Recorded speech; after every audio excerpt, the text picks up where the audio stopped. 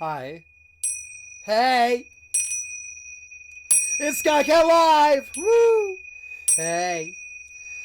It is 2/26/2024. Hi, guys. And that is a Monday, I believe. Yeah, is it a Monday? Yeah, it's a Monday, February 26th. And it is about 7 p.m. Gonna be on all night, gonna push and play some games. And today we will be playing some WoW SoD, some FFXI Horizon, some Vintage Story, and some EVE Online.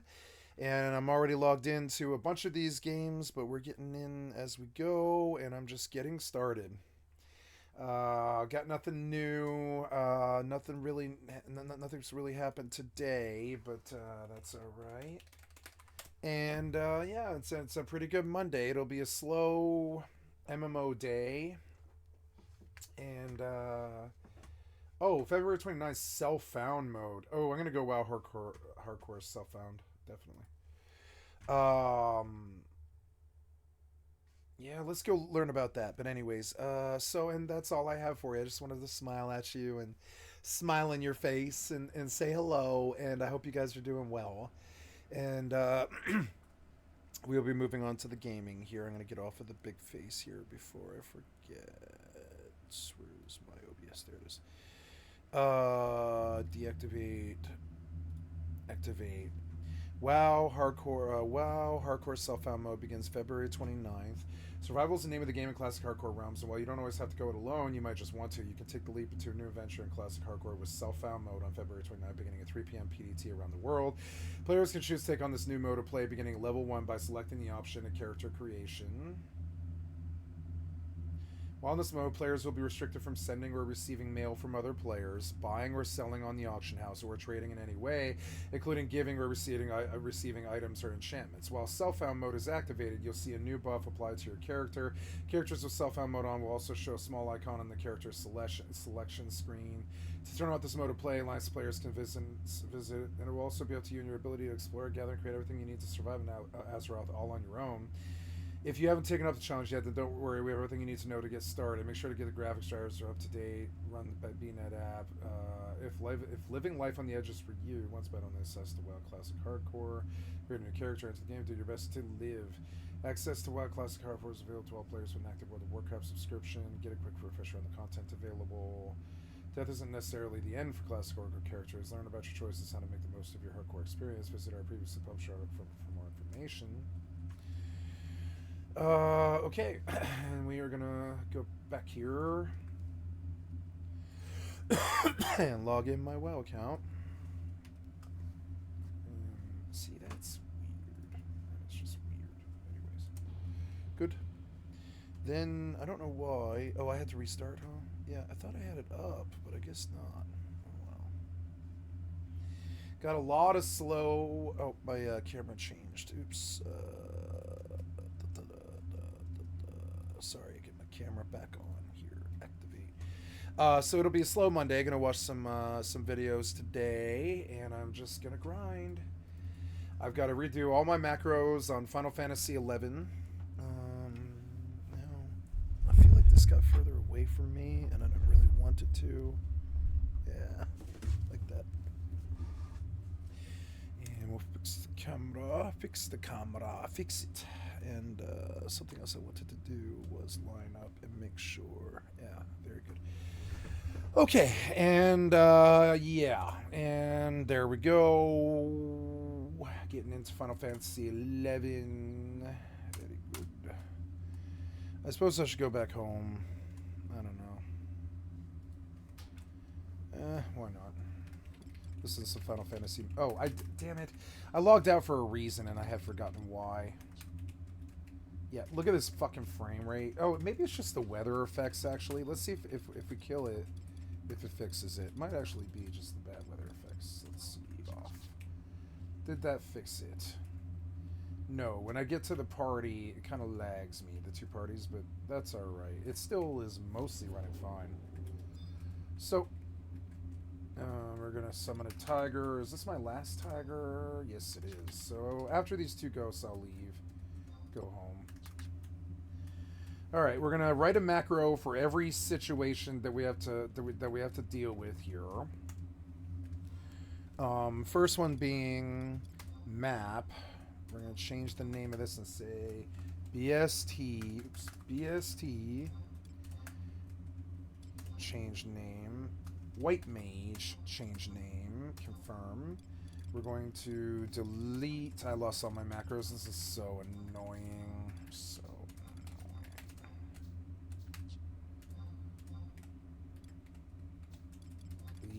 Delete. I'm going to turn on a video. This is Philip DeFranco. Thank you so much for the excellent content for my stream. I'd like to sub to your channel while I work. I will... oh, why is my... Yeah, never mind. I'm just going to see if all of the monitors are working. Yeah, monitors are working well.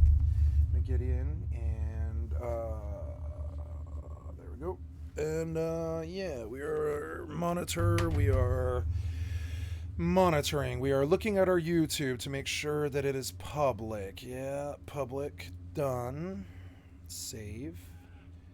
And we're going to go to this and verify that my stream is live. No, it isn't. I don't know. Reload, I guess. No. So restart YouTube real quick. Stop YouTube. Yep. Like I've noticed that the first time now when I fire up YouTube, it just doesn't work. Every single day, it just stops working. I don't know why. And we're gonna go on and we're gonna say, "Wow, Warcraft." Come through and say, "Commentary stream languages English, United States." Title is English, United States. United Kingdom, United States, comment moderation is off, and we save, and yeah, there we go, and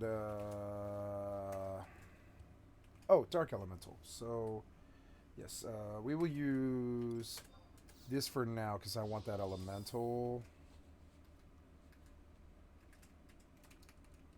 Oh, abilities pet fight. Nope. Abilities pet fight. There we are. I'm going to get out of here before the ghost aggroes. And I'm going to buff. Oh my god, I have to write so many fucking macros. Alright, well, writing macros. So, oh, yeah, and I'm going to loot my mailbox here. Oh, my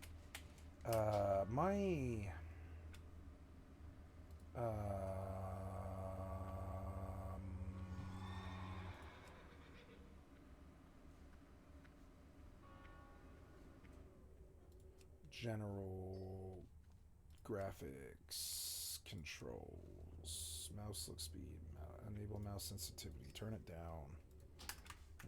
There, that's better. And yeah, I didn't make as many sales as I wanted, but I made some. That's good. I got more money now.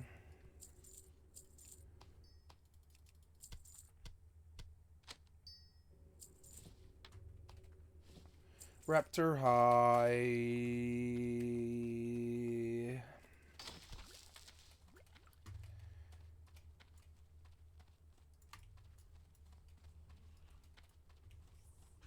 A lot of this isn't selling. I don't know.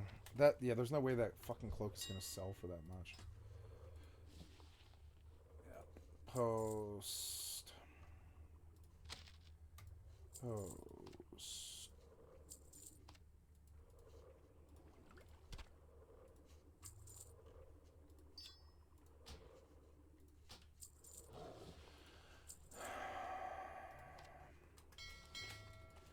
Just go sell the rest of it. Those spines, I thought those sold, no? Yeah, they do. I don't know why nobody bought them, but...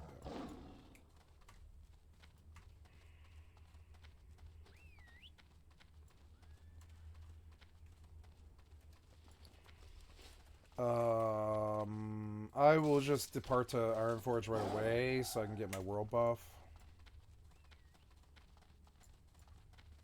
I don't like the world buffs. I wish they hadn't done them. I think it holds these boomer hands even more than their hands are already being held. And I think it Well, it's fun. I gotta say, it's a very fun mechanic. I think it kind of is a perversion of what Classic was. A little bit. These great beasts know paths that you can't find on foot. They'll get you there fast and maybe show you something new at the same time. Where is it you would like to go, lass? For just a few coin, my griffins can get ye there faster than even the swift... Shut up, you. Okay, before I do anything... Oh, yeah, my tiger, yeah. Oh, yeah, so the elemental's 50, the tiger's 40. Good. I guess I can just put that there. Demo.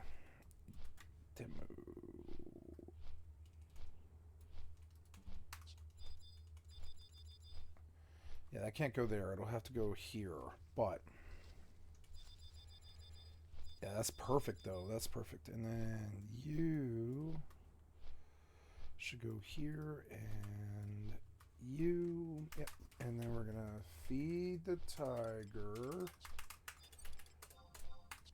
And we'll begin to write macros.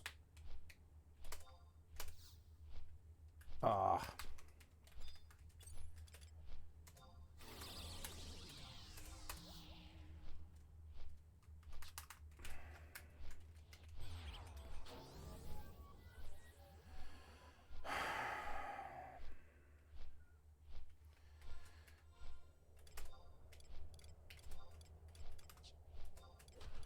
On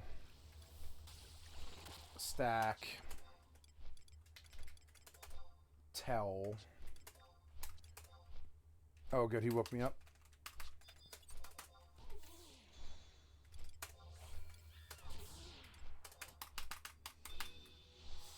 Ugh.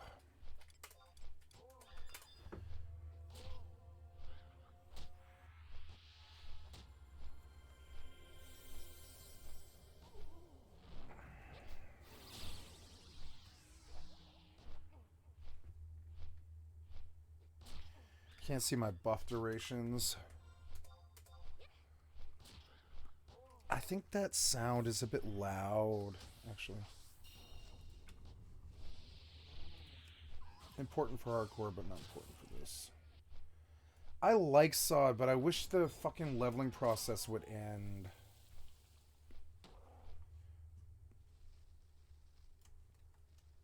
Did we kill the ghost? We did. So... abilities. Fight. No. Fight.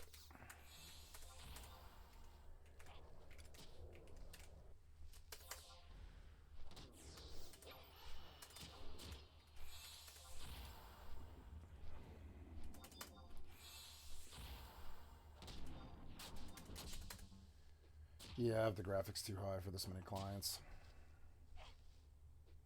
Look at that fucking frame rate. Fucking terrible.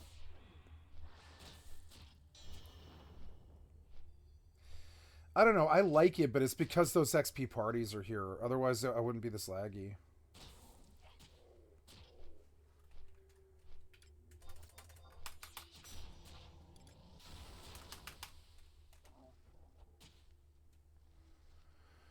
Oh, I got so many macros to write. God damn it. Okay, so clear all this out.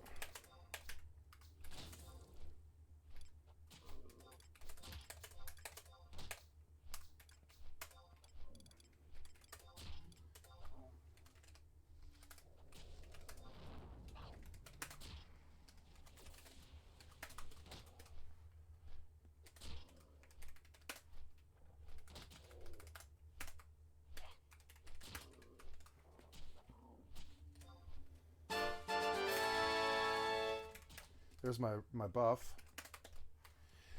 Wait, I already got it? Oh, yeah, because I was an Iron Forge. Yeah, I already got it. So...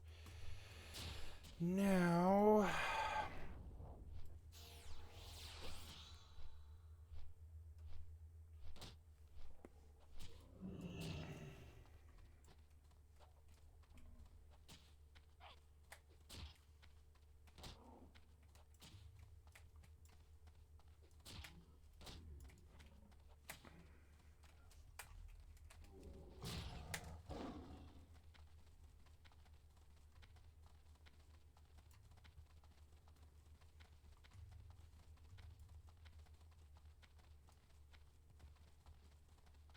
Wow.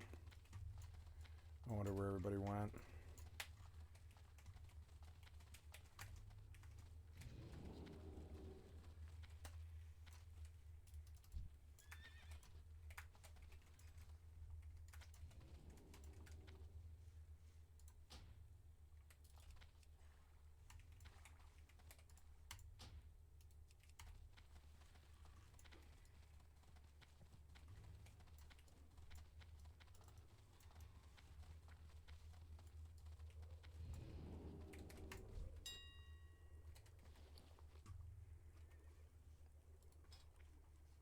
You can't sell those? Oh no, they are soulbound. I mean, do I need them? Wait, that's a quest item? Oh, I don't know.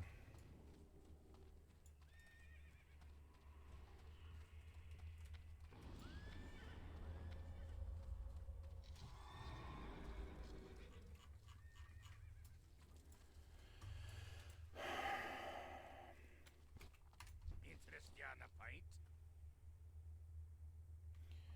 I should sell some of these, but not all of them.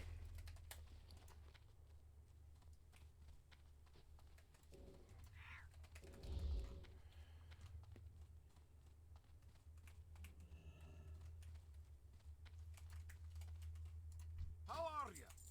Keep your feet on the ground.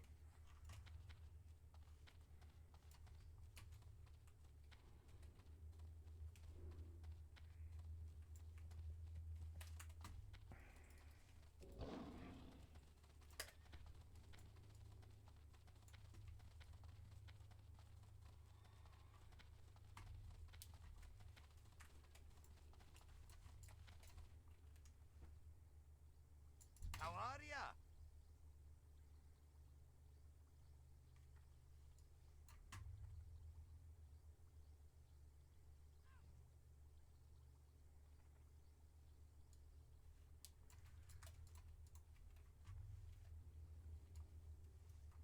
Safe travels.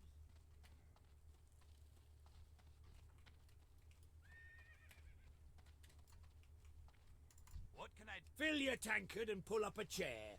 We've stories to tell and kegs to empty. Mm-hmm.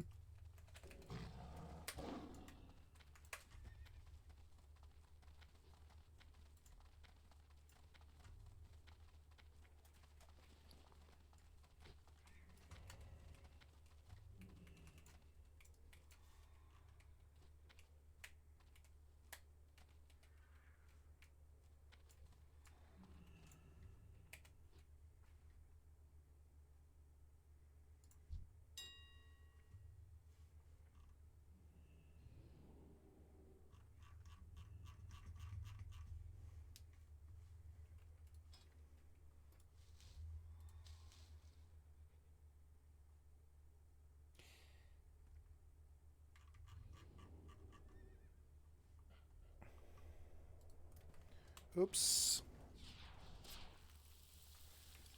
Oh, my tiger died. No.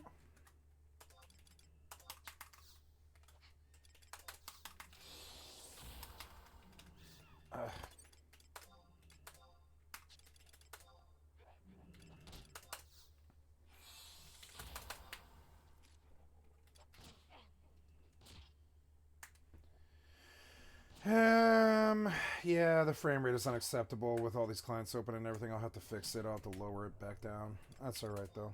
Pet command.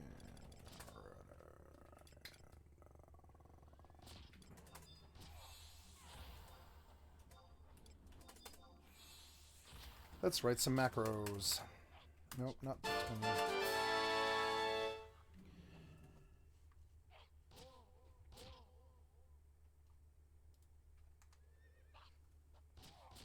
No.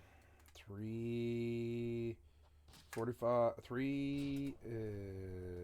45 4 stacks of 20 or whatever, 94, no, 94 stacks of 1, oops, 1, 94 stacks of 1, yeah, at 346 a piece, yeah, 18 looks a bit low, no, cancel. 345 post. I'll get 3 gold off that because I got all those for like 40 copper. Okay, I wish to... I mean, the Dark Elemental is going to pop, but I mean, I need to write macros, but look at this frame rate. Fucking terrible. I've got to drop it. It's nice looking, but when there's an XP party, it tanks, and I can have that. Time to get out to the belt. We're gonna turn on some EvE music now. Or no, I'm gonna turn on a video. Here is Philip DeFranco for the daily deep dive, and thank you so much for the excellent content for my stream, Mr. Philip DeFranco. Here we go. Bastards, you're watching the Philip DeFranco Show, and we got a lot of news to talk about today. So hit that like button to let YouTube know you like these big daily dives into the news. But the first thing that we're going to talk about, in big internet social media drama news, I want to talk about this internet backlash cycle we saw with Hassan Piker this weekend. Because it was really interesting to see like how it evolved, and while obviously I hope this is the case with any story that we cover on this show, I'd love if you reserved your comment on this one specifically, if you have a comment to share, until I finish the story. Because the way this whole situation started was with this specific clip of him going viral, which several captioned a variation of him saying that streaming is harder than a real job. Yes, a real job can be gruesome, a real job can make you very tired, but a real job doesn't suck the soul out of you, you know what I mean? In the same way that 9 hours of streaming absolutely will. So unsurprisingly, this blows up. Tons of people saying he is completely out of touch with the real world. Content creators are so fucking annoying. People saying they would kill to have a job and lifestyle like his instead of making coffee for $12 an hour. Specifically saying this guy makes shit up for 9 hours a day, and his commute to work is walking into his 5th bedroom in his $3 million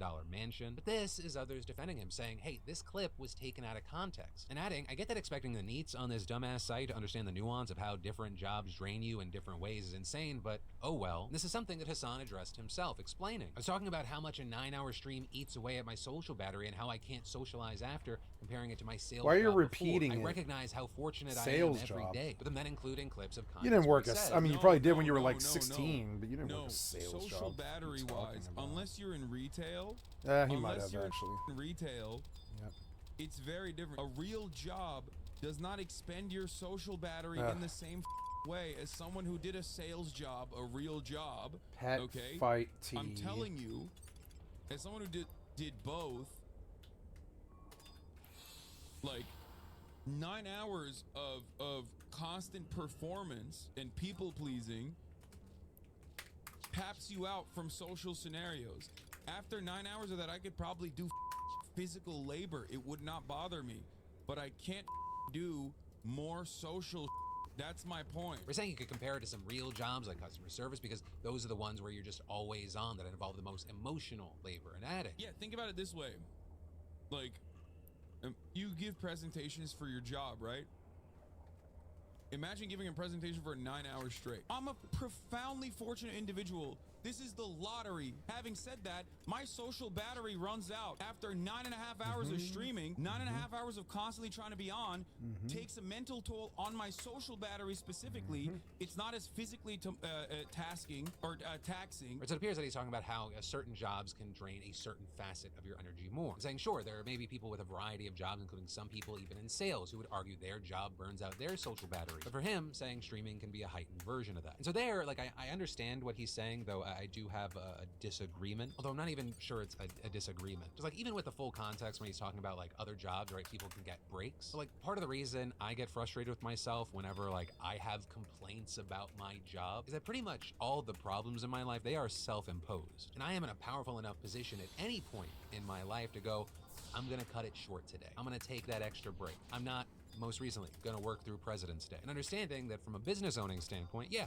I might take a hit, I might make less money. And this is, I'm in a powerful enough and well enough off position that I can make that choice. Right, so it's about balance and compromise and concessions. He's talking right now, to his I can family. be making 3 times the money that I am making, but I'm not doing that because I know that it will do things to me that over a certain period of time will make me want to jump off a fucking bridge. And I would guess that Hassan is probably self-aware enough to realize that he is one of his own biggest enemies. Like a lot of self-employed people are. And so if it was a big enough deal to Hassan that, you know, his social battery is drained because he has this current schedule and this current thing, then he has the power to change that. So you can understand where he's trying to come from.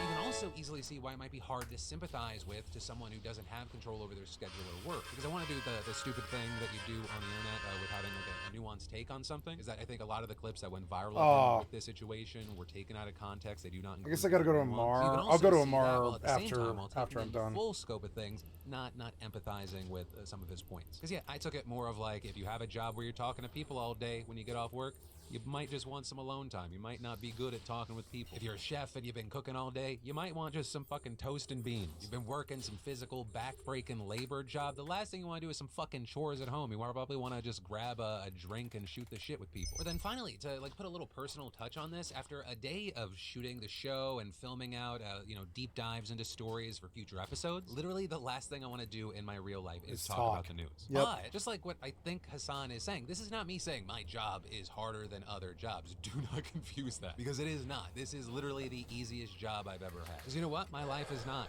paycheck to paycheck. My asshole boss, that's me. And if at any point I want to stop or change things, I can. And again, I say all this with the belief that a real world job is infinitely harder than, you know, streaming or making YouTube videos. But I also feel like given the full scope of everything that he said and the full context clip, this has blown up to insane proportions. But with now all that said, and I thank you if you waited until this moment, I'd love to know your thoughts on this in those comments down below. And then on the note of just absolutely horrific, shitty jobs, let's talk about these two things that have popped up. With it starting with a McDonald's in Boston, where on Saturday, a customer allegedly became so infuriated that he punched an employee several times. And as far as what got him so riled up, well, according to police, I'll take the free ride touched home. the lid on his cup. Then, like, if you thought that response was over the top, just wait for this one. Because it starts off nice and normal at Dunkin' Donuts in Florida yesterday morning. Police saying a drive-thru employee gave a man a free cup of coffee. And then, for reasons unknown, that customer became irate. With him then allegedly throwing that searing hot coffee into the worker's face. Oh my God. Why does it feel like so many fast food horror stories involve coffee? Ever since that story 30 years ago where a jury awarded... Because it's the only way you can hurt another human, McDonald's hot really. coffee burned her. All the way to more recently, a year ago, this Skill woman has sued Dunkin' increased. Donuts after an employee spilled black coffee on her legs, burning 30% of her body. Was hearing her call 911 in agony. He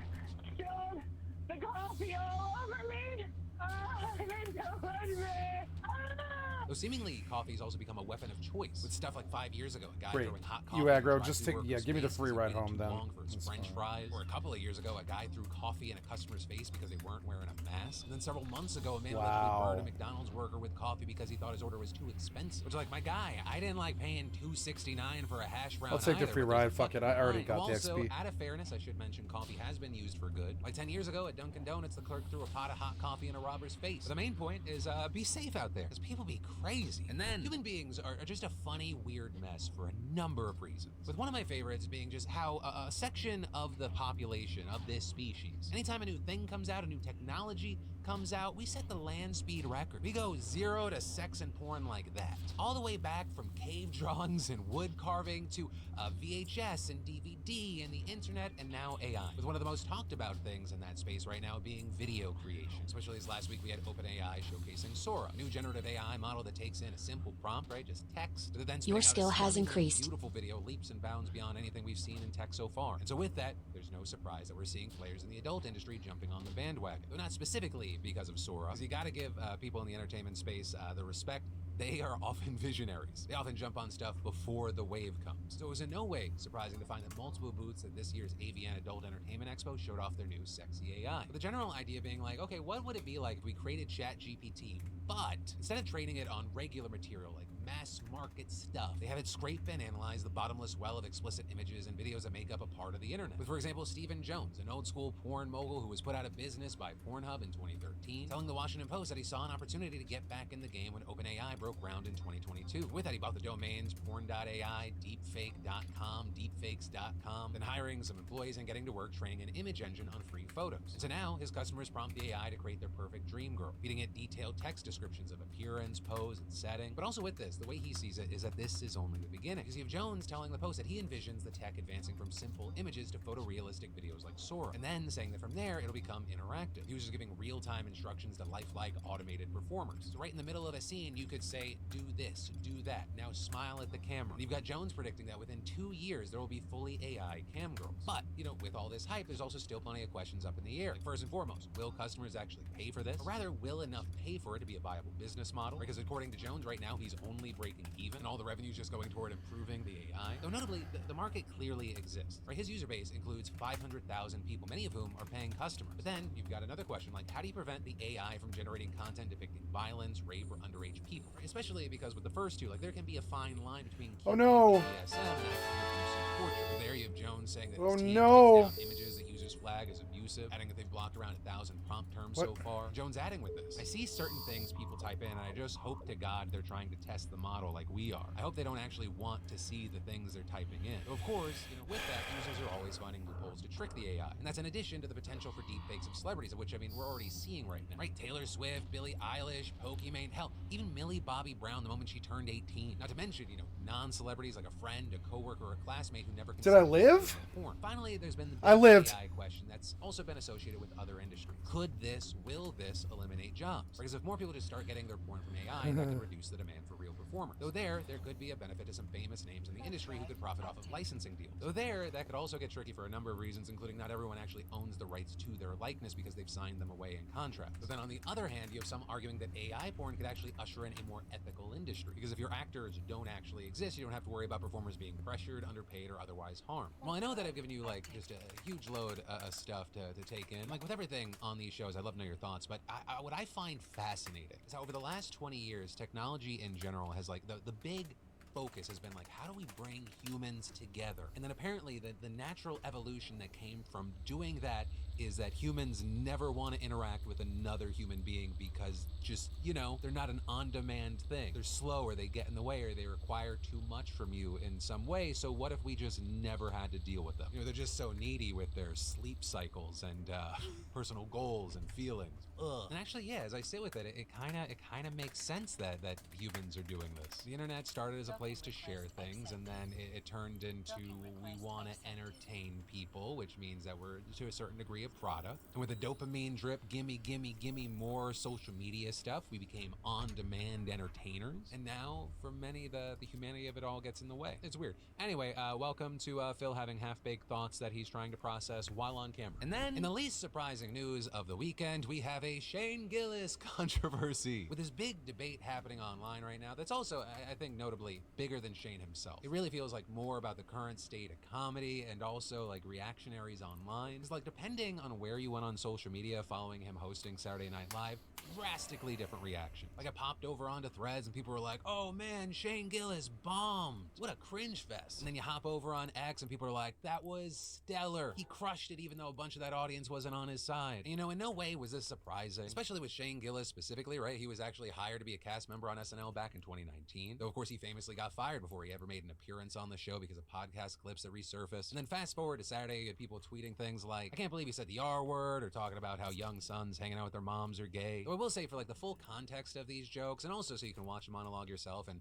be the judge yourself rather than just seeing other people pop off their opinions based off of clips, I'll link to the monologue video here over on YouTube. But for me, I just kind of hated the culture war stuff on both sides. Like there were some people that were just like, yeah, he said those words. And then that is there were also other people that like never wanted to even fucking give the guy a chance. But to me, like it just felt like a straightforward on brand for him comedy set. I mean, literally part of the set are jokes from his special. And maybe I'm biased here because now having watched enough of Shane Gillis, both like it's just him shooting this shit as well as his comedy specials, I do not feel like he has any ill intentions whatsoever. Whereas it feels like a number of comedians have like made it their point to attack certain groups. But like to me, and it's subjective, I find him funny, and I also think he objectively understands how to create a joke. And personally, I think he's kind of one of the most hilarious people out there. I might get shit for saying that, but it is what it is, and you of course can agree or disagree. We still allow that here. About some things.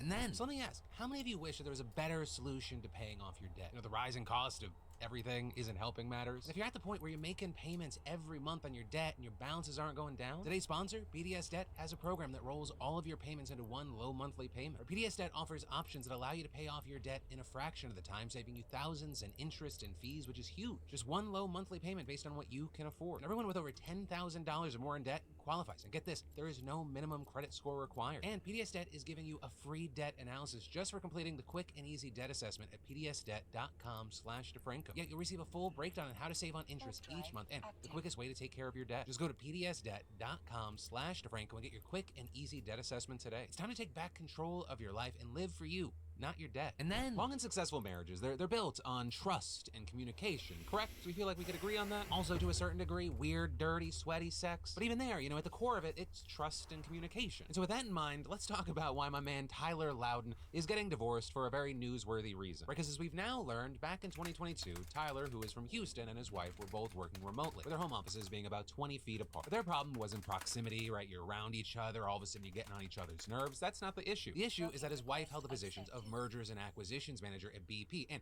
they had been working on BP's acquisition of Travel Centers of America, which is a truck stop operator. And if you know anything about these sorts of things, these kinds of plans are supposed to be hush-hush. They're supposed to be confidential. But Tyler, seemingly unable to mind his own business, began eavesdropping on calls regarding the acquisition. And more than just listening in, he decides he's going to put that information to use. And over the next couple of months, he buys more than 46,000 shares of Travel Center stock without telling his wife. And my man Tyler was committed. He sold more than $2 million worth of positions in his brokerage account and Roth IRA in order to buy those shares. Not exactly a sneaky move, Tyler. And then when the acquisition was announced publicly in February of 2023, Travel Center stock jumped by 71%, with Tyler selling everything, and he pocketed more than $1.7 million.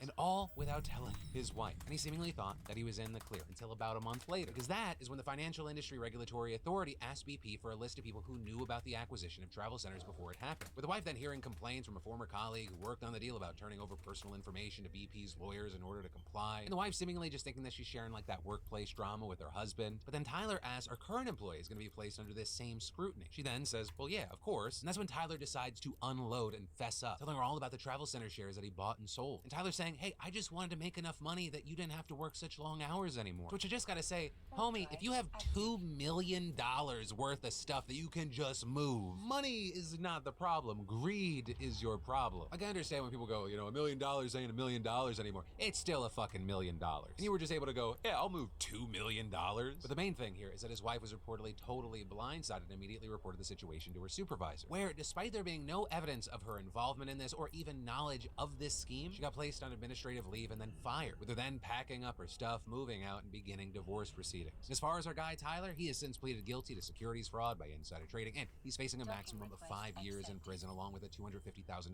fine. And of course, that's on top of being ordered to not only repay the $1.7 million that he made from the shady sale, but also the SEC filing civil charges against him. As far as his actual punishment, his sentence is scheduled for mid-May. So yeah, long story short, trust and communication, very, very important. And that also includes not using your partner to commit securities fraud. That last one, very specific, but maybe it'll help like one or two of you. And then, as an American, I sometimes hate covering news about like other countries having issues with their healthcare systems, because it feels a little bit like I live in a crack den, but we're gonna talk about, you know, you having a leaky roof. But also, you know, there is merit to talking about someone else's leaky roof, because it gives you an ability to kind of compare and contrast problems. And I say that today because what we're talking about is the medical system of one of the world's most prosperous countries. And it's an absolute shambles right now because of massive walkouts and protests by junior doctors. Also, I'm actually not talking about the UK for once. Instead, I'm talking about South Korea, because it's now actually gotten to the point where officials are warning the protesters they have until February 29, otherwise they face losing their medical licenses, massive fines, and possibly prison time. Right, and at the root of all of this is a government plan to expand yearly medical school admissions by roughly 65%,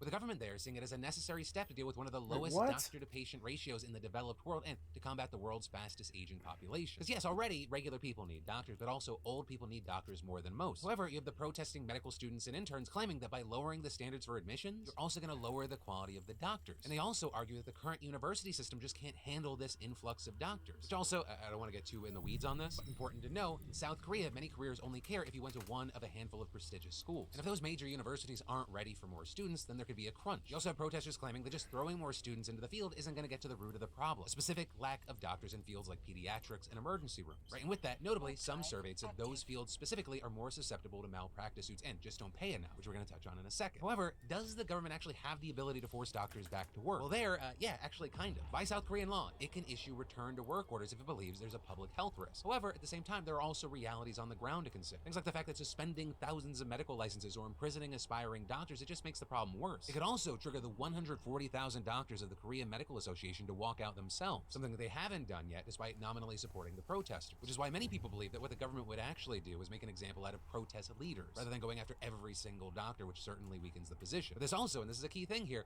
as protesting doctors are facing a serious public backlash, because the government's plan is overwhelmingly supported by the public there by 80%. We may actually see that percentage go up as stories of how the healthcare system is grinding to a halt continues to make headlines. Things like saying that military hospitals are having to pick up the slack, or how doctors are being shifted to only work in emergency rooms rather than the normal fields to help fill the gap, which is causing things like cancer patients not able to get their needed injections, or tragic stories popping up like this elderly woman who was facing cardiac problems being turned away at 7 hospitals because they all thought that it wasn't severe enough, only for her to then die. Also, with this, something that may be affecting public support, or one of the big differences between doctors in Korea and those in the UK, is pay. For UK junior doctors, they were protesting in part because they were criminally underpaid and overworked. But South Korean doctors, they're among the most highly paid in the developed world, especially if they go into specialty fields, which is why much of the public feels this is just a move by junior doctors to protect that position. But for now, we're gonna have to wait to see what happens as we get closer and closer to that February 29th deadline. And in the meantime, I'd love to know your opinion here. And then, it is 2024, and today we have to talk about what many health experts are saying is an outbreak of measles, and people accusing Florida's Surgeon General of endangering children. And this is new health data shows that as of yesterday, 2 more measles cases have been reported among children in Florida, bringing the total number to 8. And all of those coming from Broward County. And here's the thing, 8 sounds and is a very small number, but given the specific context of the situation, you have people saying this is still incredibly concerning, and that in part because measles is one of the single most infectious diseases in the world. So much so that according to the CDC, for every 10 unvaccinated people who come in contact with it, 9 of them will become infected. And that's horrifying because it can have some very serious health complications, especially in children younger than 5. And this is nearly 1 out of every 5 people in America who contract the disease, they get hospitalized. And the death rate of people with measles is around 1 to 3 out of every 1,000. Now the good news here is that the measles vaccine has existed for a long time. It is highly effective. It makes it a very preventable disease. But the bad news is not everyone takes this threat seriously. And currently we're seeing cases and deaths surging globally, partially because of growing vaccine hesitancy after the pandemic. And in Florida specifically, you have people pointing to Florida Surgeon General Dr. Joseph Ladapo, with many saying that he's played a big role in building that hesitancy, with him receiving widespread criticism for embracing anti-vax talking points, at times spreading misleading or outright false claims about the effectiveness and safety of vaccines. He's been widely condemned for promoting policies that go against common sense public health guidance. And most recently, he wrote a letter last week after 6 measles cases were all reported at Manatee Bay Elementary School near Fort Lauderdale. And there, not only did he defy federal guidelines by refusing to encourage parents to get their kids vaccinated, which is the best way to prevent spread and serious illness here, he directly went against CDC guidelines meant to protect kids who are not vaccinated against measles, telling their parents it's okay to send them to school. Because following widely accepted medical science, the CDC recommends that unvaxxed kids who have not previously had measles be kept in isolation for 21 days after exposure at school. And while Ladapo acknowledges this, in his letter, he also wrote that instead of recommending that guidance, he would just leave it up to parents to decide if they want to send their unvaxxed kids to school during a measles outbreak. So unsurprisingly, you had a ton of top public health experts condemning the move, with some explicitly accusing Ladapo of endangering children. With Paul Offit, a pediatric infectious diseases expert at Children's Hospital of Philadelphia, saying, this is a state surgeon general saying he is not going to enforce any of the tenets of public health in the name of freedom. He wants freedom at the expense of putting children in harm's way. And that was also echoed by the American Academy of Pediatrics Florida Vice President, who said that allowing unvaxxed kids to attend school during an outbreak not only endangers those kids, but also risks further spread. Explaining when you have an outbreak, to contain it, you have to follow the public health and safety recommendations, not give people a choice. Frankly, giving people a choice is what got us here. Now with this, I do want to note it is unclear if the 2 cases identified since Ladapo's letter are connected to the Manatee Bay Elementary outbreak, with the spokesperson telling USA Today that the district hasn't determined any new cases since then, but the fact that both new cases are also in Broward is significant. What's more, it's also been reported that one of those 2 cases was the first in a child under 5, which is notable because experts have said that this is early days, saying that this outbreak is expected to spread beyond school-age kids as others bring it home to younger siblings. But for now, we're gonna have to wait to see how this develops, especially because with measles, it usually takes like 7 to 14 days for symptoms to develop. So in about 2 weeks, we'll have a much bigger idea about what the actual 33K, obviously, not bad. This news is both Yeah, Florida-specific and and I got stacks of clusters and then stuff. we need your blood. Also, when I say we, I don't, that not me. The American Red Cross needs your blood. I am not a vampire as far as you know. But America, she's running low on blood right now, with the American Red Cross warning in January that the number of blood donors in the country hit its lowest point in 20 years. And in fact, because everybody's the US fat. is facing an emergency. Everybody's fat, and if you're like 300 pounds, they can't get to your vein. shortage. Dr. Pampy... I know, because when I was 385 pounds, I tried to donate blood, you know? And they were like, nah, you probably have to lose like about 100 pounds before we can help you. And so many Americans are fat now. Medical officer of the Red Cross... I'm serious. This is the actual reason. People can't do... If they can't find a vein... Yep.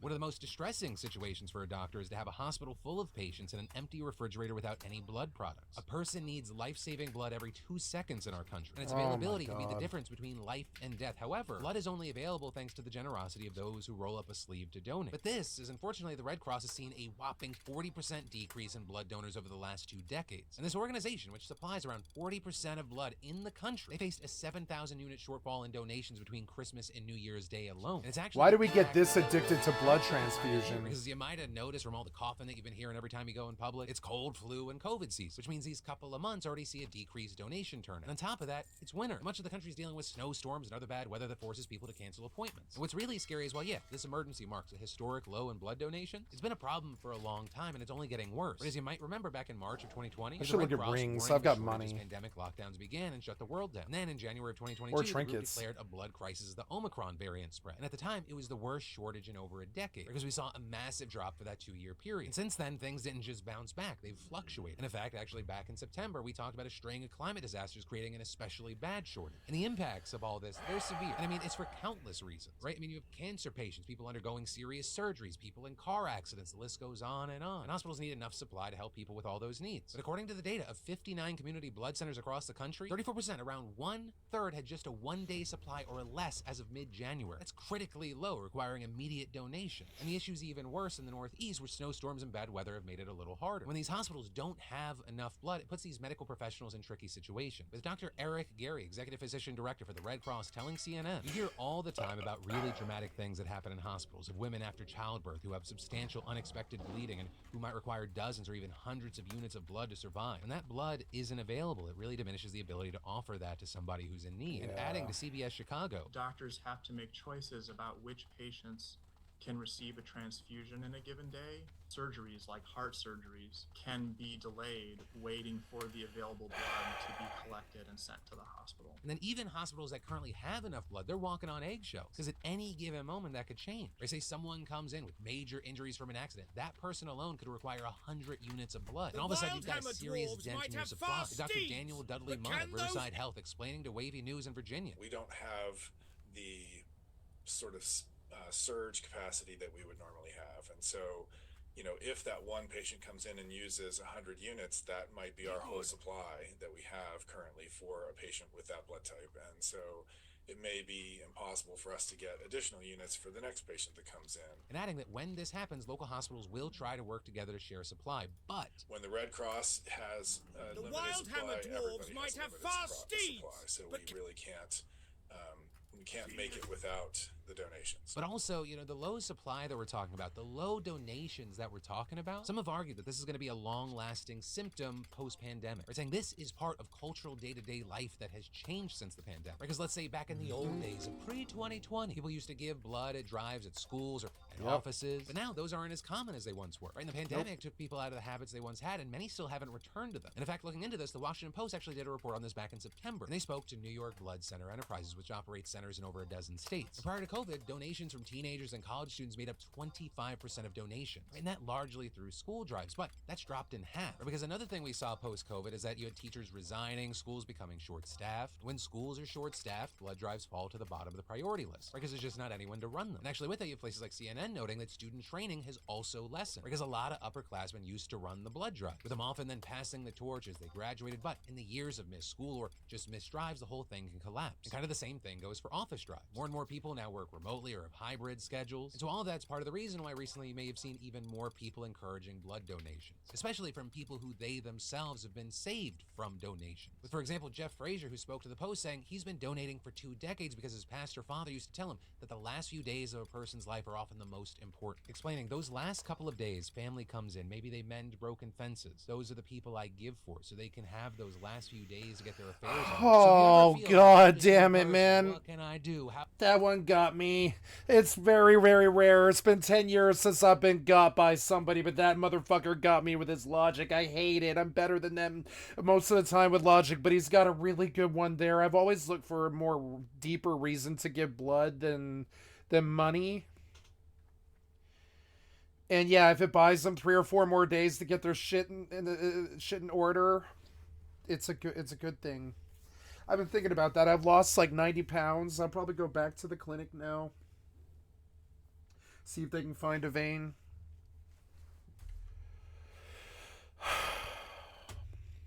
Just you donating is a big deal. Because actually right now, only 3% of age-eligible people donate. And hey, I know there are obviously certain rules about who can donate. And some of those, especially around certain groups, incredibly frustrating, infuriating even. Though there, I also want to note that changes do happen. In fact, for example, over the last year or so, there have been some changes, including around LGBTQ+ donations. So I'm going to include information around eligibility in the description. I'll also do my best to stay informed on this front and come back to this video and change that information if things change. But know that something small, that's a few minutes of your time, dark crystals at all? Impact on someone's life. I mean, wouldn't you that like doesn't to have seem that right in your back pocket the next time you do something you feel really bad about? Because let's be honest, yeah, it's nice. Think of it as like a get out of jail free card, except not real jail, just like guilt jail that you put yourself in because like you are a good person, but you make bad decisions. Just when you're about to like feel bad about yourself and actually have to put in work on that problem, you go, oh, but I donated blood. I probably saved like a bus full of children at some point, and there's no way you'll ever be disproven. You might have. In fact, if you think about it really hard, you probably already did. So congrats in advance, you fucking hero. If you need to find out where or how or when you can donate, go Philip. Links in the description. And then finally today we have announcements and yesterday today, which actually the first thing is embarrassing because as many of you know, I have a little side business called Wake and Make Coffee. Thousands of you enjoy it every single month, and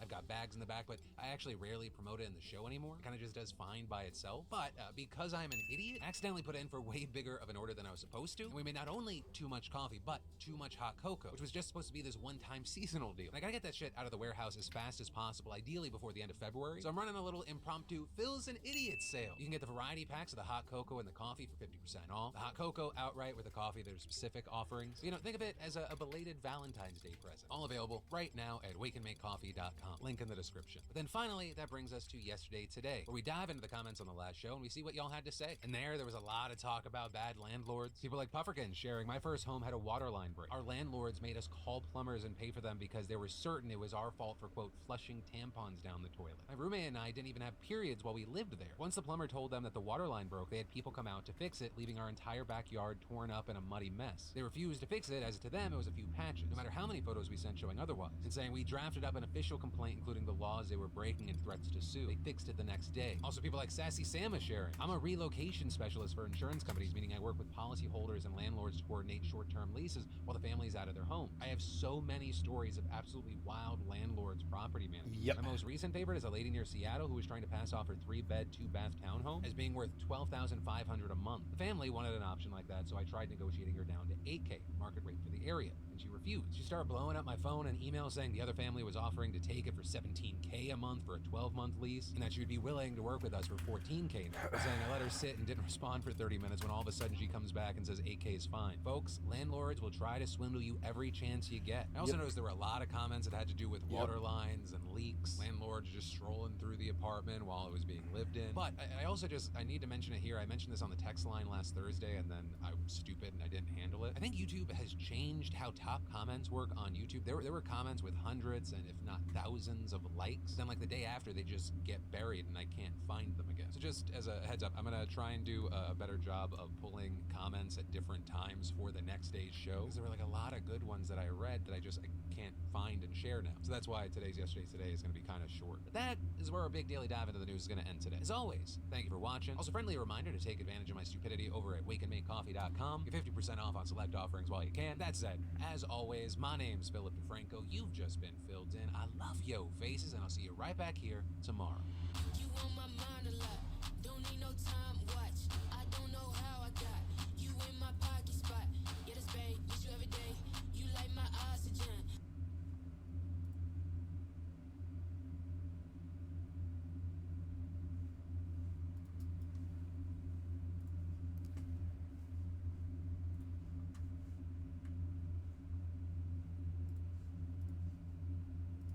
You stopped my stream, did you? You've been on for an hour, but you don't seem like you've been on for an hour. You haven't been. You lied to me. Why are you lying to me over and over again, YouTube?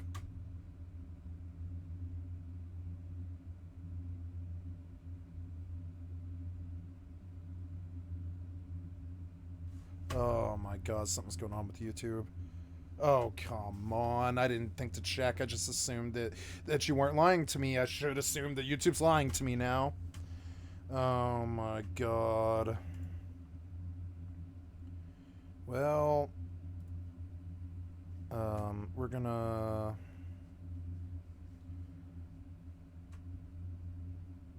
I don't know. We're gonna stop the YouTube. Yes, and start it again.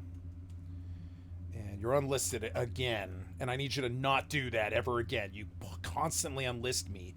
And I would like to sue you for doing that. That to me is like you are actively trying to destroy my fucking career. Do not delist me without my permission ever again. Imagine if that happened to Philip. You know what I'm saying? There'd be lawsuits. You know what I'm saying? Why do you treat like poor people like this, you piece of shit conglomerates? I fucking hate you. Do not delist me without my permission. It's my stream, not yours. You know what I'm saying? Like, I have the say in the goings-on of what happens here.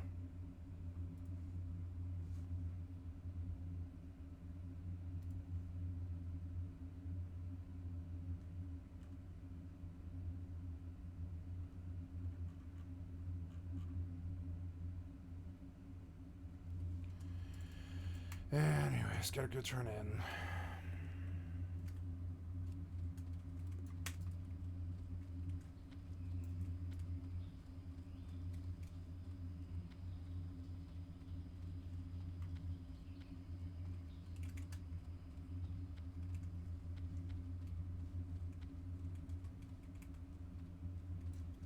Oh good, we're finally live.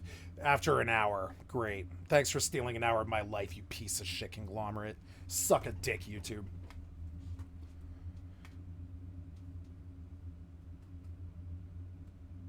Okay, this is WoW video game marketing disasters that backfired. This is Rocket Sloth. I have liked and subbed to your channel. They're not shy of getting into controversy, and this one we're going to talk about here was kind of an absolutely crazy idea in the first place. Do you guys remember the game Mercenaries 2? It was an interesting little game, and like one of the major plots was like about the Venezuela gas crisis. I mean, in 2008, this was like a really topical subject matter for a game, especially coming off of the heels of the real-world Venezuelan fuel riots. So in a surprise event, EA sent a team of promoters to a gas station in LA. They were like dressed up in like soldier uniforms, and they offered free gas to anyone who showed up, just like an attempt to kind of drum up some talk about the new Mercenaries game coming out. But here's the thing, this first event wasn't really heavily publicized. There was very little notice of the event, so no big deal. But after the, I guess what EA thought was a success, they said, let's do it again, but bigger. Let's go to London over in the UK. Let's, you know, let people know ahead of time, and we're gonna give out 40,000 pounds worth of gasoline. Mind you, this is during a global recession where gas prices were kind of like tipping an all-time high. And everybody went crazy yeah, like Kai Apparently Cenat. this time around, with people now knowing that free gasoline was being given out, caused a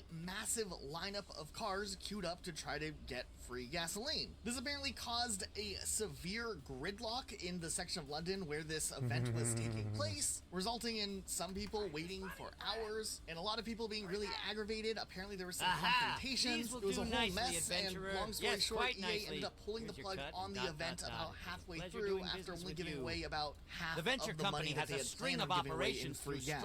So a lot of the people didn't even get the free gas who technically would have still been eligible. I'm just gonna turn off the mod. It's annoying me. Game release, but sometimes they can end up being so bad that people are still talking about them years after they happened. And here we are now. Now, after this happened, there was a lot of speculation. Was EA intentionally trying to be disruptive their second time around to try to generate buzz about their game, or were they actually just clueless trying to like put together this event that was so poorly executed? I don't know. EA's done a lot of really weird things in the past that maybe aren't the most, you know, ethical. So, I don't know. It could go either way. Okay, so Fortnite is interesting, and Fortnite's had several little controversies over the years, but one of the ones that stands out that actually really just like reached a larger conversation. It's never the whole level, is it? It's never the whole level. PR disaster in itself was definitely when Fortnite announced that they were going to be doing a special event for Martin Luther King Jr. Day. Okay, let's just stop and think for a second. There are like an infinite number of ways that this idea for an event could go very, very wrongly. There are so many paths that they could do that would just result in the event being a complete disaster. Matter of fact, there was probably only a very, very narrow path of the way that they could do a Martin Luther King Jr. Day event in like a respectful and tactful way. So it surprises me that they chose to just greenlight doing an event to any capacity in the first place. When this first was announced, I and a lot of other people thought that they were going to be adding a Martin Luther King Jr. skin to Fortnite, which, as cringy as that sounds, does kind of sound on brand for something Fortnite maybe would do for whatever reason.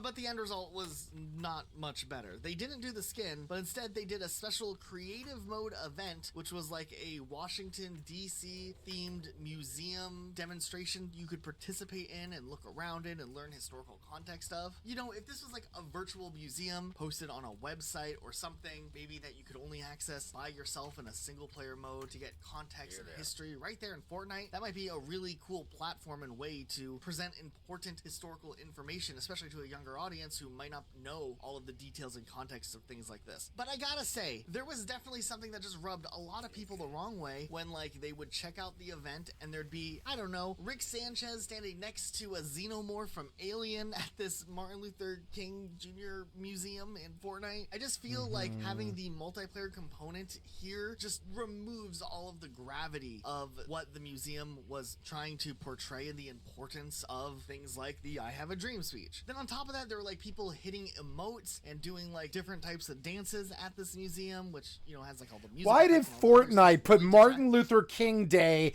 in fucking Fortnite, you fucking idiots? You're trying to fucking financialize holidays, aren't you? I mean, it's really that it's always the money with them. They think they can maybe turn holidays into a bigger thing. No. From the message, so in response, it's already to too big. Disable a fucking lot holidays of the emotes that were available in Fortnite. But somehow it gets so much worse because Fortnite was also doing a crossover with DC Comics. They had recently added a DC Universe promo pack. That I can't believe they emote, and for whatever reason, this emote was Crack not disabled after they disabled the rest of the emotes. So then, while most of the other emotes were removed, there was still a handful of emotes, the whip crack one included, that you still could do, and now now it became one of the only emotes you could do in the MLK event. The absurdity of this whole Oh no. Oh god, and everybody's cracking a whip. Yeah, it's white people. It's white people controlling white conglomerates and white fucking development companies trying to whitewash white problems like I would say Martin Luther King wasn't a white problem. He was a black savior. But I mean, he was there because of white problems, and you cause all these white fucking problems, and then you crack your whips at the Martin Luther King Day in the Fortnite Martin Luther King event, and the whole thing stinks. It's stacked up and stinks of like fucking white people behaving badly, trying to whitewash and be corporate. Insane. I don't know. It's come up on my channel a lot before, and I really don't like. I think probably people think I take joy in saying this, but I don't. I don't like white people. I don't like their culture. I don't think they're particularly good at a lot of things. I think they mostly steal. I think we mostly steal. I think we mostly are middlemen managers in the middle class who like to be that bridge between the rich and the poor. And I think, yeah, and I think we are caught up in the isms and too tribalist and very racist and very violent and very warlike and very dominational and very, like, honestly, I don't really see a difference between Klingons and white people. I don't see a difference. They're the same warlike race, I would say. More people who like weren't even. And I know this sounds like, you know, players. The general concept. I know it sounds disingenuous, well, maybe disingenuous, but more sort of dishonorable and disloyal to my own race or whatever the fuck. But my own race has been so disloyal to me. How about the 7 false assault charges? Or the drug war, or the suicide problems and depression things that you plagued all my friends with, or the war on drugs, or the wars overseas. White people and their fucking shit-ass white people fucking problems have made my personal life fucking shit. My personal life. You know what I'm saying? Them and their fucking problems. 9/11 was a white piece of shit problem. Fucking COVID was a white piece of shit problem.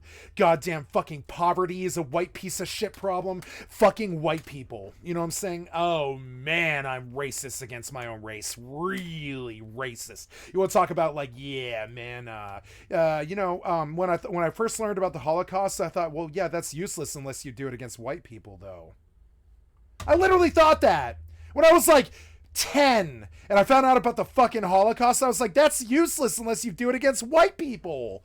Listen to my racist against my own race shit. Like, god damn it, man. But if you've been fucked by the government, fucked by the white city hall, fucked by the white government, fucked by the white people, constrained to poverty your entire fucking life and made fun of for being fucking poor and in the lower class your entire fucking life or whatever, stolen from by white cops raped my friend, you know what I'm saying? White people fucking attempted to beat the shit out of me and kill me and put me in fucking jail over like nonviolent drug offenses and all this other stupid ass shit. And I'm sorry, I have a really bad bias against my own fucking race, and my own fucking race does stupid ass shit like trying to whitewash goddamn the civil rights movement and why it was necessary by putting Martin Luther King in fucking Fortnite and then leaving the only emote left cracking the whip.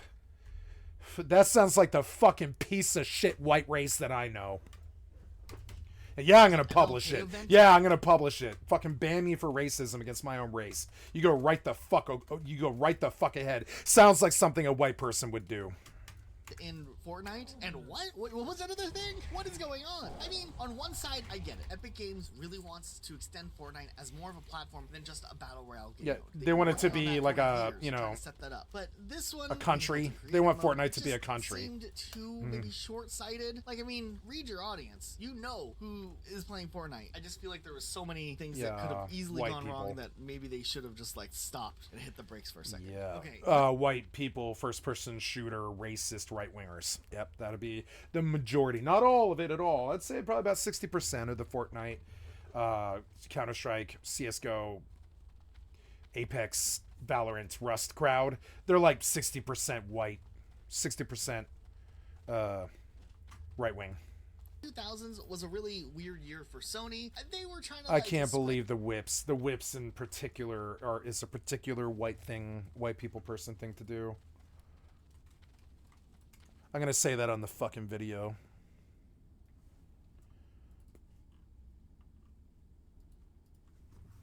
The only emote being whips during the MLK event. That sounds like the white people that I know.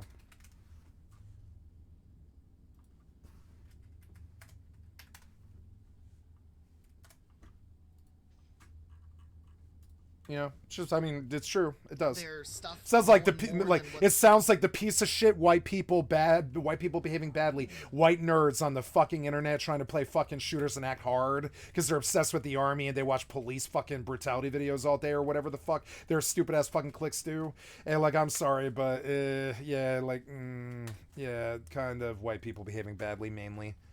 I had a friend, he really wanted to make me watch a particular scene from Generation Kill, which is like a right-wing pro-gun, you know, kind of anti-Afghanistan-y, or sorry, anti-Middle East like war movie made by white people to sell to these confused, you know, right-wingers and who play games all day and dream about being in the army. And yeah, that was when I decided I didn't want to be friends with him anymore. It was the gratuitous use of the word T-head, and I'm not gonna say any more than that. I don't like that word. I don't like the way people use it. Whatever the fuck, man. Yep, I'm more intolerant of bigotry than the bigots are intolerant of other people's races. What the fuck are you doing?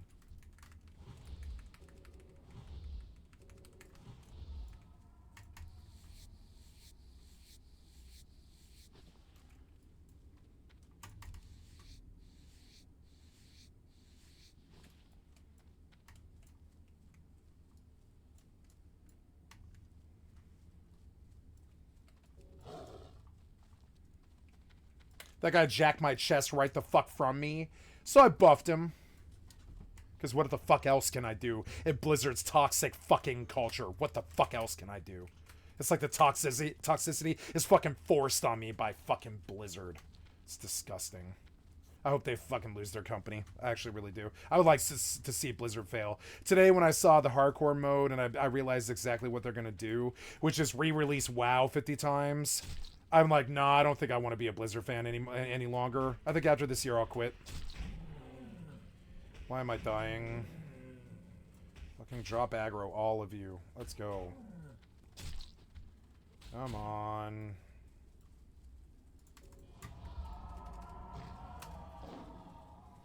Those are level 31. Maybe I should be here or just grinding those.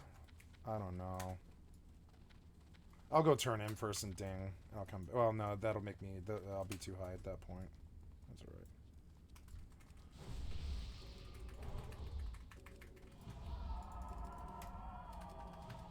It's weird because at level 33, I felt like my HOTS actually did something, but at level 35, they don't. It's fucking annoying.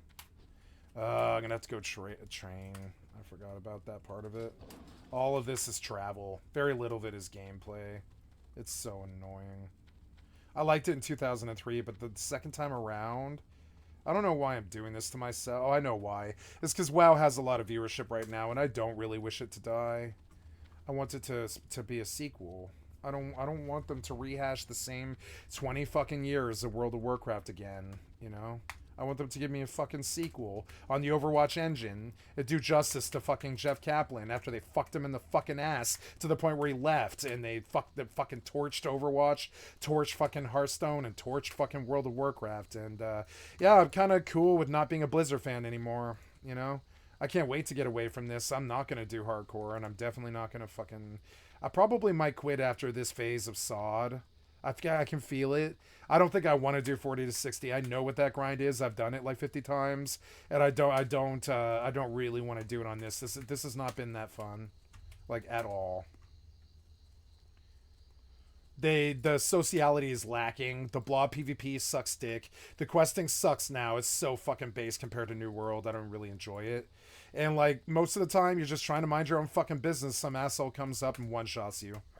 Like that shit was cool 20 years ago when we didn't have stuff like that. But now that we have like Fortnite and shit like that, I'm like, why would I bother making myself feel bad with this fucking toxic, shitty, run on your hamster loop like for 50 years vibe? I'm really not really feeling it. I think I'll probably stop at 36, like right here. I can't believe I'm saying this, but I think I'll stop right here. Look, I didn't even ding. Turn in a quest, and there was, like, indiscernible amount to my level, and I still didn't get it, because, like, yeah, the questing sucks, you know?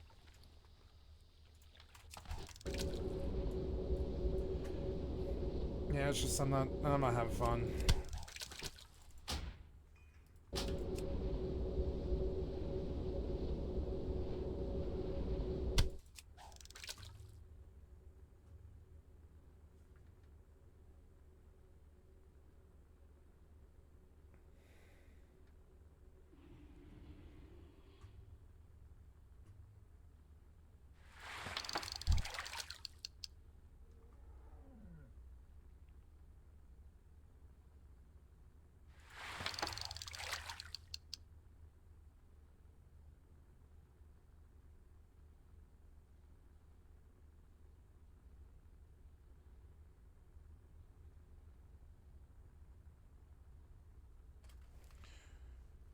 I haven't started Vintage Story yet.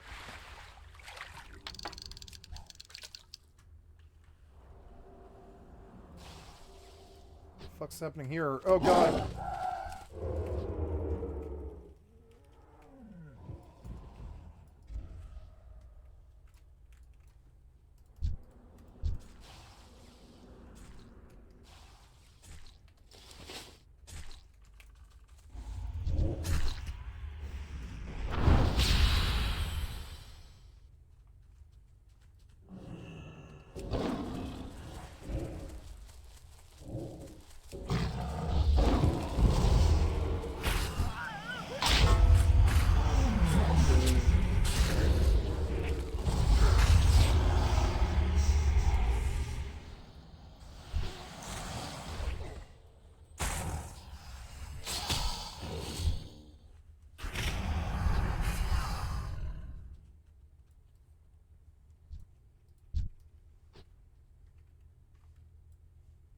You're not gonna res. See the pieces of shit?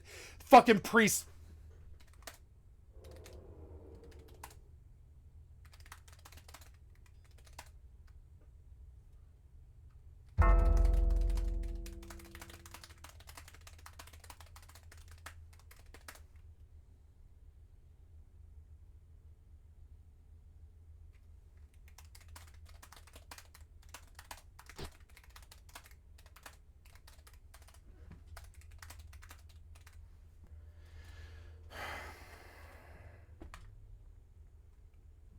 I'm sick of the shitty treatment from these shitty internet people.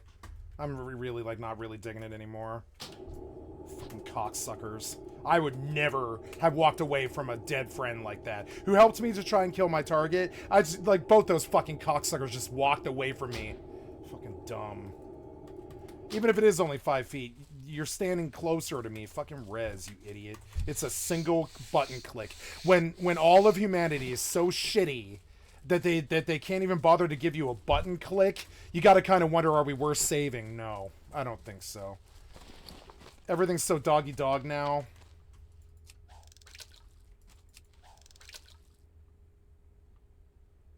Like, they think that's a good way to be. It's not good to be doggy dog. That means that all the other options are gone, you know?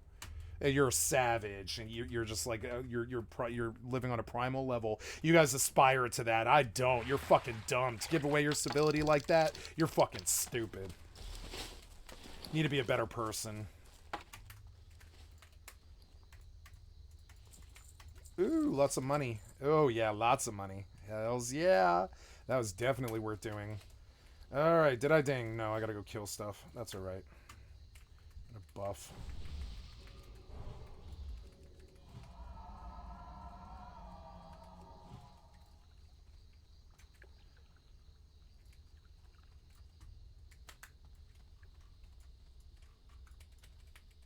I wonder if I can run Omen of Clarity in my buff macro.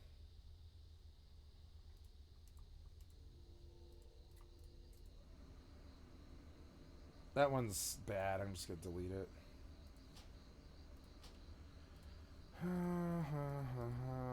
How is this working? You have like a different buff macro, do you, or what? How is this right? Oh, there it is. Rejuvenation, Omen, oops, Omen of Clarity.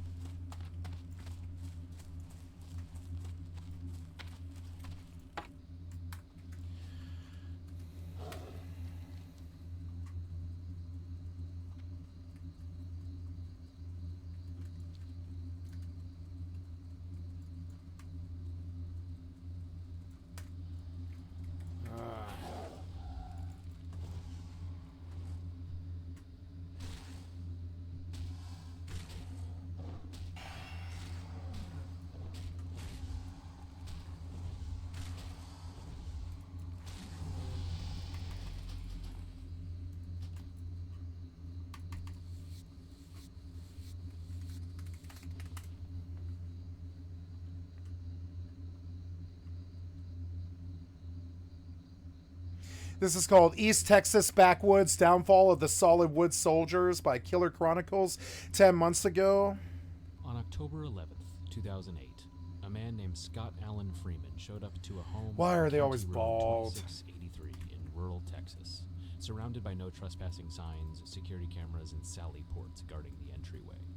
Freeman was there for a night of drinking and partying, but he'd been so nervous about coming over that he tried in vain to convince friends to accompany him.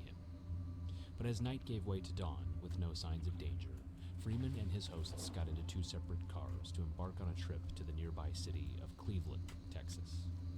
Freeman never made it there. On the morning of October 12th, a passing motorist discovered his bullet-riddled body lying next to Freeman's pickup truck on a turnout off Farm to Market Road 787. When police arrived, they recognized him instantly. He was known by the nickname Arizona, and served as a high-ranking member in the Aryan Brotherhood of Texas, or ABT, a white supremacist gang with a military-like structure that has a strong presence throughout the entire state of Texas, both inside and outside of prison. Freeman had gotten himself caught in a web of political and personal problems, and this was the result. By the end of the police investigation, which took years, an ABT general named Steve Stain Cook and a soldier named David Jason Michaels had been arrested and charged with luring Freeman out of his car, gunning him down, and attempting to cover up the crime. Incarcerated leaders of the ABT had used a cell phone smuggled in by a corrupt guard to issue the kill order with cool, calculated efficiency, knowing that their command would be obeyed on pain of death. For the ABT, it was just one of countless brazen violent crimes committed inside and outside of prison, as the gang grew from a small group of state prison inmates seeking protection to a network of 5 factions, collectively known as the Wheel. The ABT has several creeds, but one known as GFBD stands out among them. It means, God forgives, brothers don't. But today's episode isn't merely about the Aryan Brotherhood of Texas, so much as it is about the sheer terror that the gang is able to instill in others. It is enough to drive people to murder their friends without the ABT even having to lift a finger. Today we will be delving into a gang known as the Solid Wood Soldiers.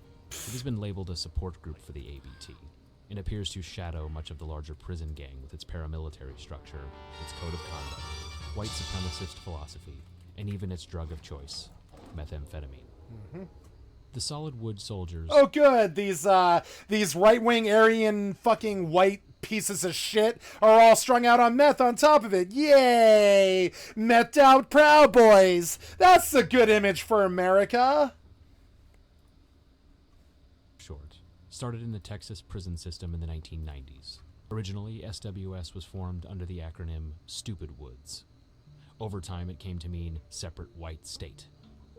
For those that don't know, the word wood is commonly adopted slang for peckerwood, and a group of active white gangsters in prison is commonly referred to as the woodpile. The SWS uses a ranking system with the president, vice president, council member, major, captain, all the way down to soldier, where people can be promoted or demoted, depending on their conduct. Its symbol incorporates a wolf paw with two lightning bolt-style letter S's on either side of a W, and the numbers 14 and 10 at the bottom. The 1410 refers to two pacts that have been embraced by many white supremacist movements around North America. The 14-word pledge is an oath to, quote, secure the existence of our race and future, end quote, while the 10 words say, quote, unity is the only solution to the white man's revolution, end quote. People can become members through a prospecting phase, but unlike many hardcore prison gangs that have a blood-in, blood-out credence, SWS allows people to be jumped in and jumped out, where they simply have to endure a beating, according to police. On the spectrum of white gangs, some, such as the Aryan Circle, serve mainly to promote a white supremacist philosophy, while others, such as the California-based Aryan Brotherhood, may incorporate racist symbols, but more generally exist as a traditional criminal organization that is willing to ally with gangs of other races to make money. While estimations of the Solid Wood Soldiers' membership have varied greatly, in this investigation we're about to cover, authorities claimed they had identified more than 100 SWS members and associates operating both inside and outside of prison. And members are still showing up in the news. Most recently, last January, when an SWS member was arrested for allegedly trafficking meth and allowing his property to be used for storing various stolen automobiles and trailers. But in the early 2010s, the gang was operating with a very specific purpose in mind: to sell enough methamphetamine that its members could afford to buy a property in order to create a separatist whites-only community somewhere in Texas, which they estimated would cost the grand total of $30,000.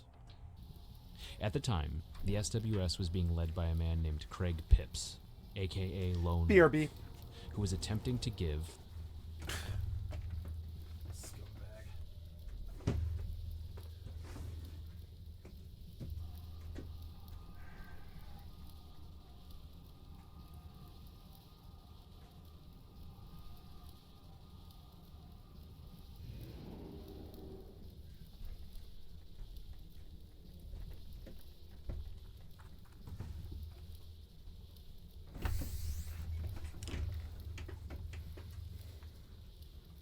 its illegal businesses through sophisticated money laundering schemes to write off illegal funds as donations to a fictitious nonprofit organization. It just so happened that Pips was incarcerated in federal prison for a conviction of being a felon in possession of firearms, but he had a release date on the horizon, and in the meantime, there were people on the outside he felt he could trust. Namely, there was Christopher Lee Guidry, an SWS captain who went by the nickname Hollywood, and Tanner Lynn Bork, who used the monikers Two Shoes and Hitman, and who served as a council member. Together, the two were determined to run a meth operation based in Vidor, Texas, a small town near the eastern border where the Ku Klux Klan was known to openly operate during the 1980s and 90s. Their plan had one major hang-up: Bork and Guidry lacked connections to the type of drug dealers necessary to support such an operation. So the two decided to start making the drug themselves, using so-called shake and bake method. Recent restrictions on YouTube prevent us from going into the details of this method, other than to say it's extremely crude and unsanitary, so much so that many meth addicts turn up their noses to it. They continued this way, selling small amounts to whoever would buy it, but not pulling in the type of funds they envisioned. Eventually, Guidry and Bork made a new connection that would change everything. They were introduced to a woman named Vicky Stark-Fitz, an associate of many SWS and ABT members who lived about an hour west of Fighter, and was able to obtain crystal meth that had been manufactured in Mexico from a middleman in Houston. Stark-Fitz was what ABT and SWS members generally refer to as a featherwood, slang for a woman that has earned the trust of the gang, but is not a member. This new connection not only allowed Bork and Guidry to start offering higher quality drugs to their customers, but to traffic in greater amounts. And soon, Vicky Stark-Fitz found herself at the center of a growing meth operation, where members of both gangs relied on her heavily. Their group came to include Kenny Don Stanley, an SWS soldier, as well as Steve Claude Gribble, aka Space Ghost, a drug dealer who was one of Stark-Fitz's customers. There was also James Settle, an up-and-coming SWS member known as Lil Bit. Settle had joined the gang in a Texas jail after his own mother, he looks like a little Vivian, bitch, turned him into police out of concern for her son, desperate to stave off his criminality. But the move badly backfired. In jail, Settle was introduced to more sophisticated criminals and allowed his worst impulses to thrive. And later justified his newfound gang membership by telling Vivian, quote, "Well, Mama, you've got to have some friends in there." On the ABT side of the network were Mickle Milky Cunningham, an ABT member, Michael Taylor Word, an ABT associate, and Joshua Mark Bodine, aka Desperado, a major in the ABT who operated a compound for hey, I made some money here. 1575 Cool. Cheyenne in Vidor. As a high-ranking member, Bodine had the ability to order others to commit acts of violence, and ABT rules dictate that such orders are to be obeyed without question. Thanks to her connections, Stark-Fitz was able to supply the group with not only drugs, but firearms, and relied on them to sell her methamphetamine and collect debts from drug customers. It was a profitable business, but one that required those involved to do a lot of driving around South Texas, and to be on their guard. However, as typically happens with methamphetamine rings, several of the people involved were users themselves, as well as traffickers, and it was just a matter of time before major problems began.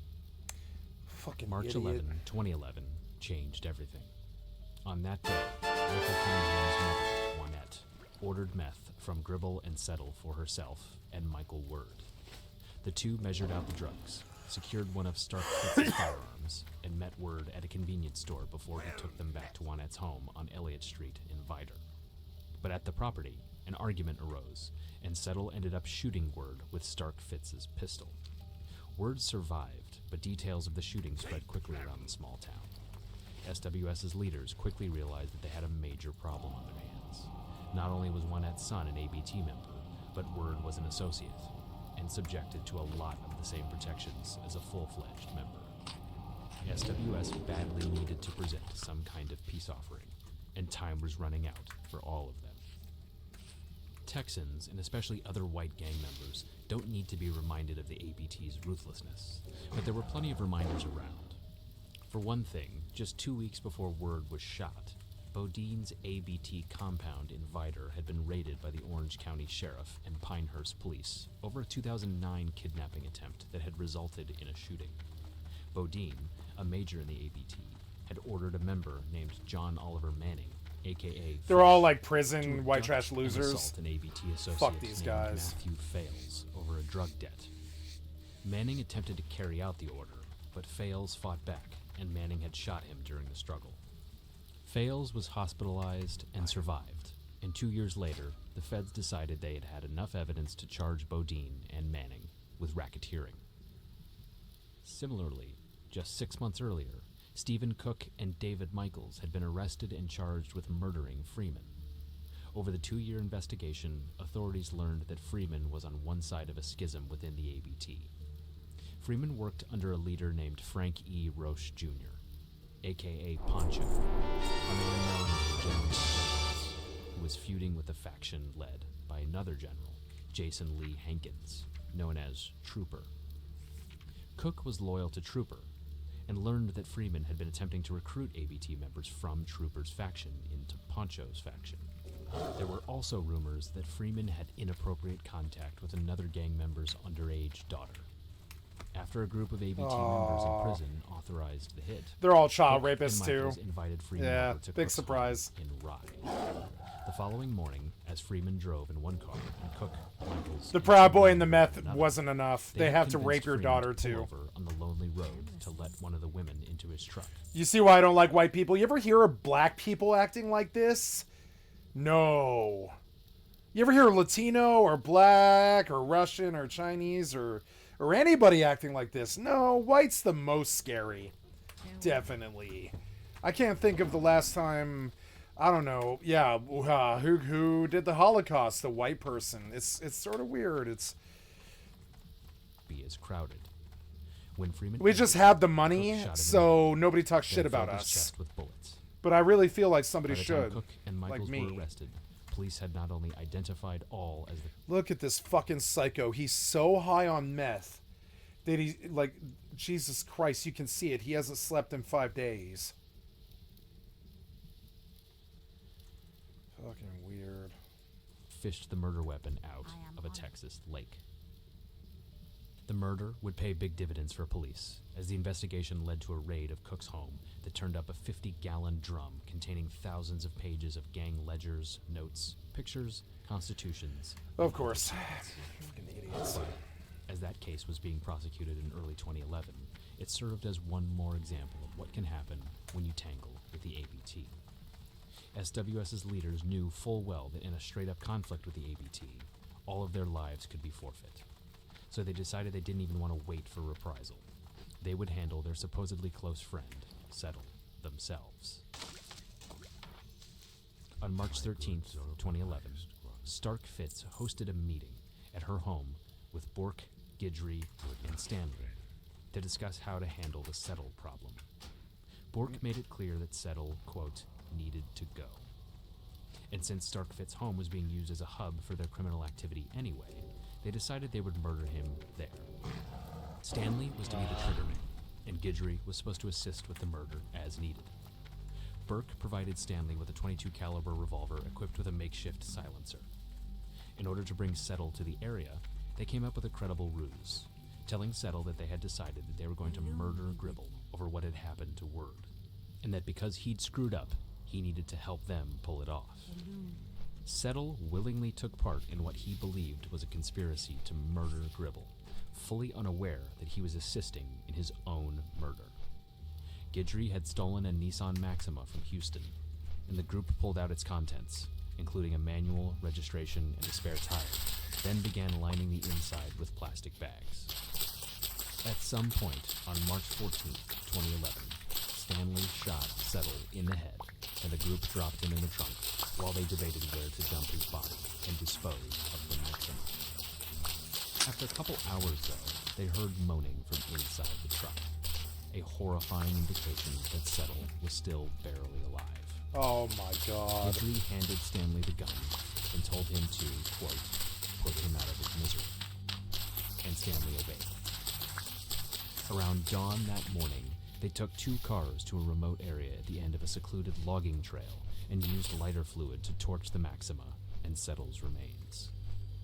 It would take 9 days before a passerby discovered the Maxima and called police.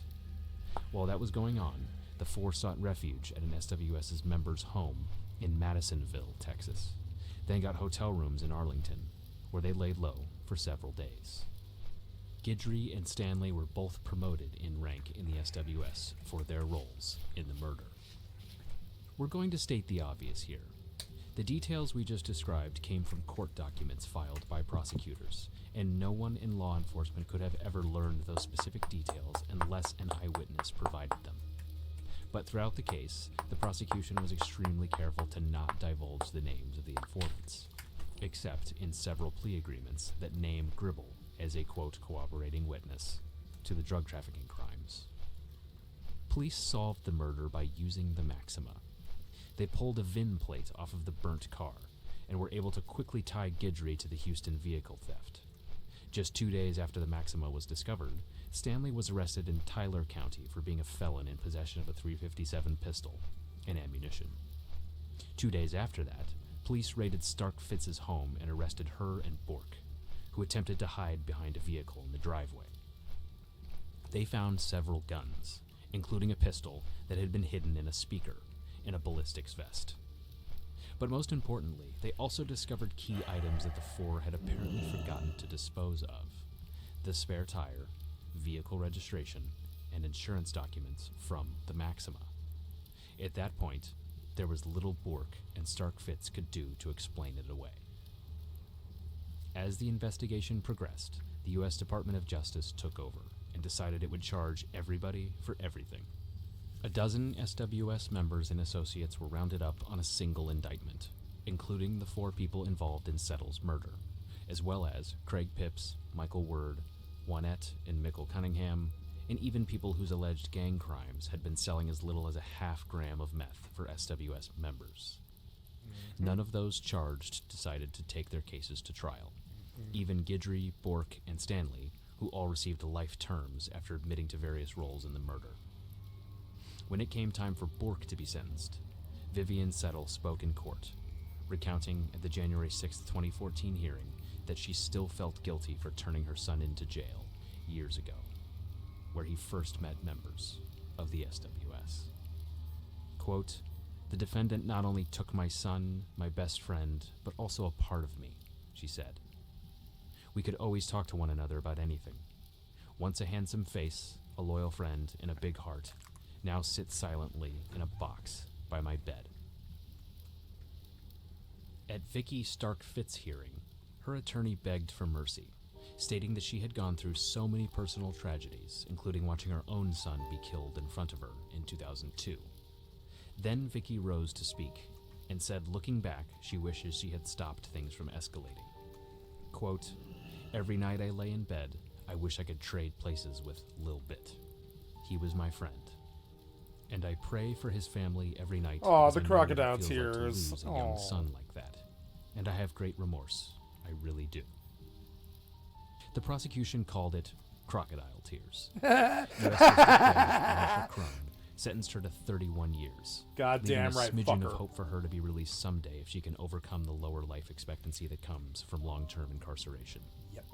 As it stands now, Stark Fitz is scheduled to be released in 2039, at age 75.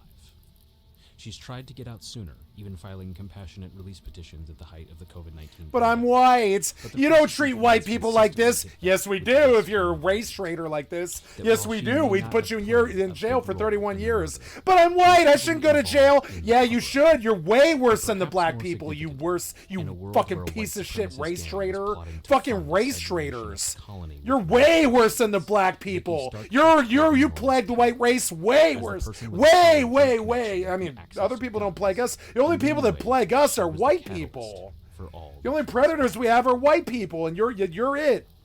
You motherfucker. Like, go to jail. 31 years. Don't pass go. Don't collect $200 or Crocodile Tears Symphony. My name's Or John sympathy, excuse Mendoza. me. I'm a former member of the Nuestra Familia prison gang. I was a Category 3, and I was a regimental commander in different parts of Northern California. And this is how crime works. Man, that was a weird video that we watched. That was it, huh? It ended there? Yeah, it did. It was On only October 11th. It was only 20 minutes. East Texas backwoods, downfall of the Solid Wood Soldiers. What else has this guy done? He's good. Killer Chronicles, right? Snitch left to die in bloody Beaumont. Keith Barnes testified in a murder case and was warned they'd never be saved. Despite police get out of the BOP system, he was placed in a general pop yard at the federal prison. Yep. Evilest motherfuckers, disturbing underworld of the Highwaymen Motorcycle Club. Okay. I like this guy. Let's watch his stuff. It's more reality based, you know? Killer Chronicles. Thank you, Killer Chronicles. I'd like to sub to your channel. In April 2005, Keith Barnes sat down in his federal prison cell and penned a letter to an assistant U.S. attorney in Washington, D.C., explaining that, for years, his pleas had been falling on deaf ears, and it was a matter of life and death. He desperately wanted to be relocated to any other prison system besides the one that currently housed him, the Federal Bureau of Prisons. Barnes was a notorious informant in a Washington, D.C. murder case, and his enemies lurked around every corner. He wrote, don't snitch. My current unit team is treating my request for non-BOP placement with deliberate indifference. Instead, they want to feed me to the wolves by constantly attempting to send me to general population. Yep. There is nowhere I can go in the Bureau of Prisons without a DC inmate knowing about my situation. Yep. I have no one else to turn to. Barnes's letter was nothing new. For years, he'd written anyone he could think of. Prison staff, attorneys, even his congresswoman, with the same exact request. But there was something special about this letter. It would be the last one Keith Barnes would ever write. Less than a month after sending it, Barnes was transferred to USP Beaumont in Texas and placed in general population. Less than a day later, Barnes's body was found inside a cell. Big with surprise. 106 stab wounds. Of course. Barnes's murder 106. was a response to policy set by the United States Congress, sprawling gang culture in the federal prison system, and the age-old adage, snitches get stitches. It all started on April 11th, 1996, when a group of 4 Washington, D.C. residents... Snitches Get Stitches was something that the little boys of 2012 said. I'm going to hit you with what we said on the streets for the last 100 years, which is snitches don't live long. Much worse than snitches get stitches, right?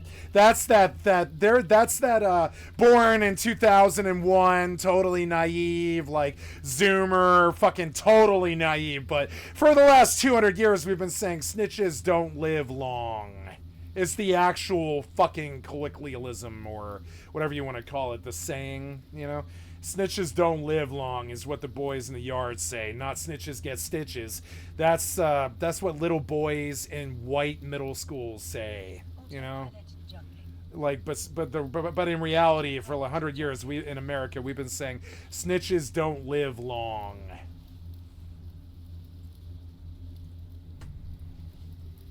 Notice how one's kind of like a threat of a visit to a hospital and getting some stitches. The other one is the threat of the grave. There's a big fucking difference there, and I've never in my life heard snitches get stitches until 2014 or something like that. All my life I've heard snitches don't live long. This guy, what? He made it, what, a day? No, he made it some years, but, you know, yeah. He made it a couple of days in Gen Pop, you know what I'm saying? Snitches don't live long is the actual, like, this white guy, this privileged middle-class white guy who just has no idea about the people that he's talking about and never met anybody like this before. He rather chronicled them on the internet, right? He doesn't even have the fucking cliches correct, you know? Snitches get stitches is what a child would say in the fucking schoolyard if they didn't want to get in trouble with the principal for making a death threat. What we've always said in the actual criminal scene is snitches don't live long. Jimbo Pearsall, not snitches get stitches, because that implies that, hey, if you roll on the feds and get me a 10-year bid, I'll probably beat you up and send you to the hospital. That's not what happens. You get killed. You snitch like that and put somebody up for 10 years, get fucking killed. Snitches don't live long. Mitchell. Has nothing to do with stitches. I've never heard of a snitch who ever got a stitch. I heard of snitches getting graves. Nobody says snitches get stitches except schoolboys. You know what I'm saying? Fucking white privileged schoolboys. These people, they don't know about the worlds that they talk about on their fucking videos. It's disgusting. The 4 showed up. Yeah, I wish snitches just got stitches, you know what I'm saying? But no, more like snitches don't live long. Big difference there, you know what I'm saying? One's a threat of violence, the other one's a threat of death. The Peak Street apartment of Israel Dog Big Jones, fuck difference. A local drug dealer who is rumored to have cash hidden in his apartment. Did this guy get stitches? I'm sure not. No. And Barnes he got a kicked down fucking Jones's body door bag. expecting him to be home. Barnes's version of events, as recounted during his sworn testimony, follows. When they discovered Jones was not there, Pearsall and Mitchell left to find Jones while the other two stayed behind to search the apartment. They discovered Jones on South Capitol Street, talking to his sister, and convinced Jones to come with them by assuring Jones's sister that they just wanted to talk, and agreeing to take one of Jones's friends along as well. On the drive, they dropped off Jones's friend, but then led Jones back to his apartment at gunpoint. At the apartment, one of the robbers stuck a gun in Jones's mouth and fired. Who fired is unclear, as Barnes would later testify he was in another room and only heard the fatal shot. The four were arrested fairly quickly, in part because Mitchell and Pearsall had essentially kidnapped Jones in front of multiple eyewitnesses.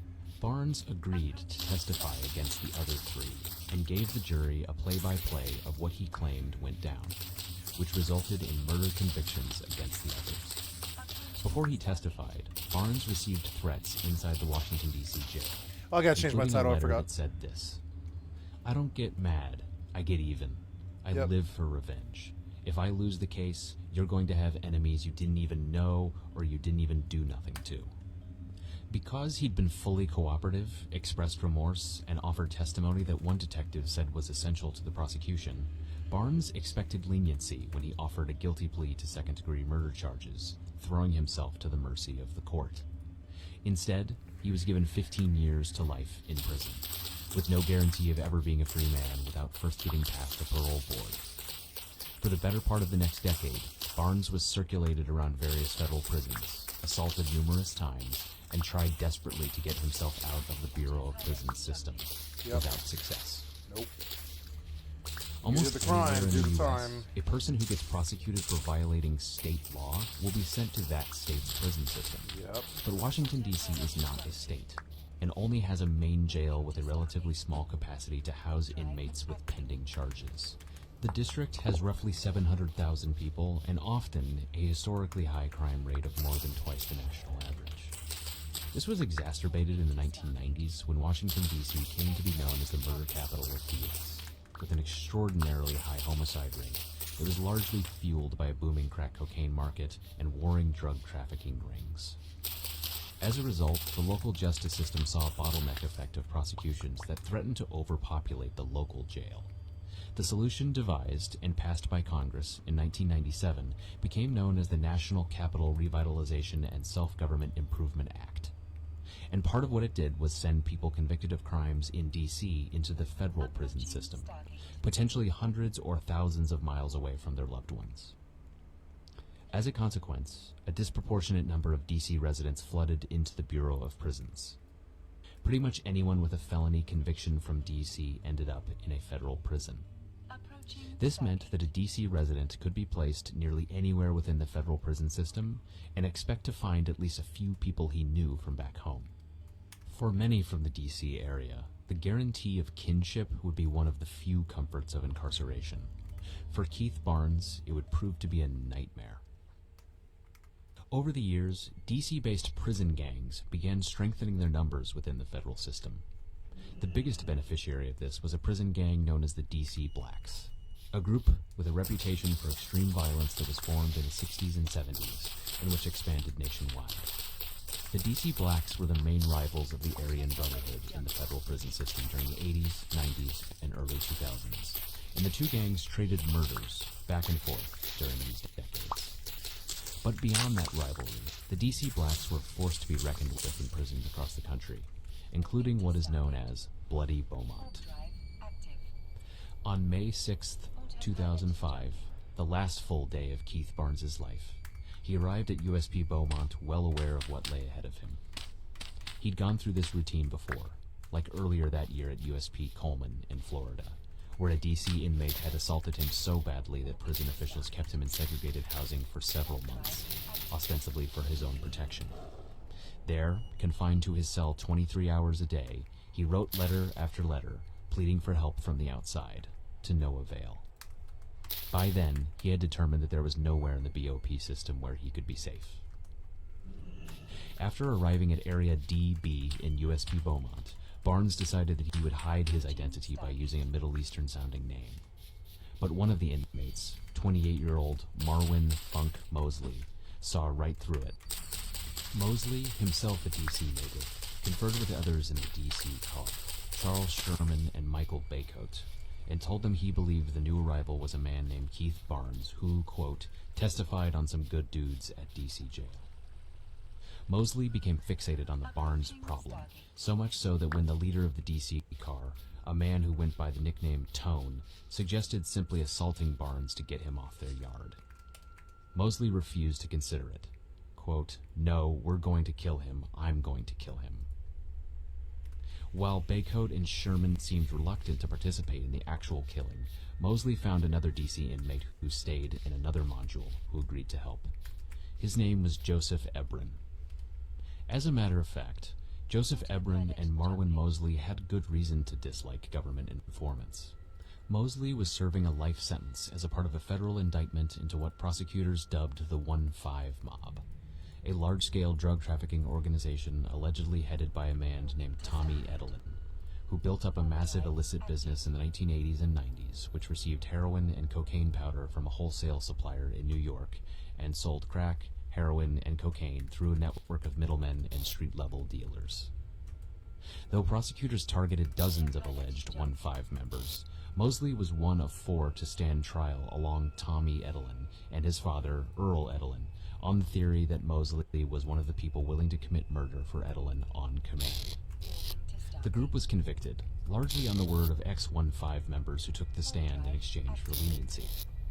One of those informants, Thomas Mussy Sims, testified that Mosley had threatened to murder him in the DC jail prior to his appearance in court.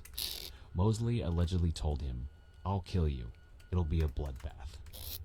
Similarly, Ebron was in prison because informants had placed him there. He was convicted in the May 1997 murder of Anthony Tate in the southeast Washington, D.C. area, the same region where the 1-5 mob operated.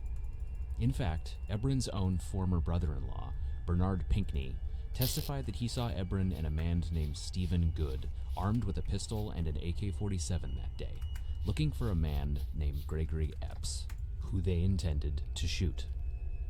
As Pinkney sat on the stand testifying against the two men, members of the audience began making slashing throat gestures at him, and a U.S. Marshal later said it appeared Ebron was giving them signals to do so each time.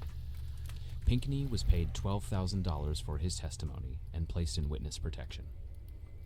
Back to USP Beaumont. On May 7th, 2005, at around 7:45 p.m., inmate Charles Giles arrived at his cell, number 305, where he noticed a growing pool of blood beneath his feet. The body of Keith Barnes was there, lying on a top bunk, where it had been placed an estimated 2 to 3 hours earlier. Okay, this is 7-9 inmate Barnes. Have y'all checked them? 131-97-007. Come on over here. Just see where you can see it. You got the film here? Multiple stab wounds to the heart. Continuing care. Initiated CPR. His autopsy showed something unusual. All 106 stab wounds were concentrated on a relatively small area of his chest, near his heart and lungs, which indicated that someone was holding Barnes down while another person struck him with a knife, over and over and over. When authorities reviewed surveillance footage of the stabbing, it spelled out Barnes's fate. Baycoat was seen going into his cell at around 5:20 p.m., and almost immediately Mosley and Ebron followed, wearing shirts wrapped around their heads in an attempt to throw off the security cameras.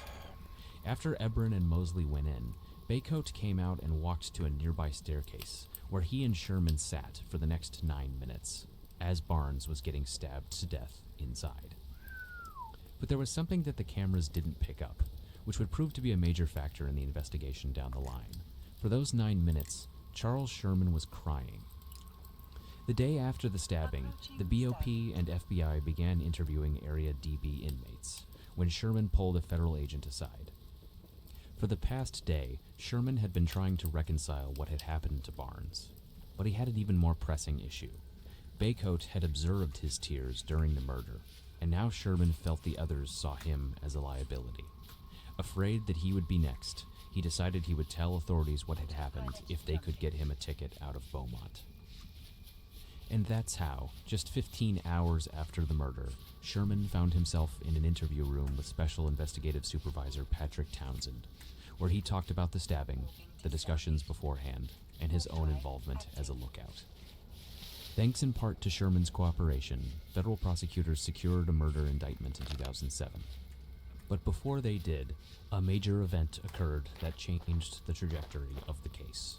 Marwin Mosley was found deceased inside his cell on December 26, 2006, in what was ruled a suicide. That left Baycoat, Ebron, and Sherman to face the music. All three were indicted, though charges were quickly dropped against Sherman in exchange for his cooperation at trial. And Baycoat's attorneys argued that he was severely mentally ill, in part due to a severely low IQ, causing prosecutors to offer him a plea deal for what turned out to be 28 years in federal prison, which required him to sign a form that said Mosley and Ebron were the murderers. That left Ebron to pick up the slack for the alleged actions of the group. Prosecutors sought the death penalty.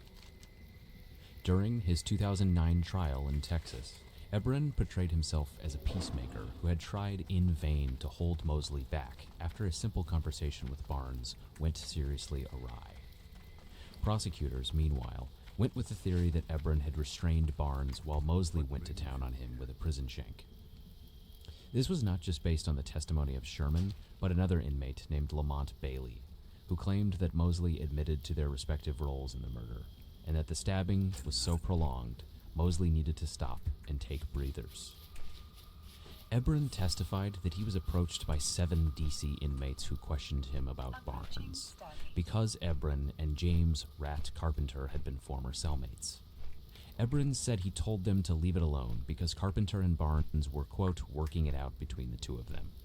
Later, he said he agreed to accompany Mosley to Barnes's cell to speak with him, but that Mosley became enraged when Barnes admitted to being a snitch, causing Mosley to cold-cock Barnes and knock him to the floor. He said he pleaded with Mosley to stop, and that he only agreed to move Barnes to the top bunk when Mosley threatened him. At the end of the trial, jurors were left with a case without much physical evidence pointing to Ebron, and conflicting testimony between jailhouse informants and Ebron himself, all of whom had motives to lie. The jury deliberated for days before declaring itself hopelessly deadlocked. The defense moved for a mistrial over and over, but the motions were also denied. But then Judge Crone changed the tide. She dismissed a juror named Brittany Johnson, ruling Johnson had let her personal feelings get into the process.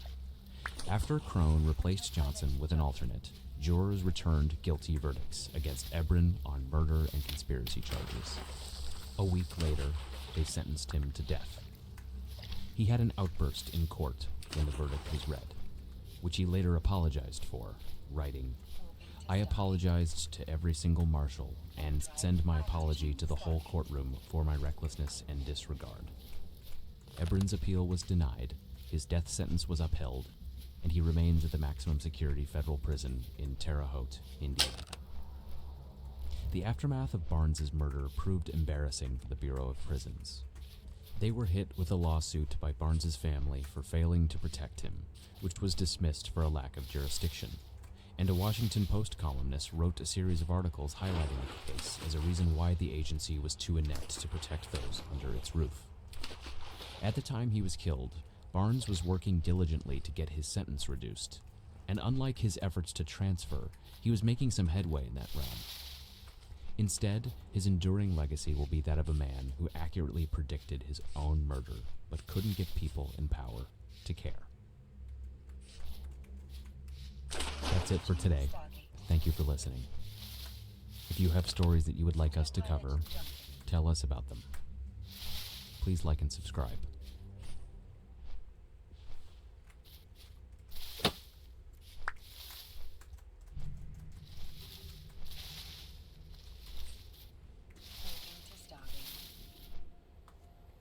It's 1978.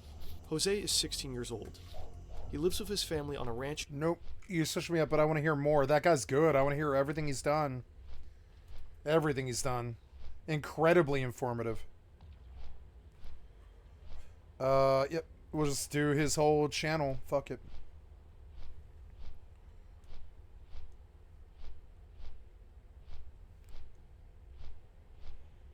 Yep, we'll just do a whole bunch of cues. Autopilot jumping.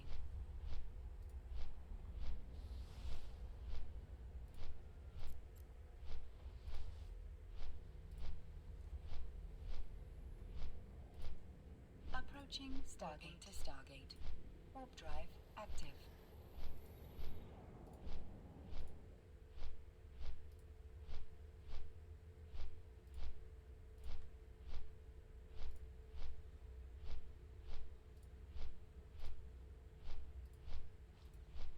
This shit's so good.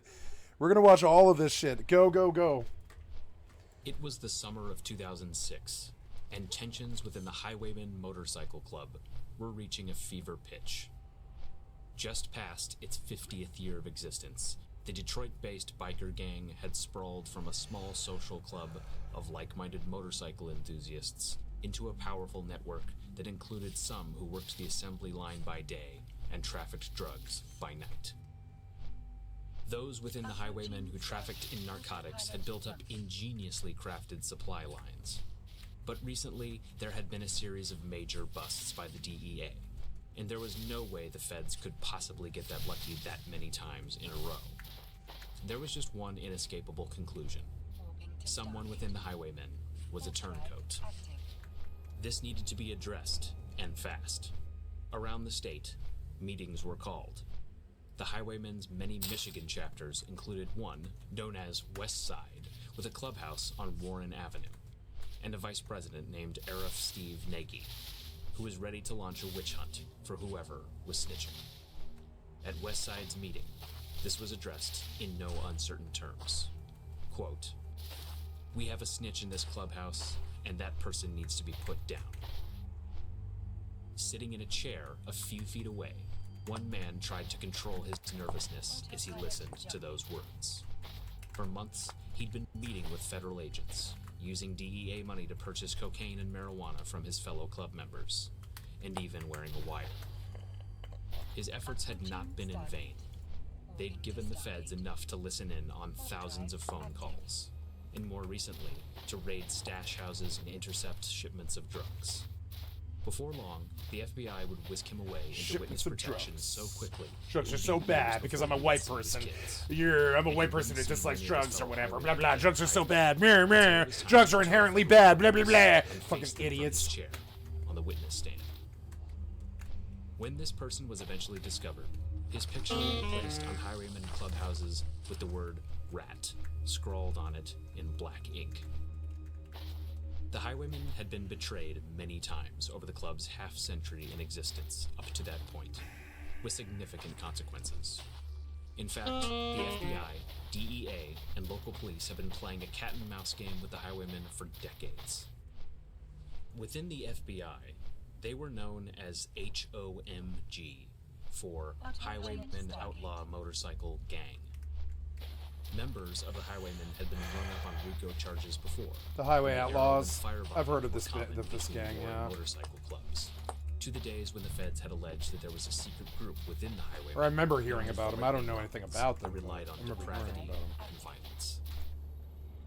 The Highwaymen Motorcycle Club was formed in 1954 by a man named Elburn Barnes, aka Big Max, who was only 22 when he and others started a motorcycle social club, comprising mostly war veterans and auto workers. In the ensuing years, outlaw motorcycle clubs, commonly known as one-percenters, would proliferate throughout the United States and become their own cultural icon that evoked the renegade American spirit.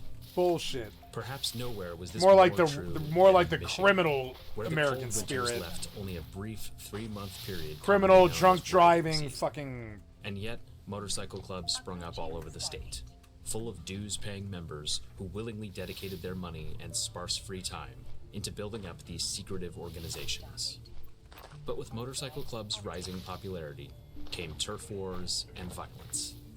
And as the 60s gave way to the 70s, the Highwaymen emerged as the top dog statewide.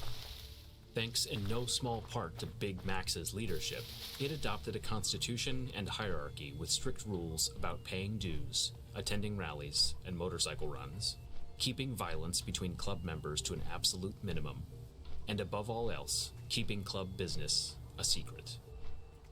As the Highwaymen expanded throughout the country, its Detroit clubhouse would forever be known as the Mother Chapter, the brain trust and the main hub for those who pledged allegiance to the club. In 1980, when Big Max died of a heart attack at the age of 48, his funeral was as much a show of force as it was a somber moment. Hundreds of patched-up biker clubs members, with names such as the Outcasts, Vigilantes, Iron Mustangs, Henchmen, and Broad Jumpers, and of course the Highwaymen, Broad tumbled down Jumpers? to a What the Detroit fuck? funeral home. They Broad stood in a line and Jumpers. fired That off a sounds 21-gun disgusting. salute with automatic shotguns, and listened to a clergyman pay his Automatic final respects. shotguns. One Highwayman member known as the Hatchet had this to say, quote, "He was indestructible. He had been shot, stabbed, blowed up, and I don't know what all. He was like George Patton as far as we were concerned." Within and outside the Highwaymen, Big Max will forever be known as the Godfather, a title that adorns his gravestone underneath the Highwayman logo of a winged skull wearing the club's signature cap. But the 80s would mark a turning point for the group, one that came in the form of an unexpected betrayal. In July of 1986, a Lansing State Journal reporter named Mike Gallagher was assigned to investigate rampant corruption within the Detroit State Prison System. But then Gallagher made contact with Lonnie Hamilton, one of two Muskegon prisoners who was brave enough to risk reprisals from both guards and other inmates to talk to the media on the record. Hamilton gave the reporter some insights on the corrections officer corruption. But as the two chatted, it became clear to Gallagher that Hamilton's past was worth a major news story, all on its own. By 1986, Oh, that's a big leap. Lonnie Hamilton had been behind bars for 13 years. It started when he was arrested in Tennessee for a strong-arm robbery.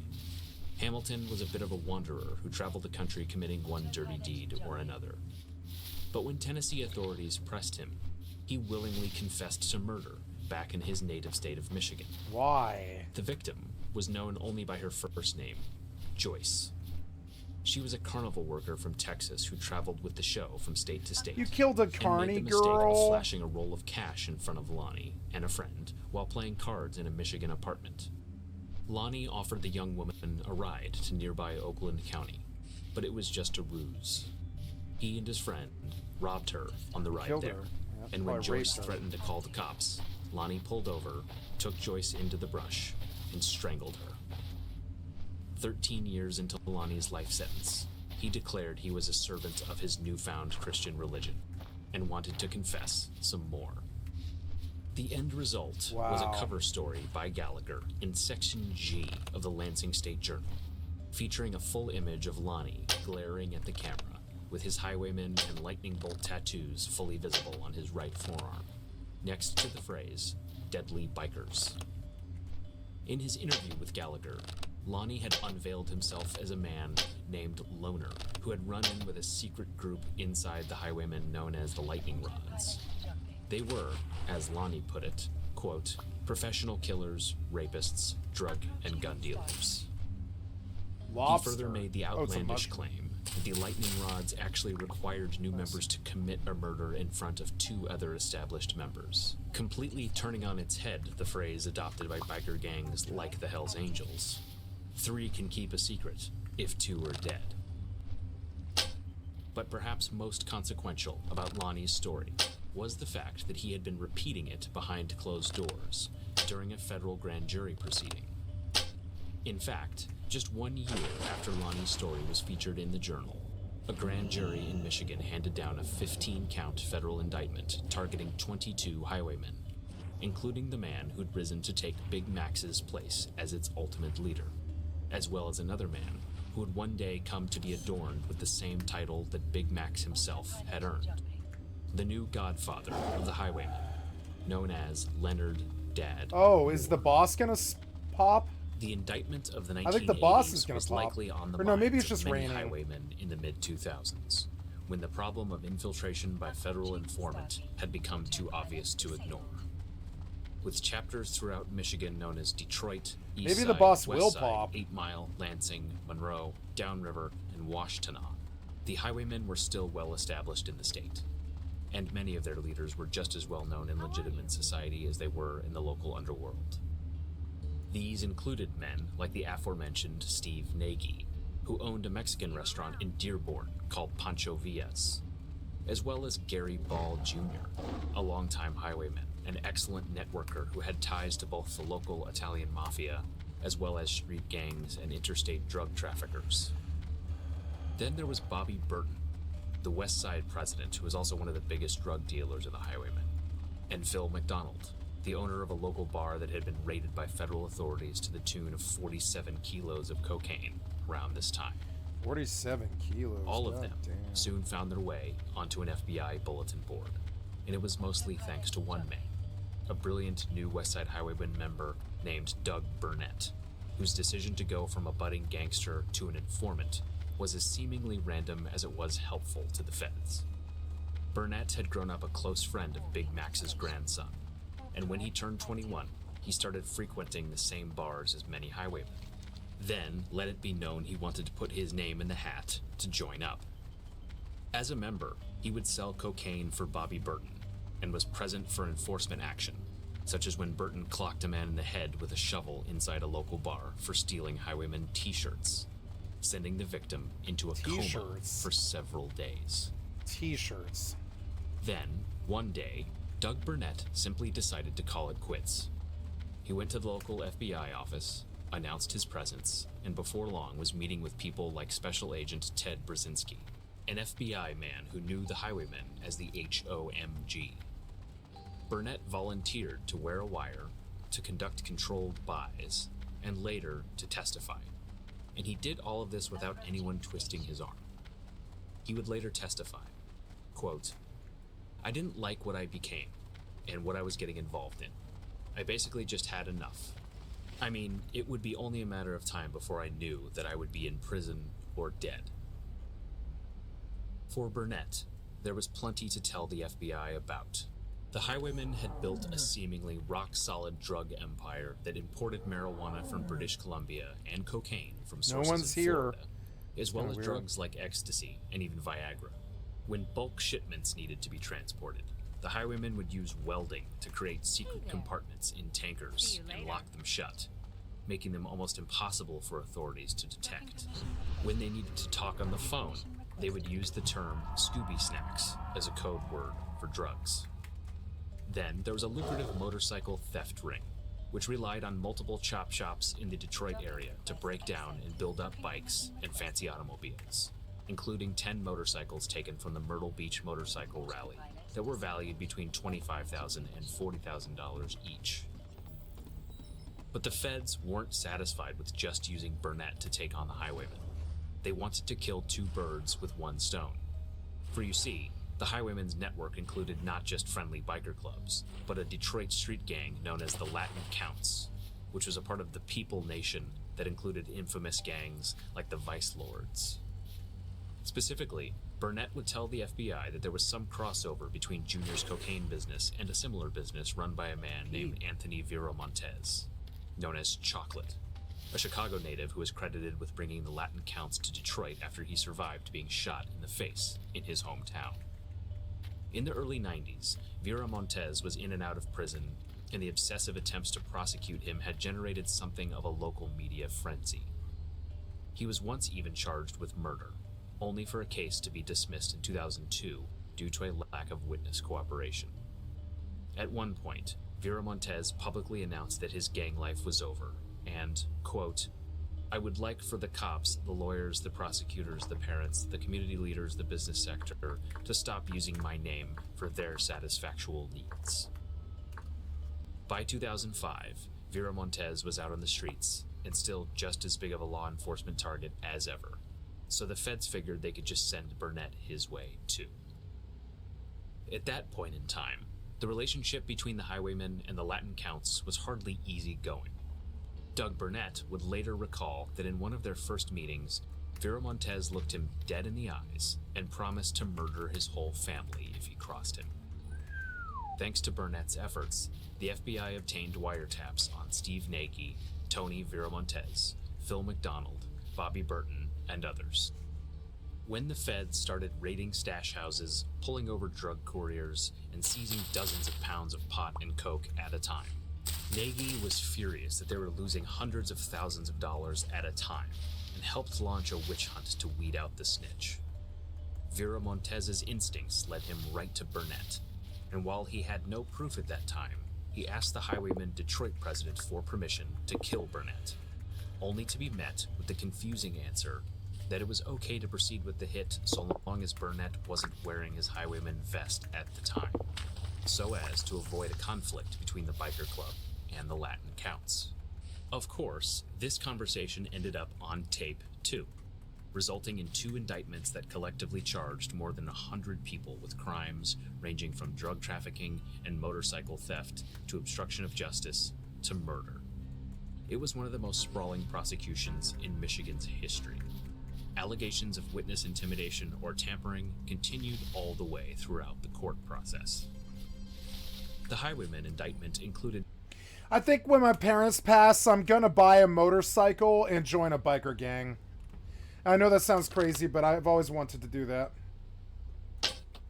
Particularly because I think they're the only people that have the same predilections that I do. Drinking, methamphetamine, and partying. And motorcycles. I love motorcycles. No, I don't like working on them. I don't like thinking about them. I don't want to buy a lot of them or any of that. I'm not a motorcycle fanatic. I just like driving motorcycles. I'm good at it. You know? You ever rode on a motorcycle? It's one of the most thrilling things I've ever experienced. It's up there with sex. It's so good. It's its own thing. It's like jumping out of a plane or something. It's so fucking good. Ooh, what's this? It's peridotite. Peridotite sand. Okay, peridotite sand.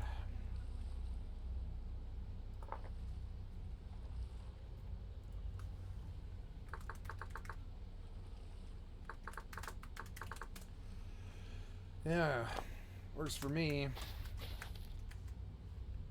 Loose sticks, huh? Yeah, I'll take them, sure.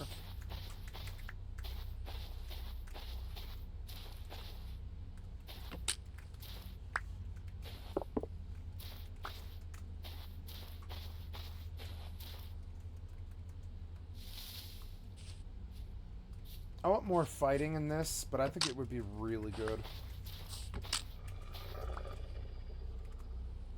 That was a bear?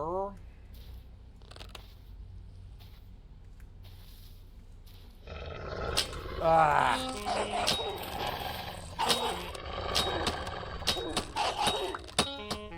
Oh, thank God I lived. Dead. Ah! Whoa! Whoa. Oh, God! Get out of the water.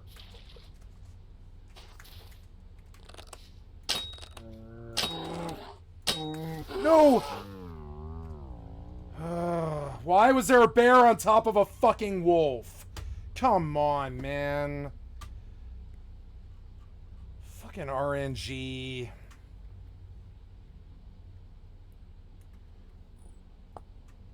Aww. Alright,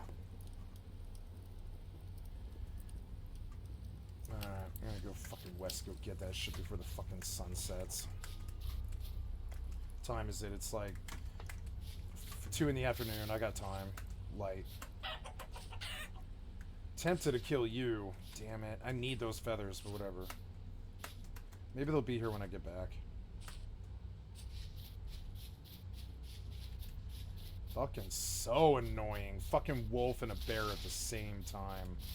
And I killed the wolf.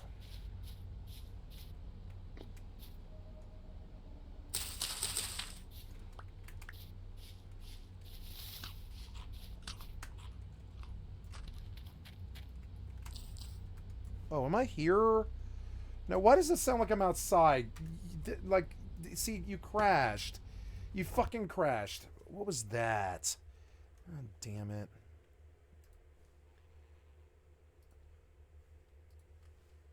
What was that sound? Oh, it's the, yeah, the vendor. Yeah, it is the vendor.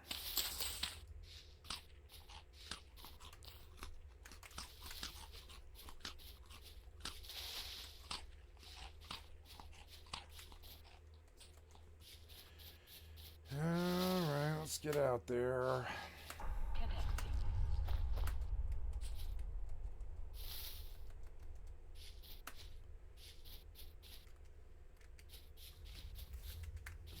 I hope I didn't lose anything. What was that? Wolves!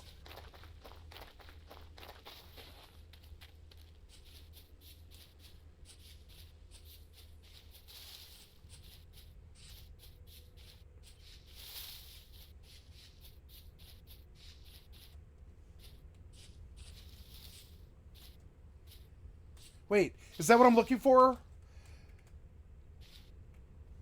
No, it's Shirt Rock. Damn it. Here's another cave. I'm gonna mark it.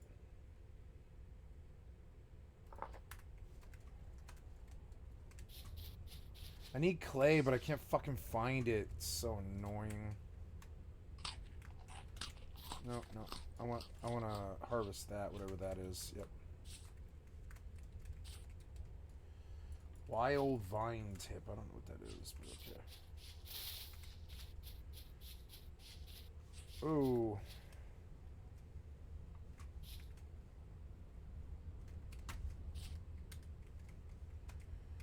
Wow.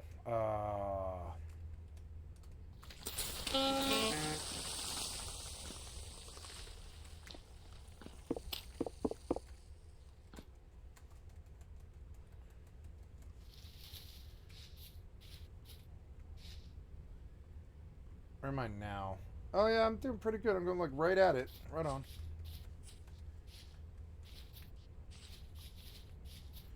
Fucking shirt, but no clay. So annoying.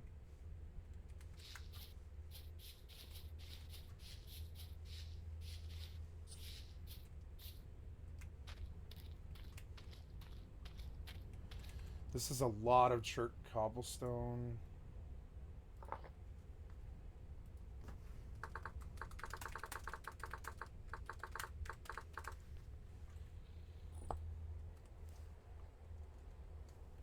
Shit, I'm riding in between these. Whatever, just take me home to Iron Forge. It's fucking stupid. I waited too long.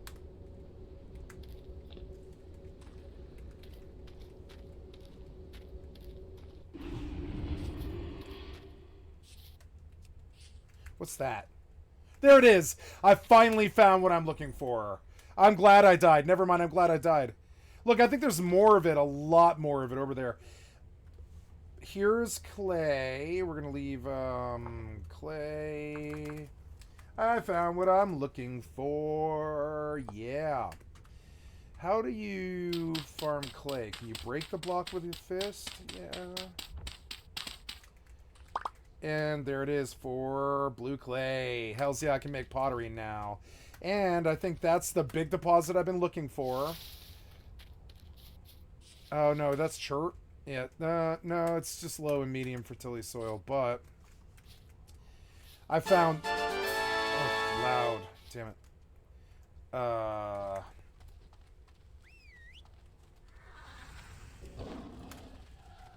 Let's get the fuck out of here.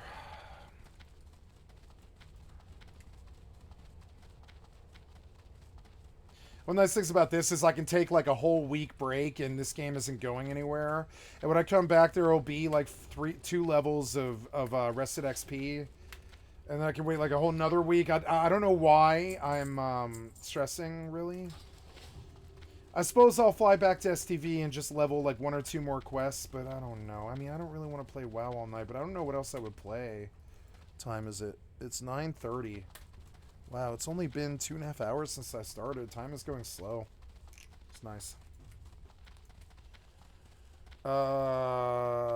Did we loot the mailbox? Yes, we did. Okay, so I don't think I want the Sage Guide anymore. It's not helping me, and it just takes up my screen.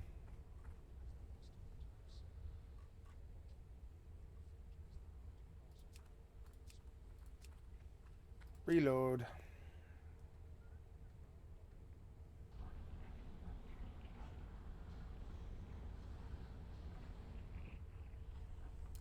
Yep, a little bit better. What can I do for you? Keep your feet on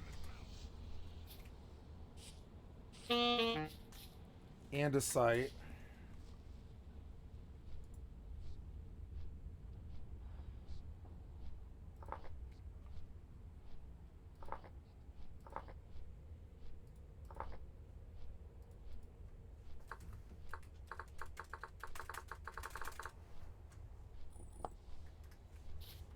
Yep, a lot more than most places. Well, that's good. I got what I was looking for, but I gotta get back to my body now. I found what I was looking for, but I gotta get my body before that shit disappears.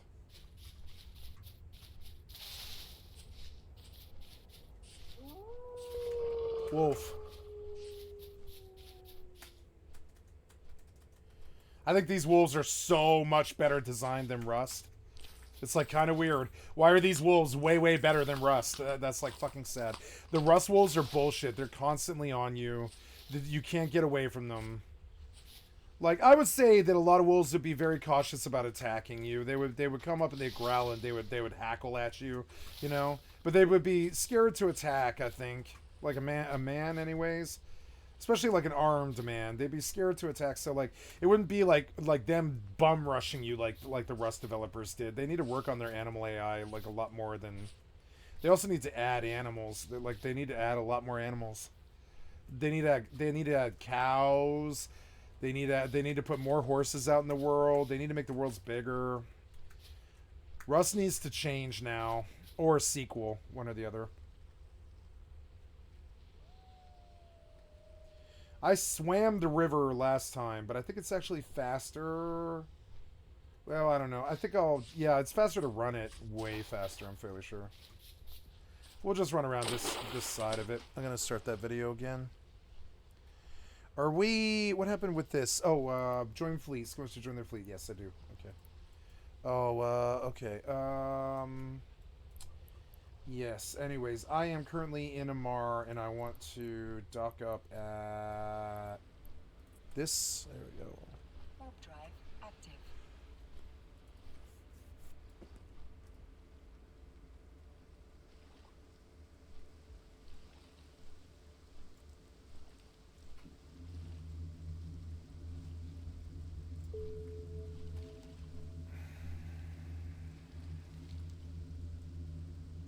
I'm so glad I didn't lose a Mac today.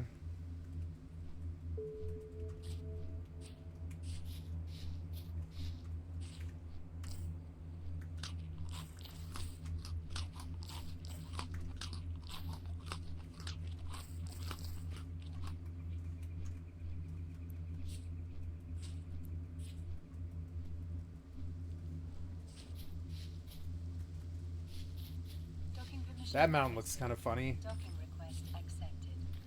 It's a mountain made of andesite, I think.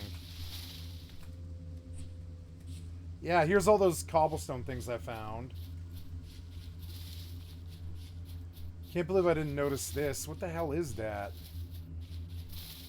What's up there? I kind of want to dig my way to the top of that thing. You think there's something up there?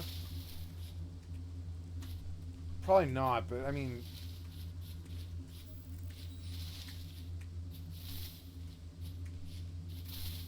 I don't know. People say they don't like procedural. They want hand drawn.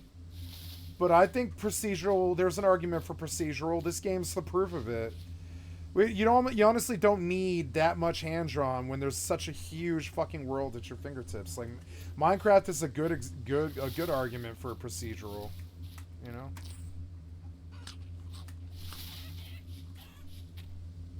I am gonna get bit by a wolf again, aren't I? Where's my body at? It's like Oh, way northwest, yeah. I got off track here. And I really don't want it to get dark. I've got to hurry now. Here's another cave. We're going to mark it.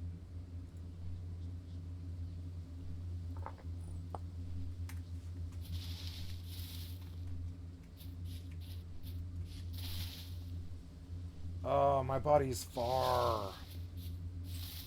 In the sun setting, that's very bad. God damn fucking... What time is it? It's 7:30. I have like 2 minutes to get to that fucking body. The map's gonna help, but... I think I was... Okay, so now we're going like northwest, yeah. Ah, get out of my way. It's raining.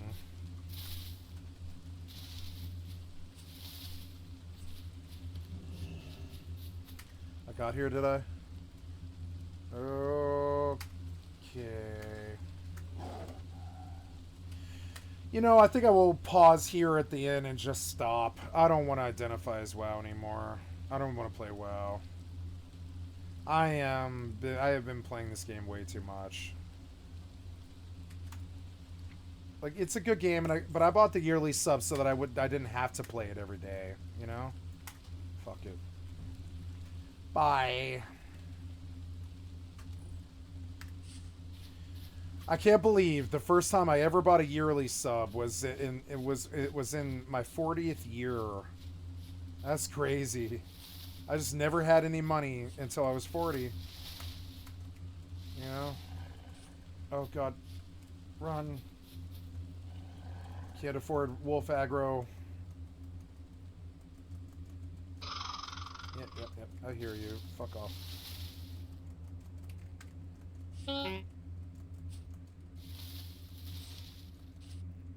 Oh, this sucks. Please don't set the sun.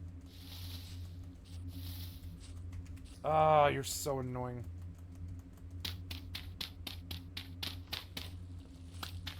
Ah.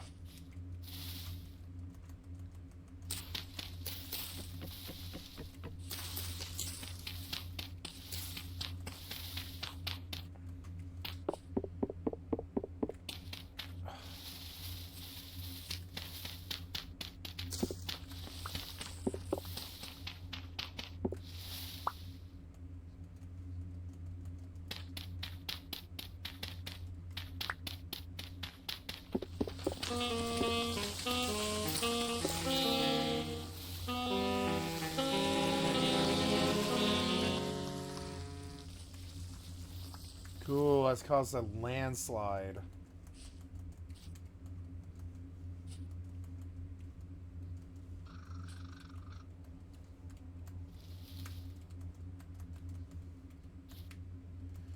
I don't know. I've got to get around this. Come on, man.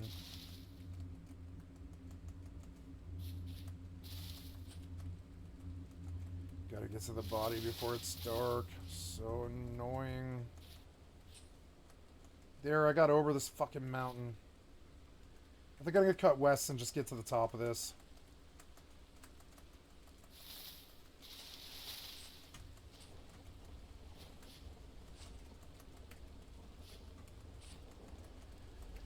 Fucking so annoying. Let's go.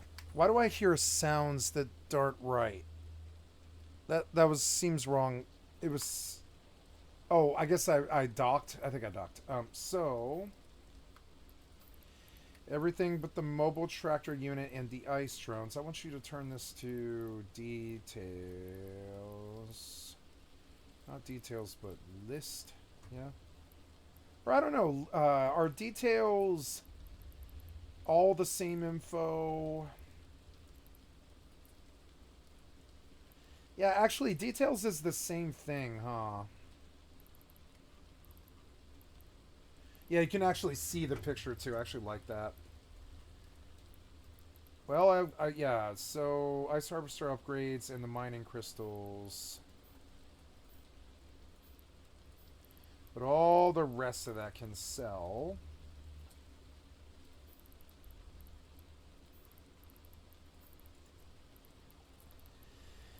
Uh-huh. And while you're doing that, I want you to buy a Master at Arms Cerebral Accelerator from the market and inject. Buy.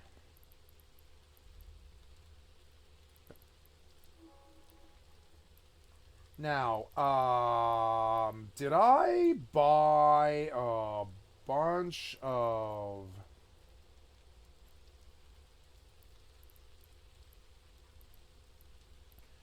Master at Arms accelerators?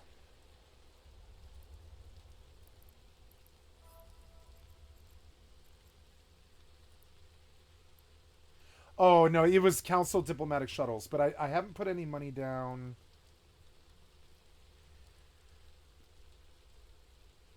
I could put some money down, but I'm alright. Fuck it. We'll get a Master at Arms Cerebral Accelerator. There we are. Inventory. Consume.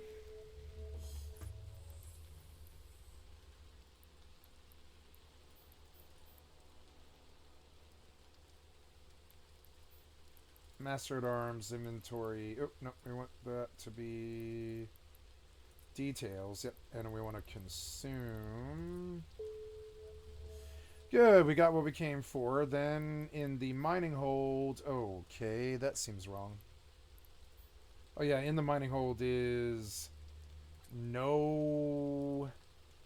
How is that right? I left that stuff there. God damn it! I left 60 million on fucking ice back in that shitty system. Oh, I should just send her back to get it right now. Son of a bitch. God damn it, I hate how you can't get stuff around. It's so annoying. They need to address it.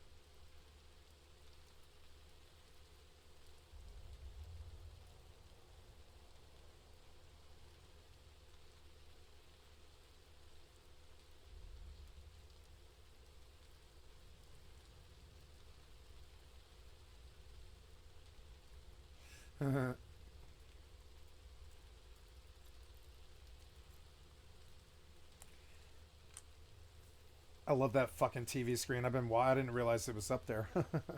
Yeah, that TV screen is so the future. So fucking sweet. Meet your match.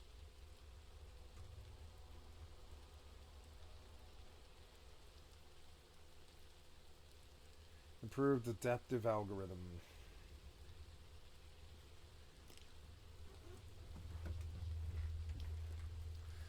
Well, I guess we're done here, and we're gonna go back. I'll go take care of it. We'll go back to Shannon, I guess, and I will go pick up that ore and sell it. Fucking annoying, but.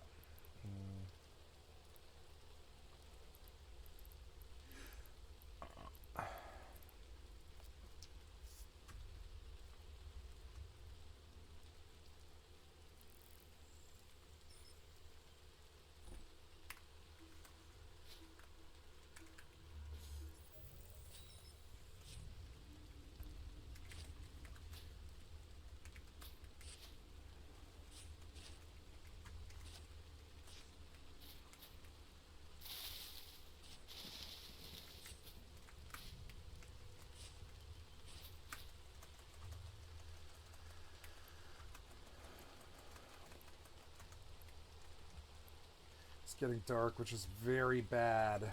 God damn it.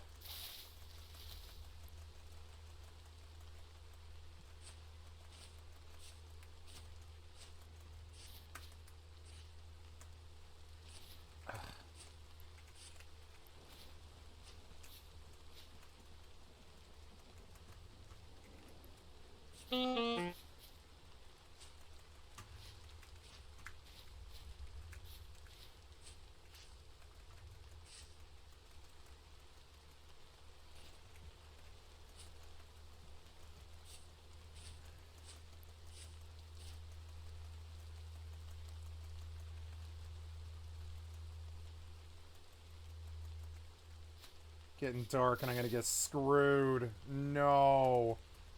No.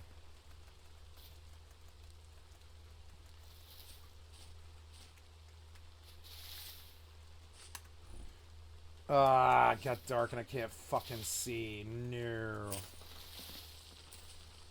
Just keep going. I want to get out of these mountains, but I can't. Oh my god. Something bit me or I fell or really far or something. I don't know.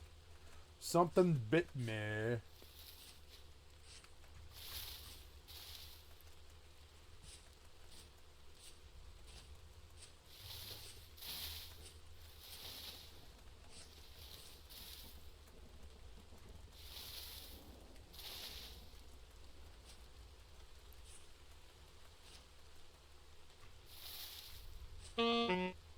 I'm going south. Why am I going south? Son of a bitch. I'm dead. Great. Try again.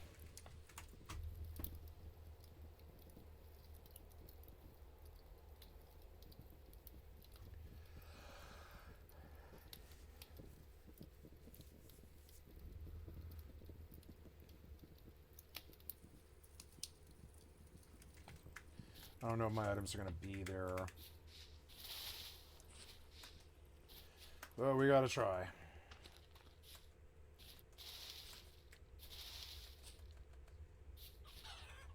Oh,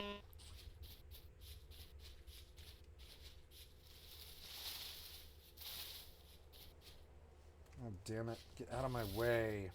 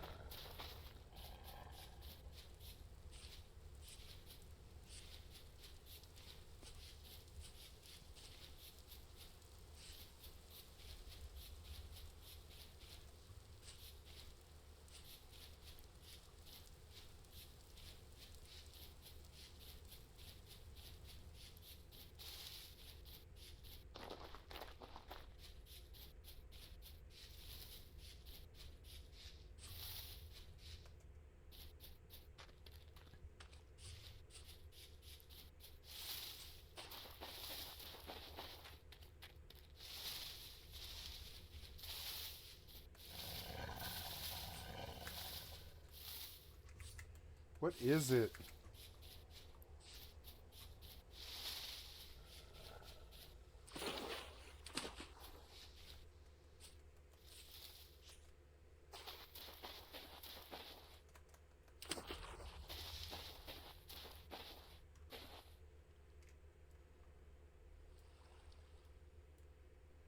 Oh, I'll never find that body again.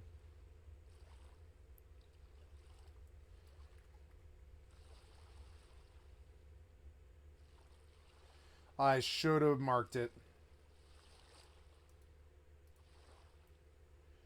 Well, now I know. I got what I came for, but I lost a lot of loot. I mean, I can always make more, but it's a setback. I'm going to go look anyways. You never know.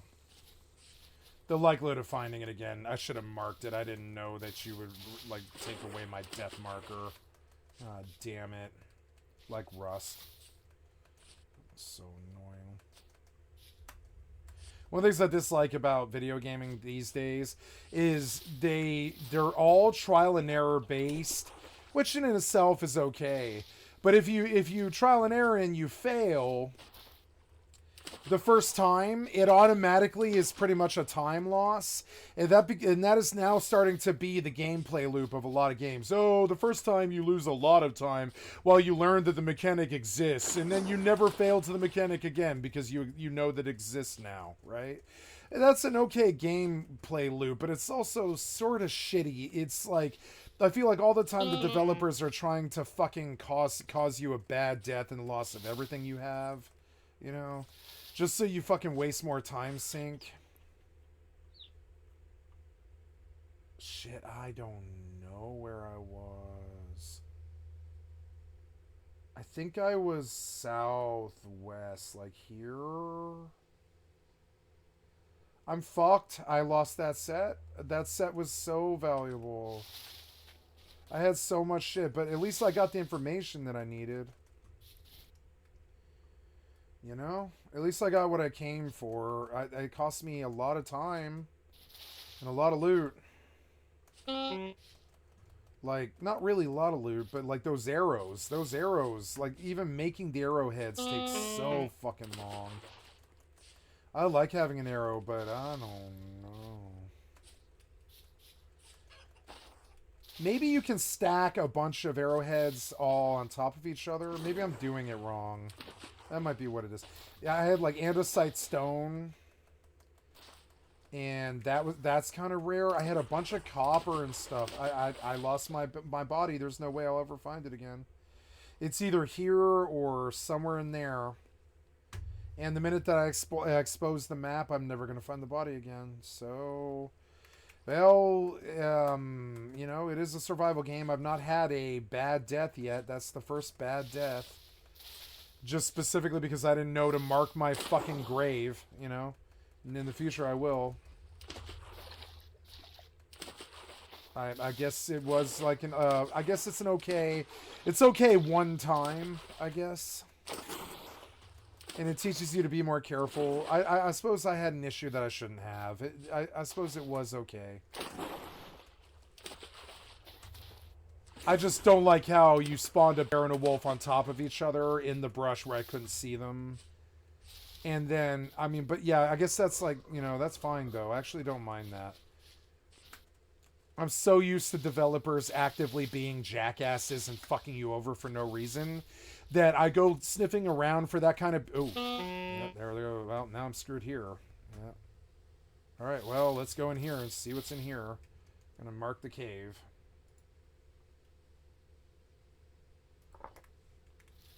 Wow. Yeah, death is, going out with more than what you need is actually stupid. And I mean, I knew that, but it just never occurred to me that I could just fall down a fucking mine shaft or get a wolf and a bear on top of each other or, you know, the sunsets or something like that.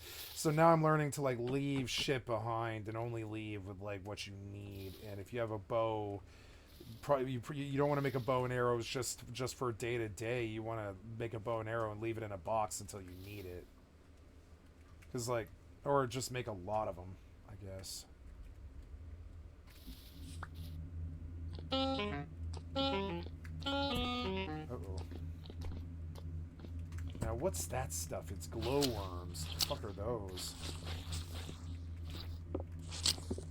Can I pick it up? No. It is getting darker in here.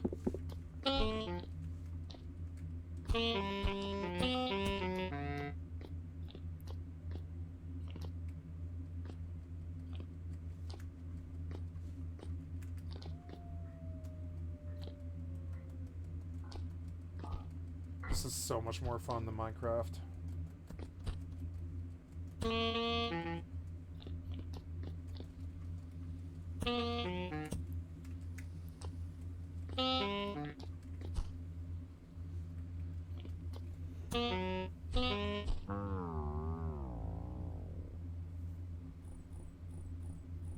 Well, it's a fast ride back, and I can rebuild. That actually is not the worst gameplay loop for me. I'm gonna go... I'm gonna keep playing that video... Oh, wait, no. Here. Why am I out? I'm just sitting here in a Mac. Wow, I need to Where am I going? I'm going to... Okay, go. Autopilot engaged. And I think, yeah, I think this is good. I can't believe I left that ore behind. It's alright. Warping to Stargate. Warp drive active.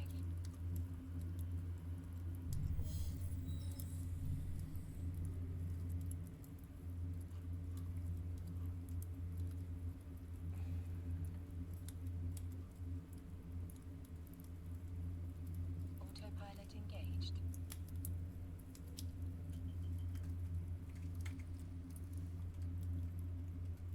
Warping to Stargate. Warp drive active. Oh, yeah. I guess my nutrition isn't very good. What do you mean, dairy? Man, this game... There's like milk and stuff, I guess. Is dairy a part of a diet? I don't really think so.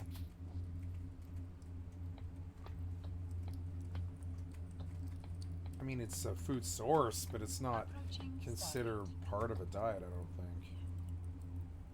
Like a balanced diet.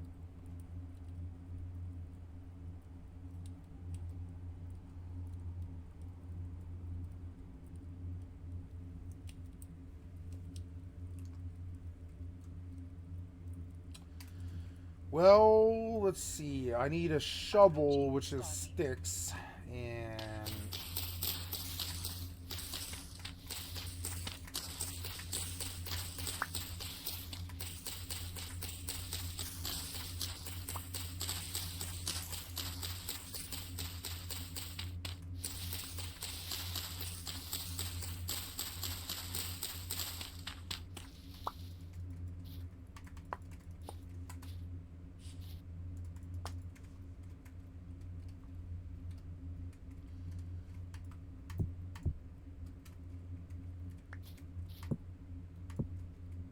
Autopilot jumping. No, you can't. You can't stack them. They should let you, but you can't.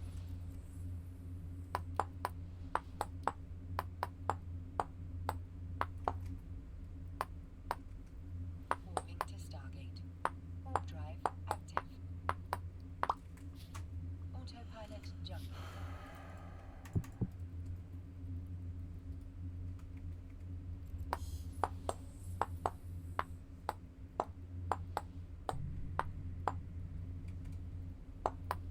Warping to Stargate.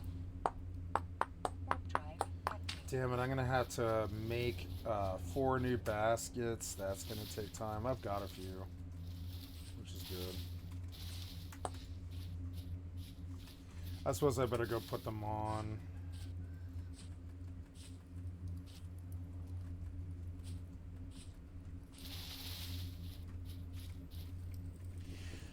I wish I found this game instead of Rust. I would be such a happier person.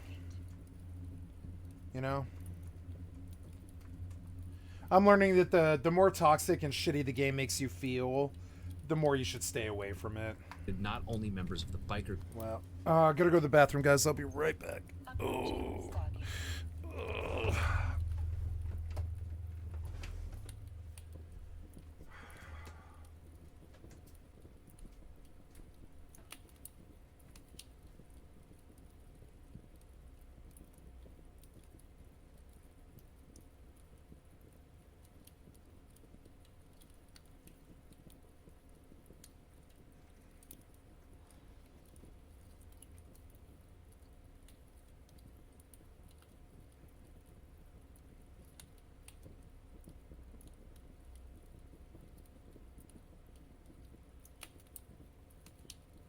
Autopilot jumping.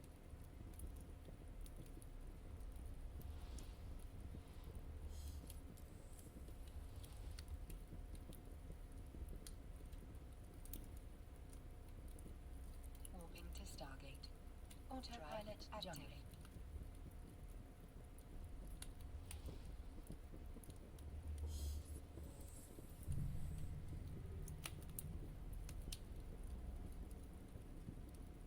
Warping to Stargate. Warp drive active.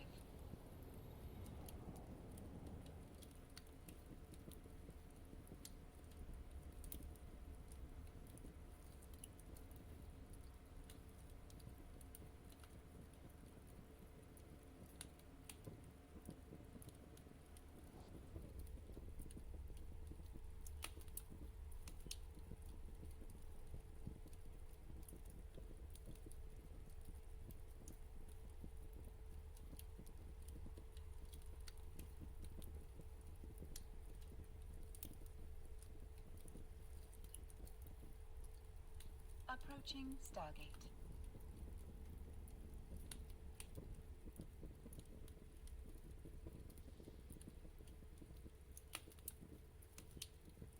Approaching Stargate.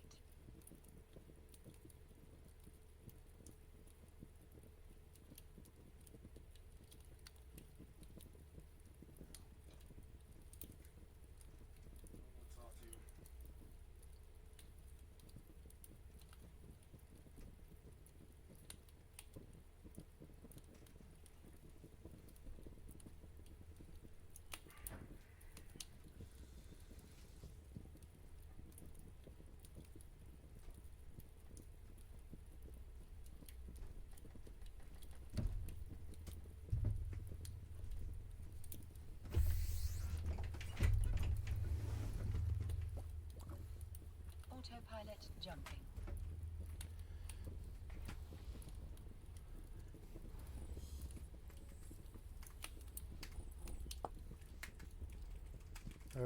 Oops. Autopilot There we go. jumping.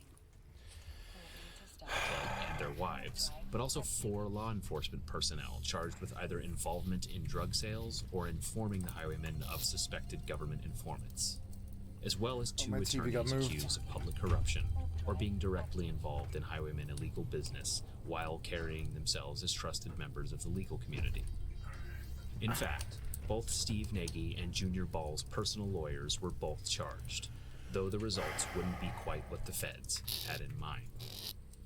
The indictment not only charged dozens of highwaymen members and associates, it was the beginning of a process that would end with the government attempting to seize the main highwayman clubhouse on Michigan Avenue, under the legal theory that it was being used as a safe space for cocaine sales, with the full knowledge and approval of the leadership. Out of the dozens of individuals charged with federal crimes, perhaps the most important were Steve Nagy, Junior Ball, Dad Moore, Detroit President Joe Whiting, and Michael Cicchetti. I remember hearing and about Joe Anthony Whiting. Clark, Yeah. who were part of a leadership committee with Nagy, Whiting, and Dad Moore. These 6 men were jointly tried in 2010. By the time the trial began, much had changed. For one thing, Bobby Burton, Phil McDonald, and another co-defendant named Daniel Rocket Sanchez had all decided to join Doug Burnett as prosecution witnesses in exchange for legal leniency. For another thing, just months before the trial, a co-defendant named Dennis Gone Van Hull was shot in the neck inside his Detroit home and died soon after. His best friend, a man named Ron Higgendorf, was arrested based on the fact that Van Hull had written Higgendorf's name on a piece of paper as he lay dying. And while Higgendorf would be found guilty, his trial was complicated by the fact that Van Hull had warned his girlfriend that Bobby Burton and other highwaymen were after him for refusing an order to kill or assault Liberty Riders members on site. Van Hull's murder just happened a few weeks before jury selection against the 6 defendants began. The trial lasted for 2 months, but perhaps no day was more significant than when Daniel Rocket Sanchez took the stand. It started off slow, with Rocket simply explaining how he'd graduated from a gang called the Spanish Cobras to the highwaymen, because the latter represented the, quote, upper echelon of the underworld. He was describing a 1999 power struggle between Anthony Clark and Bobby Burton, when there was a disturbance in the court. From the back of the gallery, a woman's voice could be heard. She stood up. "He murdered my son," she yelled, referring to Rocket. Courtroom pandemonium ensued.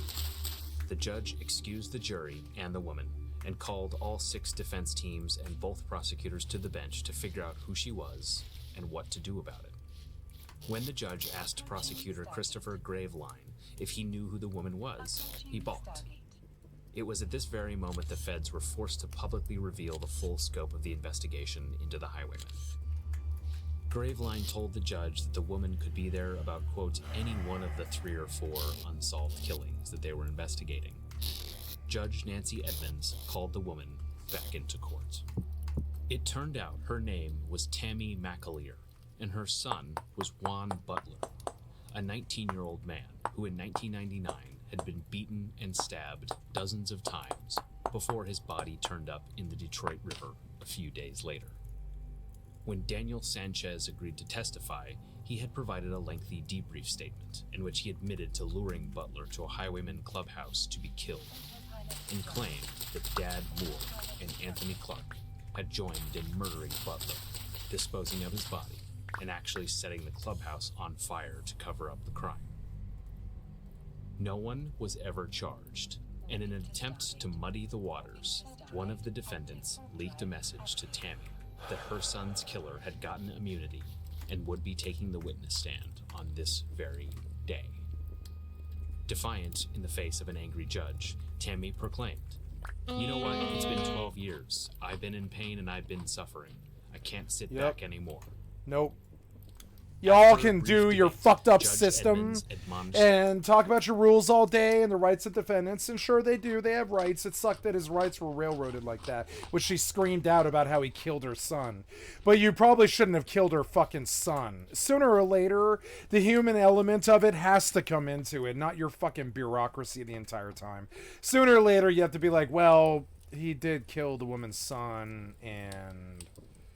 is it really against the law for her to scream at him in the courtroom? Not really. You know, I don't know. Approaching Stargate. Approaching Stargate.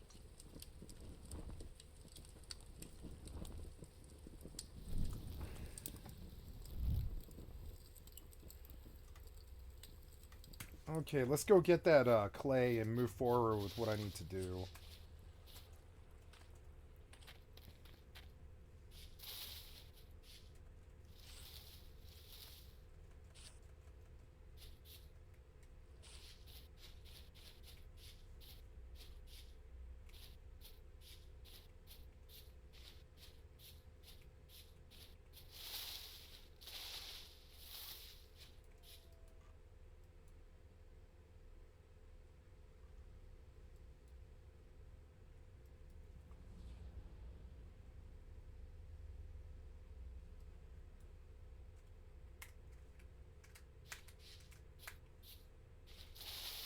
Autopilot jumping.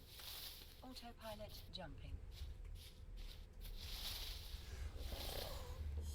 the jury to forget what they'd heard, and the trial resumed. At the trial's end, everyone was convicted for a range of crimes and sentenced to decades in federal prison. Many others took plea deals and also got prison sentences, while the cases against the 4 cops ended with either dismissals or diversion. Steve Nagy's lawyer took his trial to a judge and was fully acquitted, while Wow. prosecutors dismissed the case against the lawyer who had represented Junior. Meanwhile, the allegations that the highwayman had gotten away with murder time and time again have never been publicly revisited, and one can only assume that these investigations are forever locked in a holding pattern, never to be resolved. But from his prison cell, Junior Ball seethed at what he saw as rampant corruption by the system, betrayal by his own lawyers, and a revelation that came out before Daniel Sanchez took the stand. When prosecutor Diane Marion revealed that there were still confidential informants working with the FBI within the highwaymen who had never been outed to the defense. Armed with nothing more than a pen and paper, Junior Ball started writing his own requests pursuant to the Freedom of Information Act from prison, and as the paperwork began to trickle in, some bombshells were dropped in his lap. Next, Junior found himself a new lawyer with some media savvy. The result was an April 30th, 2017 article by the Detroit Free Press with this prominently displayed accusation: that Steve Nagy, the very highwayman vice president who had been so determined to root out snitches from the club, had himself worked as a government informant years earlier. Nagy's attorney vehemently denied the accusation, insisting that the FOIA records must have referred to another Arif Nagy. Junior claimed this raised the possibility that Nagy had been operating as a, quote, spy in the camp during trial, though Judge Edmonds ultimately ruled that there was no evidence Nagy had ever cooperated for a federal law enforcement agency or against the highwaymen. Junior's bid to overturn his conviction was denied, and 4 years later, Nagy was granted an early release from prison by the same judge, who lauded Nagy for the extraordinary work he'd done to rehabilitate himself in prison. The following Extraordinary year work to came set in another prison. twist. Diane Marion, the lead prosecutor against the highwayman, was suspended from practicing law in Michigan for making a factual misrepresentation to a judge. While the finding was in no way tied to Marion's work on the highwayman case, it is a bit remarkable that she was now the fourth lawyer tied to the case who'd been accused of some form of misconduct, dishonesty, or criminality, on top of the 4 law enforcement officers who were criminally charged. In short, the highwayman became just another reminder of Detroit's seemingly constant flow of public corruption, be it in the form of indicted politicians, criminal cops, or dishonest litigators.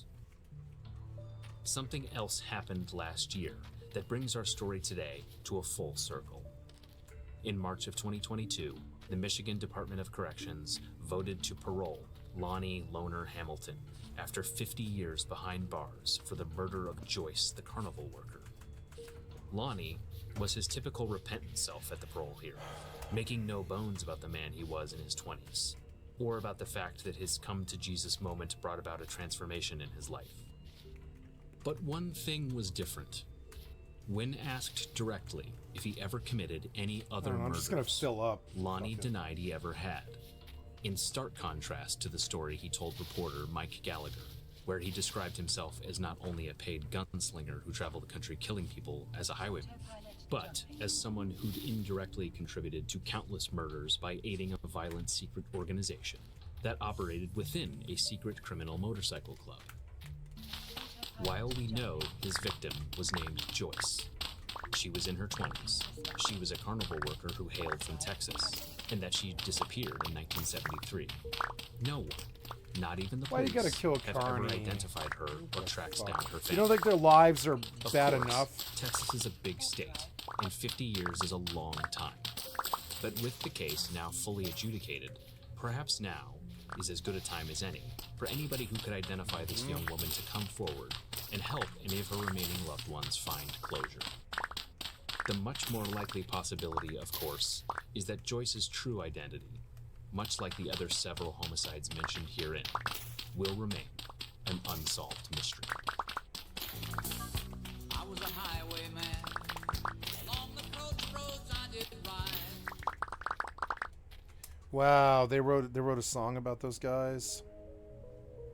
If you were to listen to the lyrics of a rapper named Woody from Northern California, you might notice frequent references to the year 1994. Oh, God. 94, we kept the pistol chamber smoking. We tried to tell you motherfuckers back in 94. We keep our pistol cocked up in the yacht ready for war. We get the yacht got breaking them up in 94. Got enemies tracked and homeboys locked up. Sucker walk.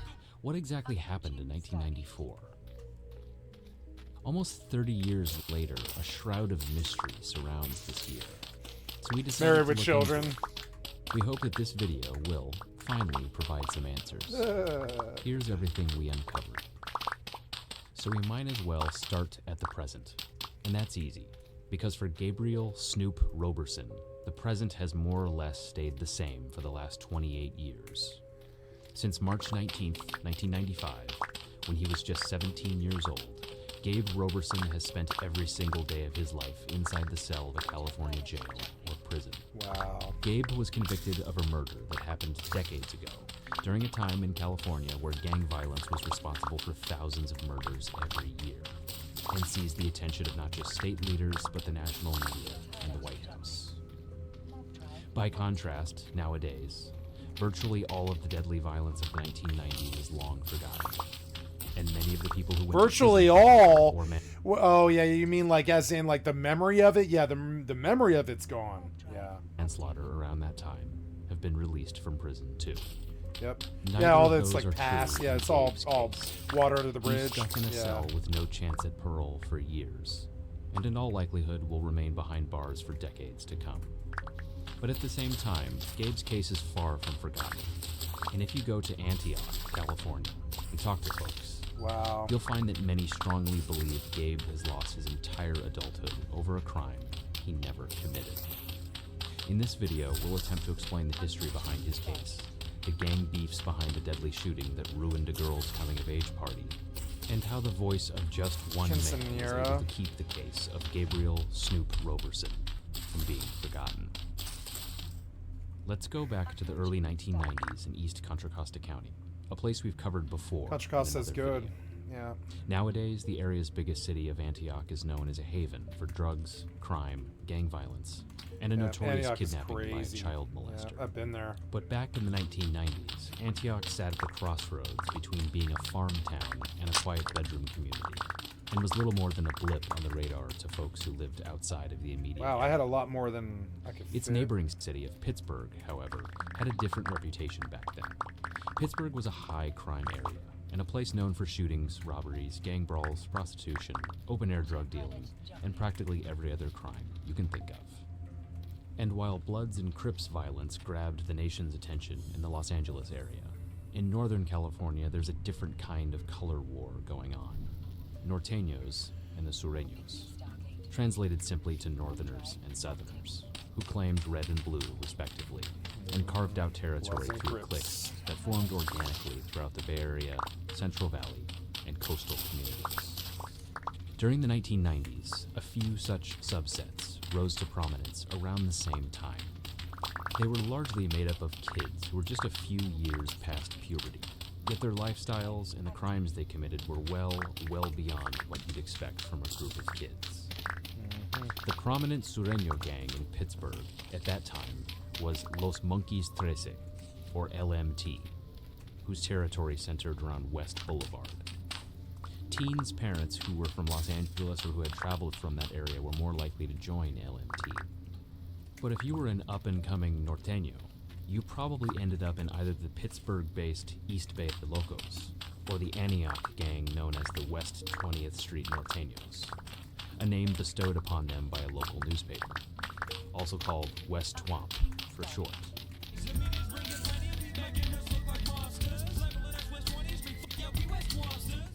Members of these two groups were known to intermingle, and the violence between both Norteño cliques and the LMT became almost routine. That brings us to April 16th, 1994, when a 16-year-old Pittsburgh resident named George Garcia decided to take advantage of his father going a couple hours south to San Jose and invite friends over to his home on 138B Madeline Street. He asked about a half dozen people to come over, but one of them, a guy named Goofy Eddie Segura, who drove a distinctive 1979 Burgundy Monte Carlo, circulated a flyer advertising the party around two local high schools, so a lot more guests were bound to show up. Among them were brothers Carlos Blackbird Ramirez and his brother Ray, as well as Gabe Roberson and a host of other EBL and West 20th Street gang members. West 20th. For you see, George Garcia was a norteño and was hosting a party with many norteño guests, despite living right in the heart of Sureño territory. They soon learned that they weren't the only ones who knew about the party that night. A little before 10 p.m., a blue sedan drove by, and someone hung a gun out the window and opened fire at the house party, striking Ray Ramirez in the side. He fell, hitting his head on the concrete, while the bullet instantly paralyzed him from the waist down. His 17-year-old brother, Blackbird, witnessed the entire thing and was obviously incredibly distressed. 5 years later, after lingering in poor health, Ray Ramirez would pass away shortly after being admitted into a local hospital. Gabe Roberson was standing right next to Ray Ramirez when he was shot, but didn't stick around too long after the cops got there. He would later explain that he'd decided he'd had enough for one night and simply walked on home while replaying the traumatic events of the evening in his head, while other norteños from the party plotted retaliation. This incident set off a chain of events that would forever change Oh, it's the a lives desert. of Wow. everyone involved.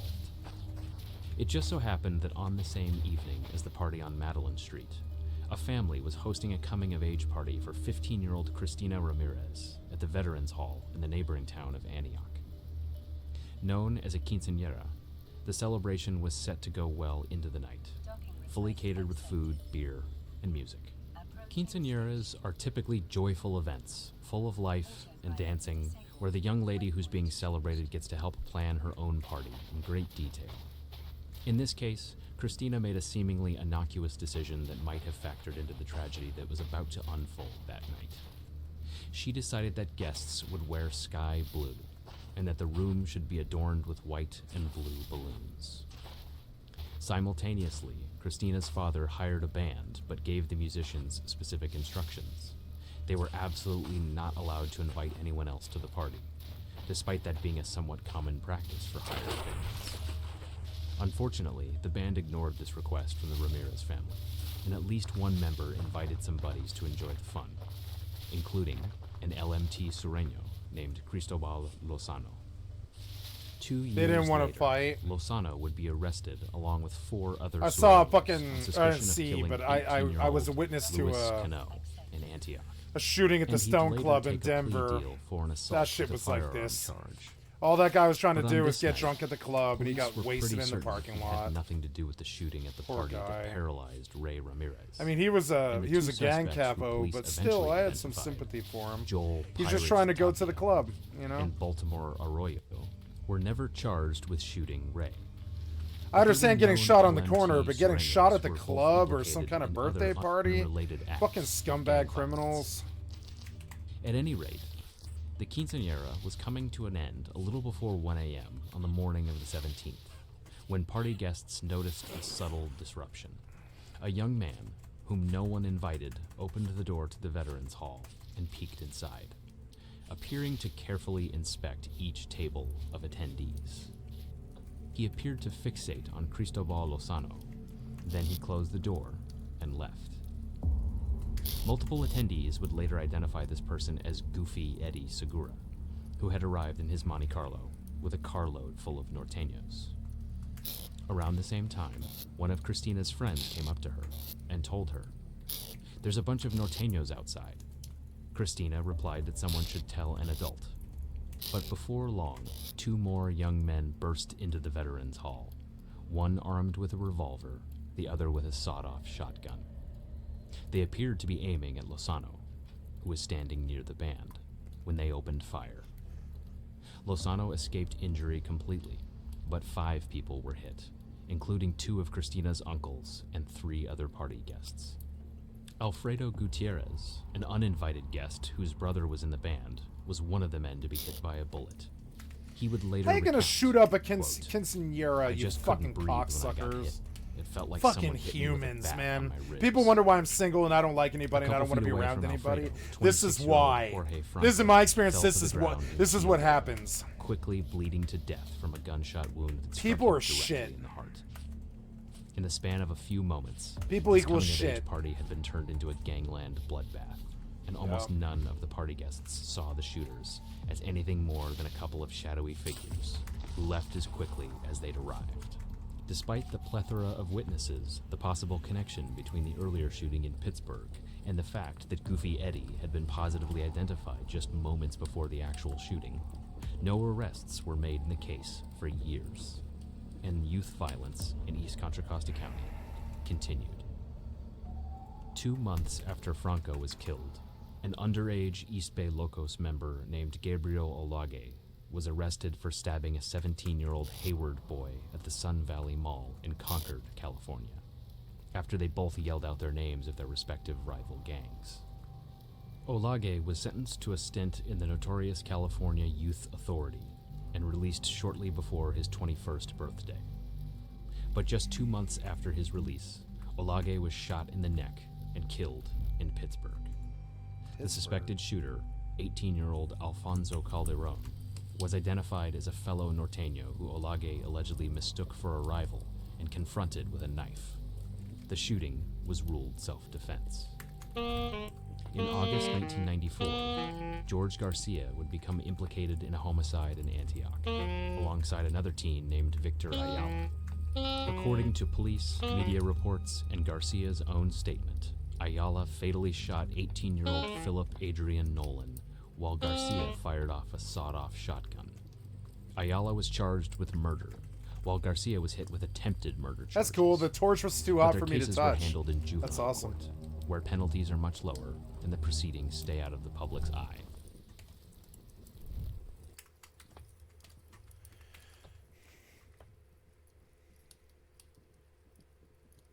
SLM, Little Los and Shadow.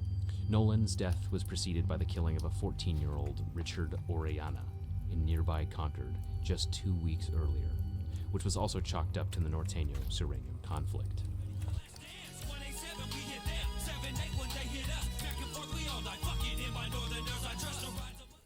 The following month, at a bonfire market in downtown Antioch, 3 people were shot by a young man who first fired at a person he was arguing with, but then appeared to just shoot randomly into nearby crowds. Luckily, no one was killed. One evening in January 1995, at a Taco Bell in Antioch alongside Highway 4, someone in a yellow Malibu full of Norteños fired several shots into a BMW after one of the passengers yelled something at them. One person was struck in the hip and another cut by broken glass, but nobody was killed. This time, the suspect was identified as an Antioch native named Ryan Wood, whose red-tinted hair may have made him easy for eyewitnesses to identify. Yeah, I bet it was. I need to eat. I'm going to pause to cook something and eat something. Shortly. God damn it, please stop on pausing. And I'll be right back. Terribly sorry.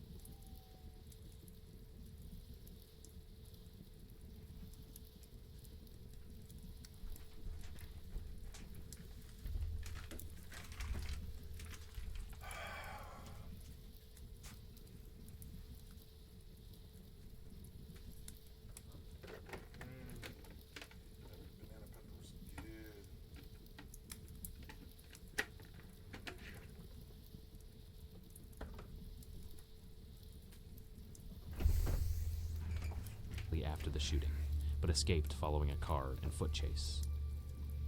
Wood's residence in nearby Clayton was raided by police, and they seized photographs and other evidence before ultimately arresting him on attempted murder charges. Wood was able to avoid prison, thanks in part to a lack of witness cooperation, but was required to stay away from the Antioch area as a term of probation. In just a few years, though, Ryan Wood would be known around the world for being influenced by his upbringing in the city of Antioch, and the Taco Bell shooting would later be immortalized in a popular song. In November 1995, yet another teenager was killed in a shooting, this time just 1 block away from Antioch City Hall.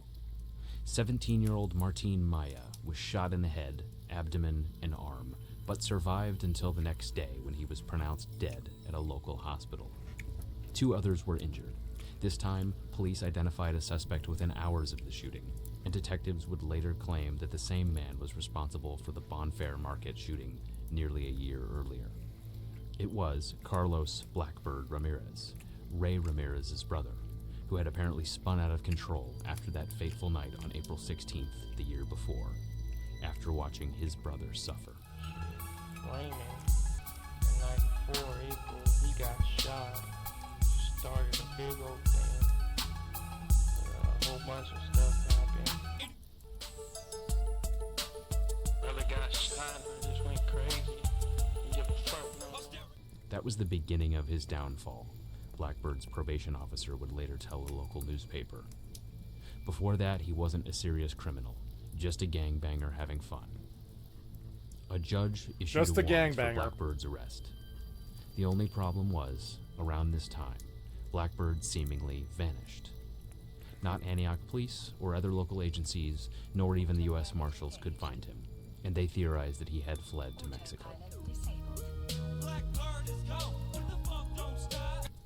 While the search for Blackbird continued, police were trying like crazy to gather enough evidence to justify charging him with the murder of Jorge Franco at the Veterans Hall. But so far, they were striking out.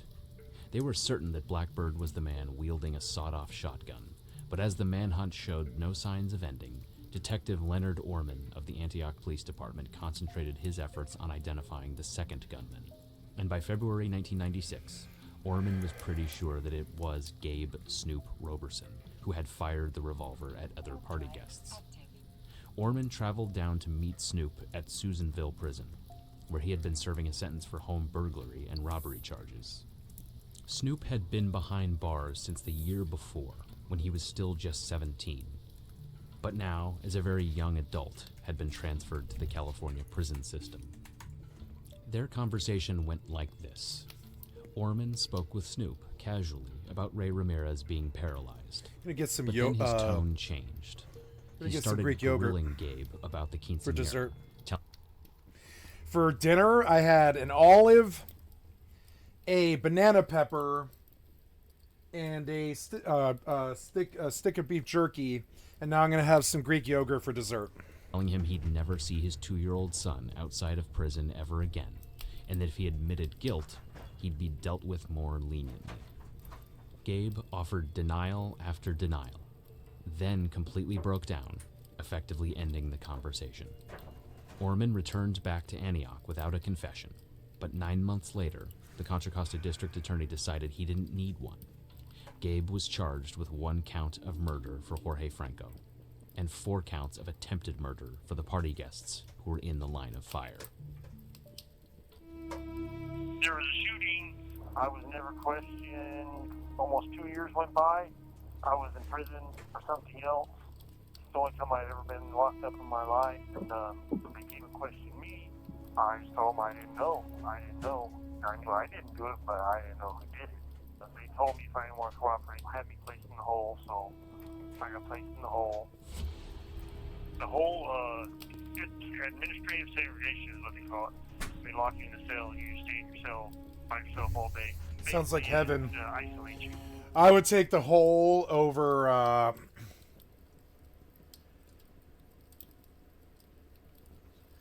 Gem Pop.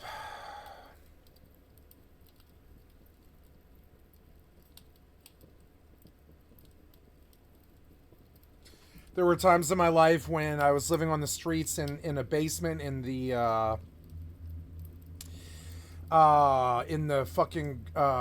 basement of the apartment complex after I broke my shoulder and my arm and ended up homeless on the fucking streets again. I was living in the basement underneath my old roommates. You know, when they kicked me out of the apartment, well, they didn't kick me out of the apartment. When I couldn't pay the rent, I moved into the basement and nobody knew. And I lived down there for a year and nobody knew where I lived.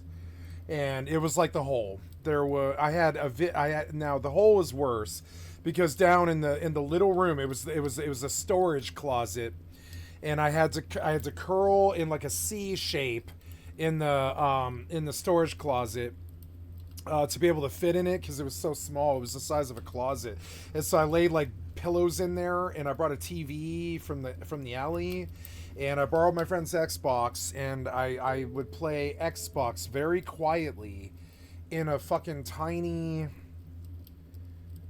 cell, like the size of a closet, pretty much. You know, a little bit bigger than that, but not much, you know. And like you couldn't stretch all the way out and not hit the, you know, it was about 5 feet of clearance, and I'm 6'4", so like I had to curve for the other 1.5 feet that I couldn't fit, you know. And I lived down there for a fucking year while I recovered from being a methamphetamine addict. And I got back up off the streets and all that. That was the first time I did that. I've done that twice. And yeah, the hole, it's when you're in jail, the hole sucks, yeah, but like the hole itself is not that bad if you don't like humans anyways, you know. If you got a broken heart and you really hate the government, they try to fuck you over and give you false charges and all this stupid ass shit. Everybody you know is gone, and you know, some of your friends are dead.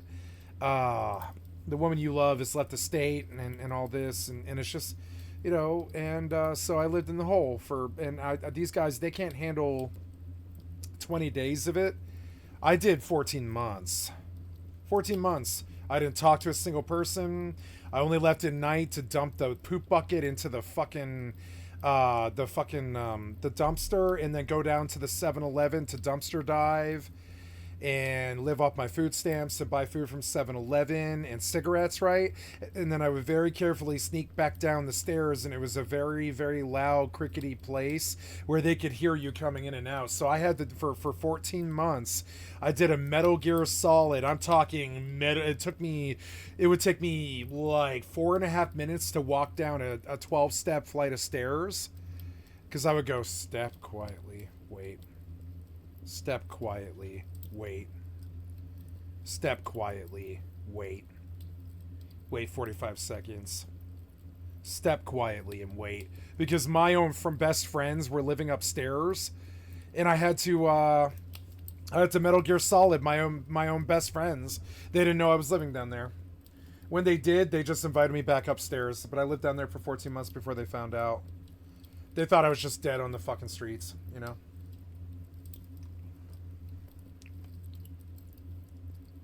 Why did I live like this? Because the system chased me on 7 false assault charges, fucked me over, broke my shoulder and arm for stealing $19 from Safeway. $19 worth of food from Safeway. And then put me in debt, and I couldn't pay rent because they forced me to take an ambulance ride for 3.5 blocks. This is the barrier curse. People... Excuse me. Sorry, my mouth was a little bit full. This is the barrier curse. People think that I talk about it too much, or that it's fake, or that it doesn't exist and stuff. But no, I mean, like, really, I don't know any humans who have ever been cursed like me. Yeah, I never even heard of anybody like cursed like me. It's like kind of crazy. And so they forced me to take. They tackle me and filed a false assault charge on me so that I wouldn't sue them for the insurance on the broken shoulder and the elbow that they broke when they tackled me outside the Safeway at Downing and Evans in Denver, Colorado. And then they forced me to take an ambulance ride out of the Safeway after they informed me that they were that the ambulance was coming and stuff. And they forced me to take a 3-block ambulance ride because I had a broken shoulder. This cost $3,700. The insurance wouldn't cover it because it was a shoplifting incident. And so I had to shell out all the money I had for, I don't know, a year or something, just to stay out of jail. And I couldn't pay rent or anything like that. And this is the treatment.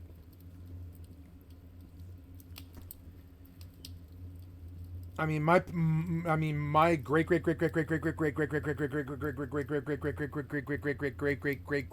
grandfather Horton came over on the Mayflower. You know what I'm saying? This is how they treat people who built this fucking country. And I don't trust the country. I don't trust the government. I don't like the country anymore. I would leave it if the government hadn't fucked me so fucking bad that I can't leave the country. This place is not the place that I was born. I don't know why my life was so shitty, but I know that I was only an addict for 13 years of the 41. And I don't know. Man tried to kill me. I had to put him in jail for no good goddamn reason at all. I didn't do anything to him. Not a single fucking thing. Like, he threatened to kill the woman that I love, scare the shit out of her until she left me. And if she didn't leave me, he was like, I will kill you if you don't leave. And she believed him, and I believed him too. And he would have. And she did. And yeah. And it's just like, you know, I don't know too many people with a dark story like mine. And I don't trust the human race. I don't want them around me. I don't want the government to live. I want them to die for what they did to me.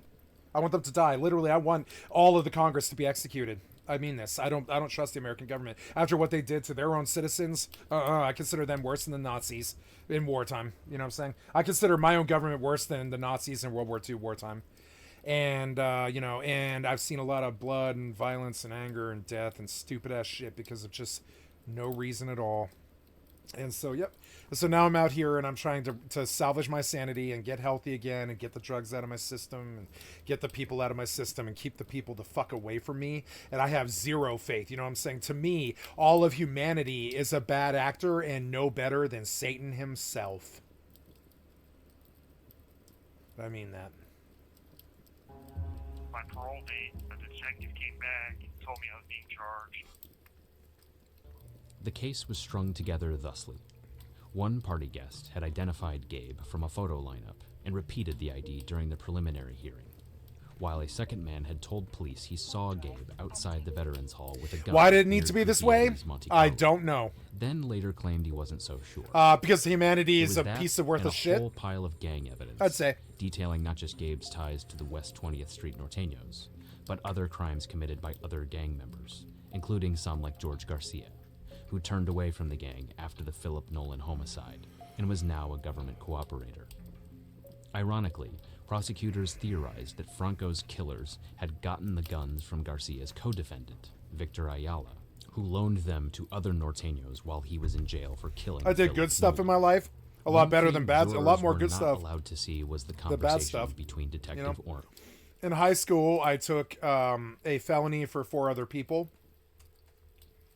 And I was expelled from school in the junior year. And I wasn't able to go to the senior year in my own high school because I had to protect my friends. I saved the girl that I loved when I was younger. I saved her mother when she was passing a kidney stone. She was about to bleed to death, and I drove her ass to the hospital when I was drunk. That was crazy. I didn't want to drive drunk to the hospital, but she was like, I'm dying, and 911 is taking too long. Get me out of here. And I was like, okay. And in that one was kind of crazy. I saved her life then. I put my second girlfriend through masseuse school, and she is a successful therapist in Colorado, and has been all her life. I put her through school to do that.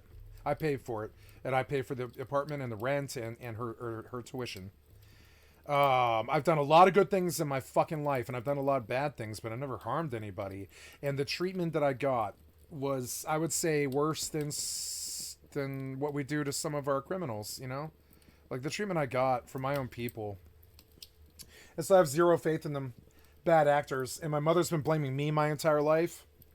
Well, she didn't blame me for all of it. Some of it she was very clear on on other people who were causing me problems, you know. But she blamed me for all of this in my entire fucking life. And I love her, but I don't like her. And I love them, but I don't like them. I love my people, but I don't like them, and I don't want to be around them. I love this country, but I don't like it, and I don't want to be here. And I can't leave because of my fucking history. And I can't, you know, and I feel trapped, you know. And so now there's no redeeming quality left. I doubt I'll ever be with anybody ever again. I doubt I'll ever make any money ever again. I imagine whatever's helping me to get by right now will eventually dry up, and I'll be back on the streets eventually. My family will die, my friends are gone, and I have nothing. Nothing but me, you know? And, I got my family, which is good. And I got my friends, I just don't live with them, near them, you know? And so, I look at that like, I don't get depressed. I get resigned. You know, I'm not sad or angry or fucked up over this. I can put a smile on my face while I talk about it. And I mean it. You know what I'm saying? But it doesn't change the fact that I don't like humanity and I don't want them around me. And I've got real, verifiable fucking paperwork on the fucking reasons why. And I don't want them around me. These days, I look at the cost of even having a girlfriend or a wife as being too high, in the respect that that's humanity, and that means dealing with humanity. Cost is too high. And Gabe, as Judge Wayne It's been Westover too high. explained. The Last time I loved a girl, I was lucky to survive. You know, last time I was in love with a woman, I still love her. You know, I still love her with all my heart and soul and would die for her. But I mean, it was the worst thing that ever happened to me. An attempt to elicit a confession had Not her gone too love far. or our relationship or any of that stuff. It was the loss of it was the worst thing that ever happened to me. And the loss of it wasn't because of me. I don't cheat. I don't fuck around. You know what I'm saying? I'm a good boyfriend or whatever. Every girl I've ever been is still my friend. You know, except for one. And it was crazy, and on methamphetamine. And I don't, you know, and all the rest of them are still friends. I don't talk to them, but they're still friends. Left on good terms and all this stuff, including the last one is still my best friend. But why was it necessary for the human being to be such a... Why was it necessary for the human race to be such a turd to me? I would have taken these people's lives over what happened to me. You know, I'm dead serious. I would absolutely... You know, this guy's got the cuffs on behind his back. You see it? I would have taken his life over mine. You know what I'm saying? He had a better life than mine. Quote, for no "I good think the goddamn officer- reason at all. The only reason my life was bad was for... There's no real reason why my life was bad. They just... The random chances of all of it. I believe in RNG more than most people. I have the worst luck I've ever seen of anybody. Just went one step beyond with what he's done here. I've heard his interviews before. And so my faith is gone. My faith is gone in the people. My faith is gone in my ex. My faith is gone in my family. My faith is gone in my government. My faith is gone in my country. My faith is gone in my people. My faith is gone in my gender. My faith is gone in my fucking race. My faith is gone in my class. My faith is gone in my creed. My faith is gone in my friends. My faith is gone in everyone. And I don't even get angry or sad about it. I did for a long time. For like 27 years, I was so depressed. But I'm not even like that fucked up over it anymore. I'm able to just list out the fucking complaints and be like, yeah, the piece of shit human race was fucking worthless. Fuck you. And stay away from me. And we're good. But I think this one is different. Gabe was brought back to the Contra Costa County Said with Jail, love. and his trial started in early 1997. As expected, prosecutors witnesses. One, a former... What do you think? That's too much yogurt, huh? I'll be right back.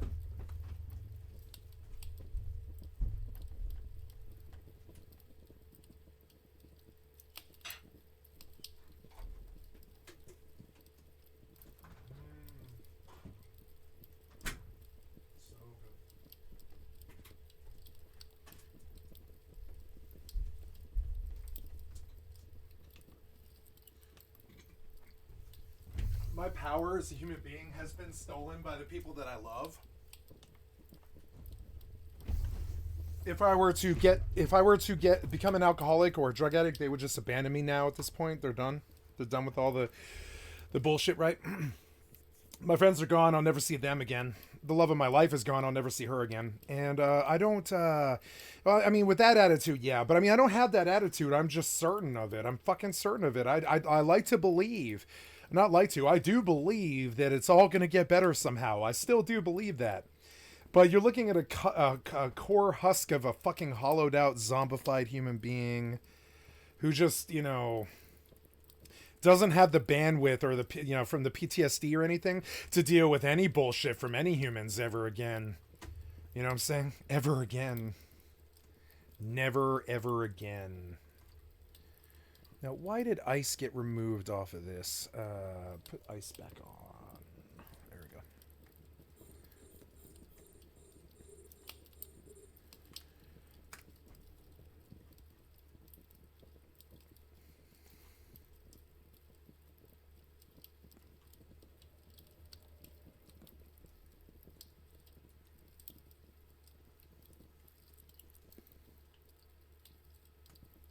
Now waffled.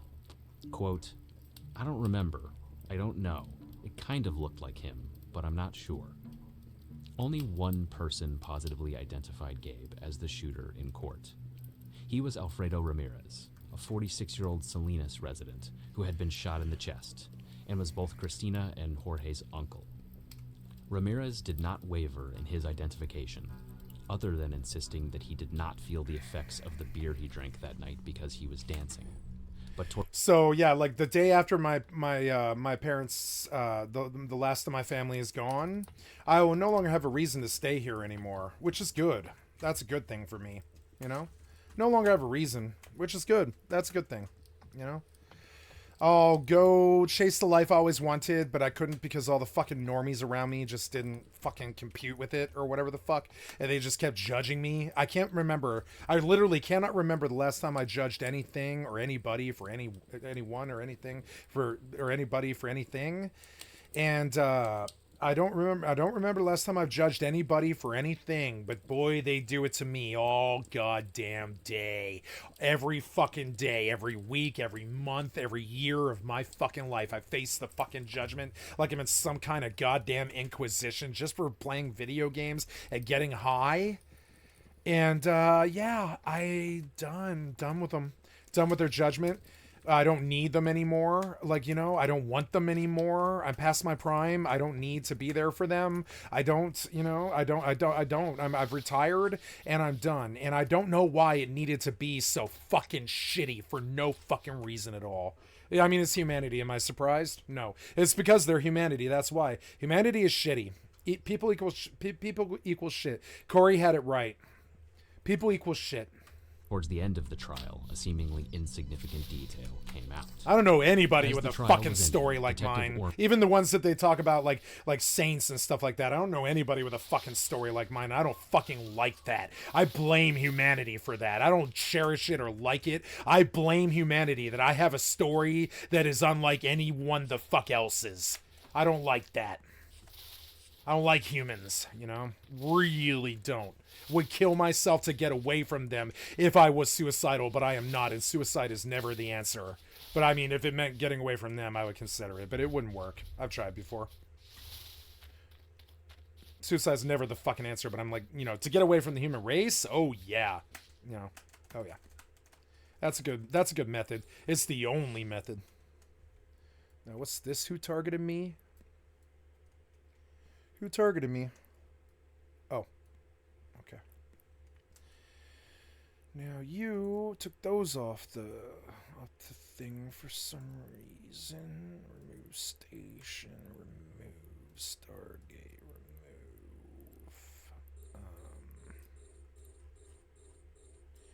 Yeah, should be good.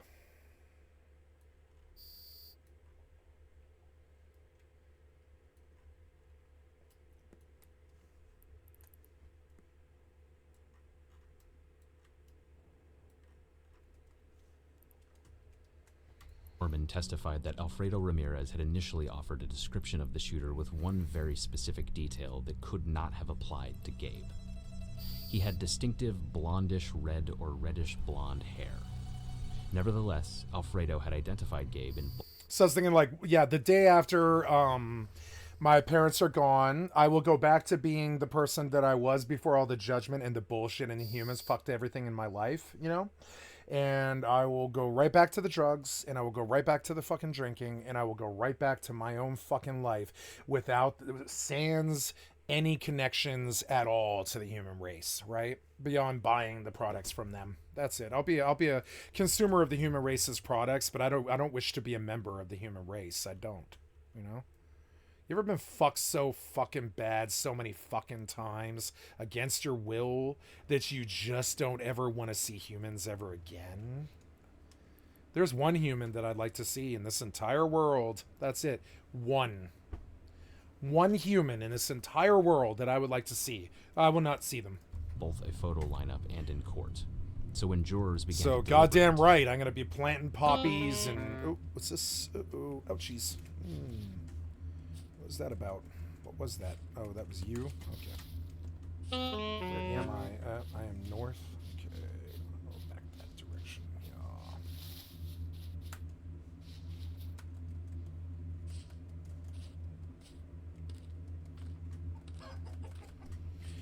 I have to go to the fucking dentist tomorrow because they had to reschedule my appointment because the last time that I was supposed to go to the dentist, we had a fucking snowstorm here and they canceled. And so, like, I have to go to the dentist in the fucking morning. I'm gonna get off these games now.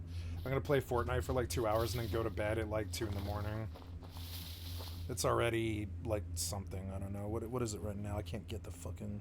Yeah, it's like 11 o'clock, so... Yeah, play a couple hours of Fortnite and then quit, because... Like, I don't know. I got a rough day tomorrow.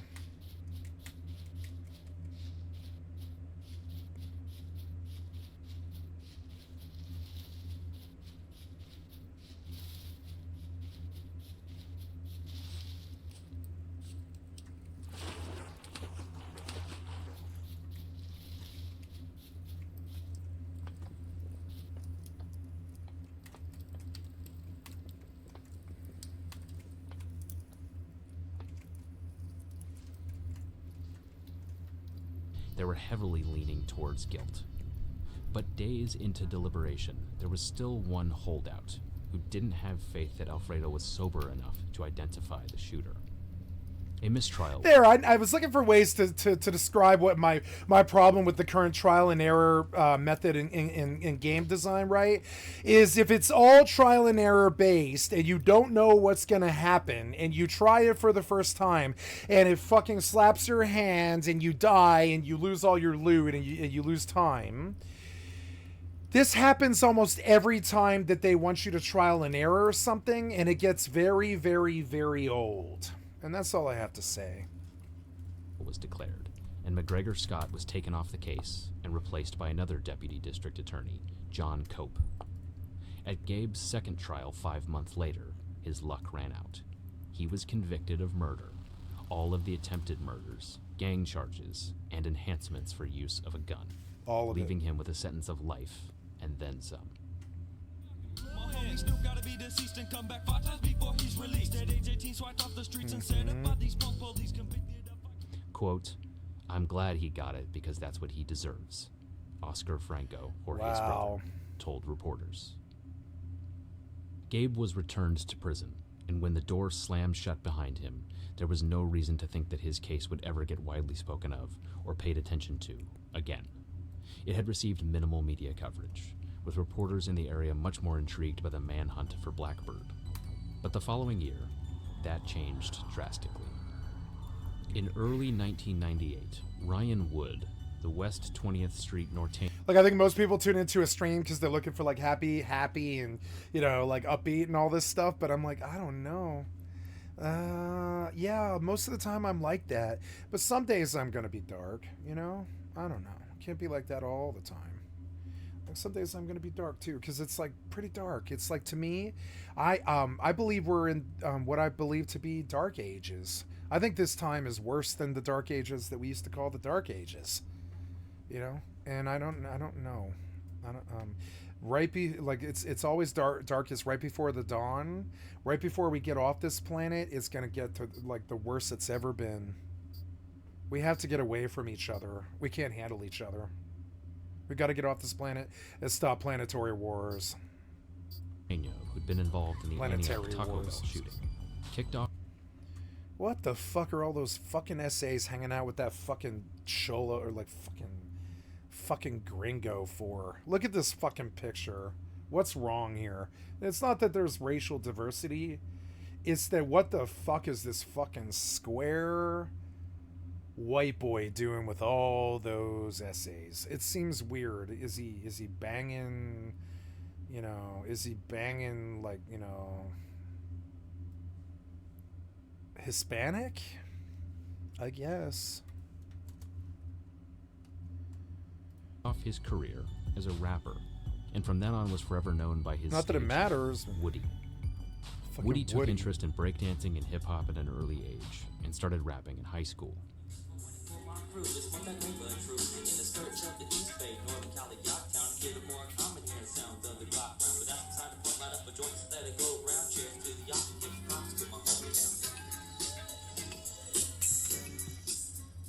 What? Despite He some sounds like a significant bad version hurdles, of Curtis he Blow. was white in an era where Vanilla Fucking Ice had made a biter mockery of and white Vanilla rappers. Ice. Yep. He was self-funded.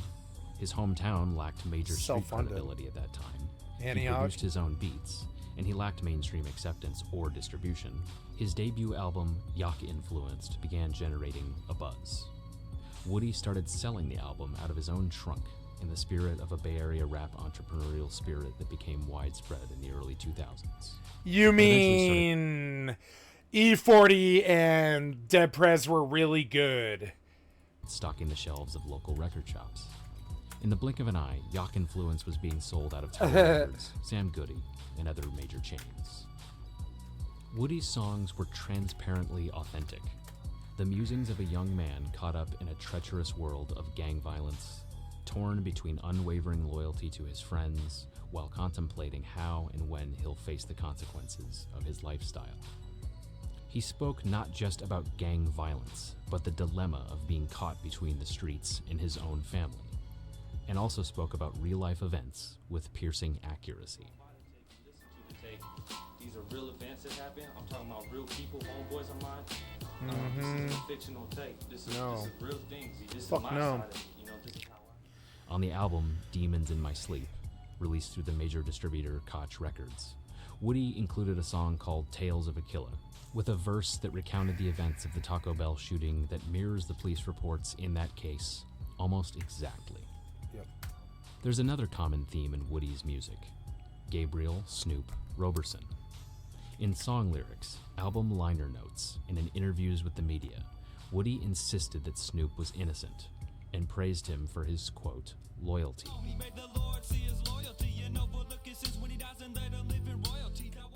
Woody also had a message for Snoop. Quote, "We got that appeal lawyer coming." What? What happened here? You like muted. What happened here? Why did you mute? Oh, here we go. Oh, because because he actually sold the album, so YouTube fucking muted it. Yeah, this shit isn't DMCA, is it? Fucking no, I don't think so. This guy's in jail. This guy doesn't have a lawyer. As Woody's fan base grew and the phenomenon of Fucking anonymous Woody. internet forums began to spread in the early 2000s, He fans looks across like the United Andrew States grew Callahan. curious about this person, Snoop, that they kept hearing about in songs. The local newspaper even took notice and aired an interview where Woody gave his side to not just Snoop's case, but several other high-profile incidents in East Contra Costa County. The cops and the DA might have won in court, but Woody was winning on public relations. However, this had no bearing on Snoop's case. He lost his appeal and continued to serve out his life sentence, with no other legal options available. Up shit creek. As Woody's rap career was just taking off, yet another tragedy occurred in July of 1998. After a manhunt that lasted 4 years, Blackbird surfaced in Antioch, but he would never end up in police custody. He allegedly showed up at the home of his ex-girlfriend, took their 2 kids, and barricaded himself inside the house for what turned out to be a Why? multi-day Shootouts? A fucking shootout over your kids? In the end, both Blackbird and his daughters were dead from gunshot wounds. They killed them Police all? announced that Blackbird had killed the girls and then turned the... It was the second such standoff in Antioch to end this way within a relatively short period of time. Yeah. But Sure it friends and family was. members of Blackbird have rejected this version of events, with Woody insisting that Blackbird and his children were killed by police, pointing to the fact that he had suffered 2 fatal gunshot wounds to the head as evidence of this. Perhaps to push back against this narrative, Antioch police released tapes of the standoff. While those tapes were released to the media, no versions have surfaced online, and the Antioch Police Department says they have since been destroyed. All that's left are online articles where journalists recounted what they heard. Woody was devastated by the death of Blackbird.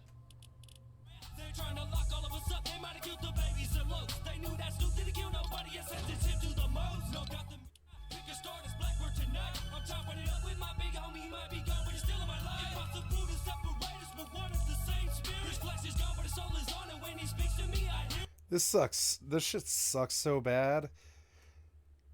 His rap career continued forward, and his suck. fan base got bigger and bigger. He got a major record deal from Koch Records, but also continued putting albums out on his own label, East Coco Records, and became known as a local legend. He continued to rap about Snoop's loyalty and how he was wrongfully convicted, with lyrics that seemed to hint at the identity of the real perpetrator. I can't appreciate enough the days like this I live to see. If it wasn't for a homie like Snoop, Snoop would be me. And although Blackbird ain't here to share it, but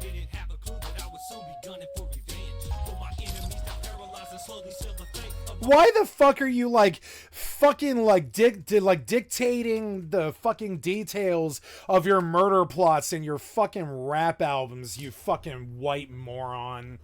God damn it, man. No wonder. I mean, come on now. I don't know. If I'm involved in some murders and shit, I'm not bragging about it in a fucking rap song. Maybe I'm more hood than you. I don't know. Fucking idiot. I'm definitely more successful than you. You're in jail for life.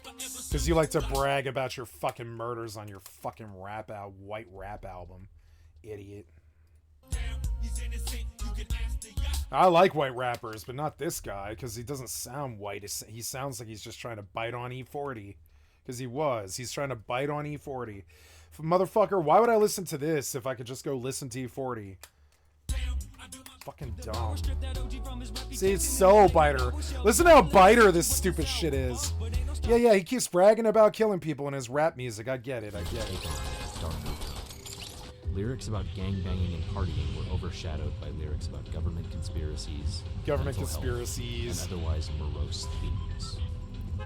But then, on March 7th, 2007,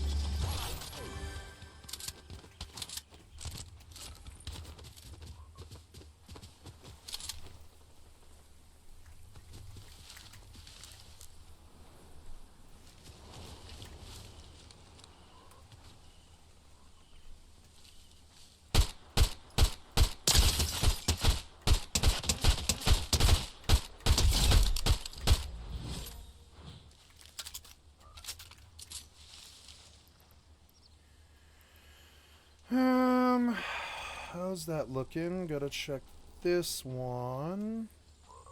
Oops. Yeah, looking good. Oops, can't see. There we go. I want to move to that one and oh, I left my ice drone. I left my ice drone. Son of a bitch. It's alright. Alright, fine.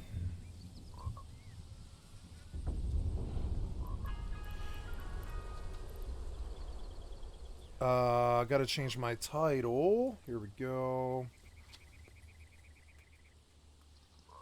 Fortnite. What's that?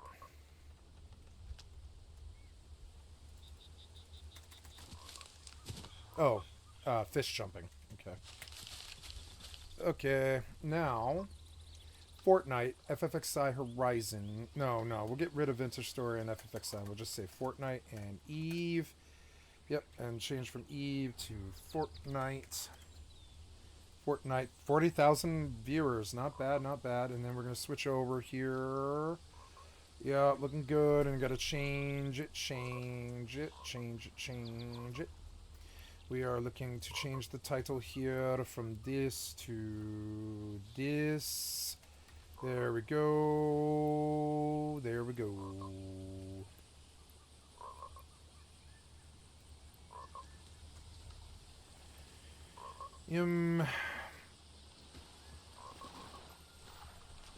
Oh no.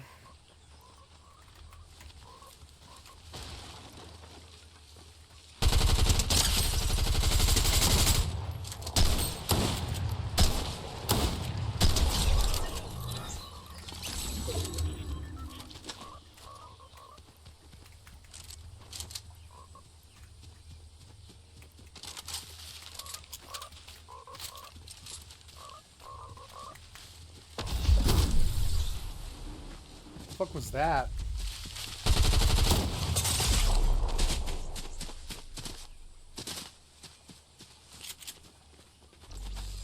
It was a cocksucker being a born loser. Big surprise. Fucking idiot.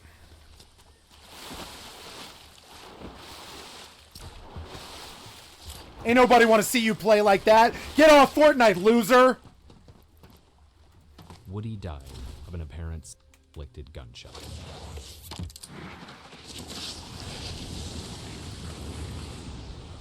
As rap fans mourned the death of an underground legend, Just sitting there AFK, you come straight to me? Fucking cheater. I'm gonna report you. Stating that I'm gonna report after him. Woody died, he had been robbed by a, quote, evil girl.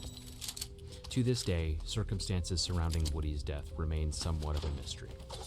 Online rumors spread that Woody died in a town called Florence in Oregon. This rumor traces back to an online post by someone named Sharon M. We were able to verify that Sharon M. is in fact related to Woody and resides in Florence, Oregon. We will leave it at that. Another rumor is that Woody was distraught following the death of his wife, but we could not find any confirmation that Woody was even married. We were also unable to locate a coroner's report, but did find confirmation of death from the Social Security Death Index. Nevertheless, not even Woody's close friends know exactly what happened to him. Damn, still can't believe my goodness, yo. Can't shake the feeling in my gut, there's something more that went on. But you the only one that knows the truth, which adds to the stress. So many questions still unanswered, I can't seem to let rest. It's weighing here. But here's what we do know about the days leading up to Woody's death. An IRS tax lien was levied against him in late 2006 for $10,282. He made frequent trips to Oregon and Washington.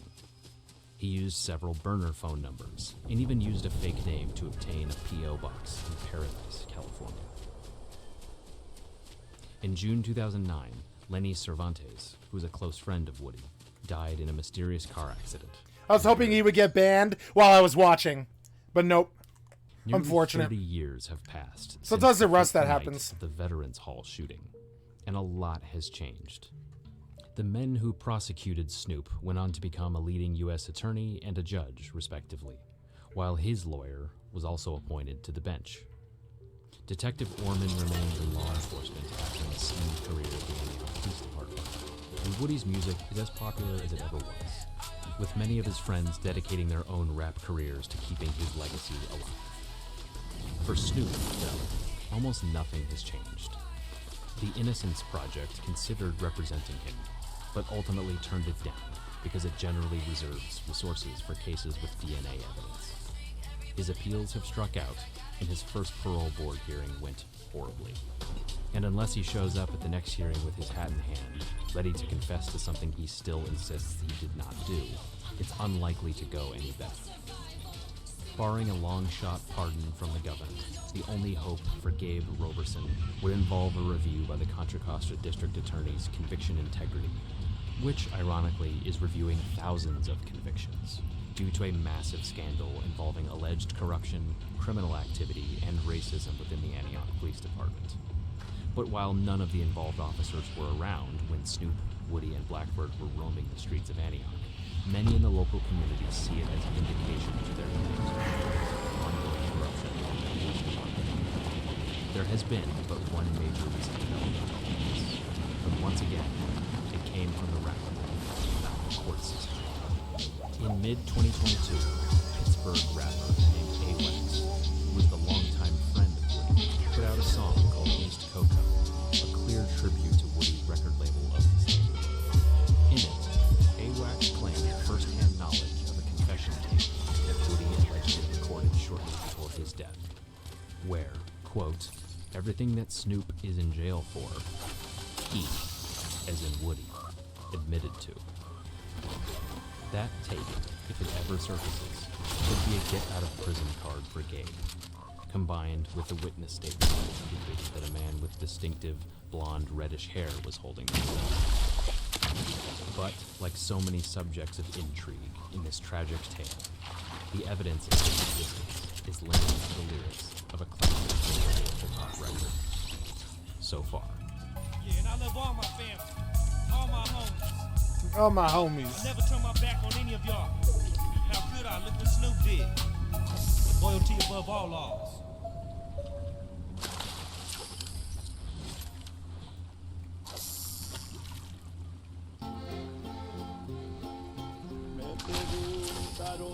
Mi nombre y también mi procedencia. Yo le dije son de Juárez, ahí no piden licencia.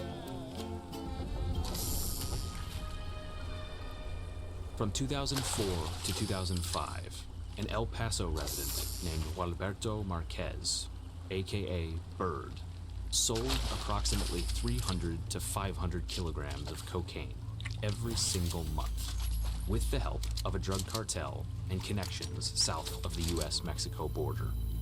But it was still quite a surprise to him when a man named Jeff Andes, who was Bird's boss in the cocaine business, showed up at Bird's house with duffel bags containing more than 200 pounds worth of US currency.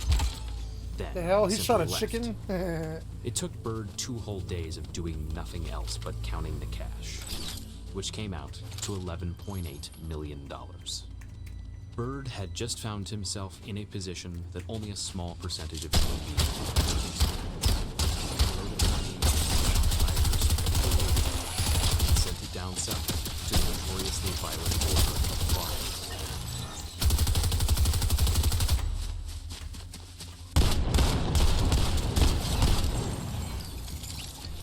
Why are these fucking cocksuckers landing on me every 10 seconds? How are they crossing the water that fast without any warning? Come on, man. Fucking dumb. Before I could even reload the mag, after the first fucking kill, some other cocksucker fucking lands on me, and that's Epic's fault. That's not the fucking gamers. That's the fucking Epic's fucking fault. That is Epic's fucking fault. Now all these cocksuckers keep landing on me from 200 meters away in no build. Why? Fucking why? Why did you design the game like that? Fucking stupid. Get your fucking super mobility out of no build. Keep it in build where it fucking belongs. You're Epic. Don't you think you should know your business better than me? I'm just saying. Chihuahua. If there was any temptation to take the money and run, it was surely tapered by this. Bird and his cohorts in the cocaine business were part of something known as the Barrio Azteca, a gang in Texas that has become synonymous with brutality and death. In the gang world, the Barrio Azteca is something akin to a private army. It is well funded. It has the backing of the Vicente Carrillo Fuentes drug trafficking organization, also known as the Juarez Cartel. Its members have figured out how to take advantage of both the Mexican and United I don't like how States my legal body systems blocks to a commit ton of the murders, screen. kidnappings, and torture At all. with near I wish it impunity. was first person. Until one particular violent Or you could in choose. March 2010 changed everything. To give you a glimpse into this bloody tale of two cities, we've pored over thousands of court records, obtained actual photos of the crimes and peoples involved, and tracked down first-hand accounts from numerous sources on all sides of the law, including one leader of an infamous hit squad who admitted responsibility for nearly 1,000 murders. This is the story of how a handful of men incarcerated in the Texas prison system formed a small, ragtag group that evolved into an empire of narco-traffickers and trained hitmen that has caught the attention of those in the highest levels of American government. This is the Barrio Azteca. Our story begins in 1986 in the Texas Department of Criminal Justice, when a group of West Texas prisoners who were mostly from the El Paso area banded together to form what would become the Barrio Azteca. Like almost every other prison gang, the Barrio Azteca was formed from a need for self-protection, as groups like the Texas Syndicate and the Texas Mexican Mafia were dominating the state prison system and taking advantage of prisoners who didn't have the backing of a well-established gang. As the Barrio Azteca developed, it became known by other names, such as Del West, the Familia Azteca, Arrow Empire, or Los Indios. During its formation period, its founders drafted a document entitled The Sacred Rules of the Barrio Azteca. They require members of small neighborhood gangs in El Paso to leave their old beefs at the door and unite under this new singular organization. The original Sacred Rules outlined a ranking system that goes from prospects, known as esquinas, all the way up to a 5-captain commission that leads the gang, including a capo mayor, who was given more power than the other 4 capos. The Sacred Rules specifically outlaw cowardice, encourage members to speak up and voice their opinion, and include this dire warning. Once you become a brother, and in case of war, you will have to go against your own blood. Think carefully before making the final decision. This rule was no joke. During the events that we'll cover, there were indeed incidents where a member ended up attempting to kill their own flesh and blood. Despite the obvious risk of keeping written records of criminal activity, the Barrio Azteca lives and breathes on the written word. This is true not just of communications from its incarcerated leaders, but also the drug trade, as well as its membership. Aww. Since its foundation, Barrio Azteca has grown to an estimated 3,000 members, mostly based in the neighboring cities of El Paso and Juarez, so its leaders rely heavily on the written word to keep tabs on its membership. New members are brought in by padriones, or godfathers or sponsors, translated roughly, who vouch for their suitability and are often held responsible for their mistakes. Once someone is granted membership, they become a soldier, with the potential of making sergeant, lieutenant, or maybe even captain if they prove their worth. For much of its history, the gang's brain trust existed in a place called the Caulfield Unit, a high-security Texas prison that housed not just high-ranking Barrio Azteca members, but leaders of other prison gangs as well. Within the confines of the prison, Barrio Azteca captains and lieutenants keep lengthy lists of members, as well as another document known as the Muleta List, which documents ex-members who've been given a green light to be assaulted or killed.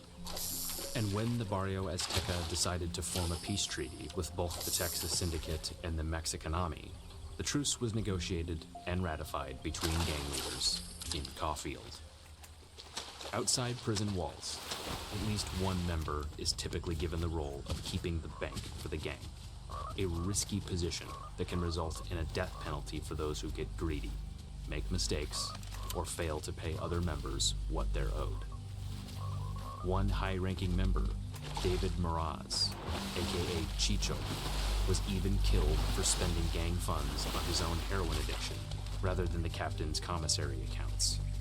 An act of embezzlement that was discovered thanks to the Barrio Azteca's thorough bookkeeping.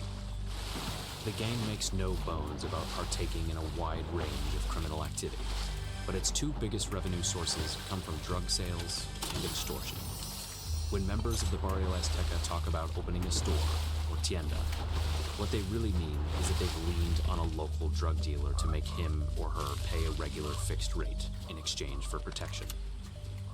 Much of these proceeds end up on the commissary accounts for imprisoned captains, especially a man named Benjamin T. Top Alvarez, who served as Capo Mayor for the time period we're discussing here, alongside fellow capos Manuel Cardoza, aka Tolón, Carlos Perea, aka Shotgun, Ramon Renteria, aka Spooky, and Eduardo Ravello, aka Tablas, who stayed out of jail, headed up the Barrio Azteca's operations in Juarez, and who was, for years, a top 10 most wanted fugitive by the FBI, until his capture in 2018.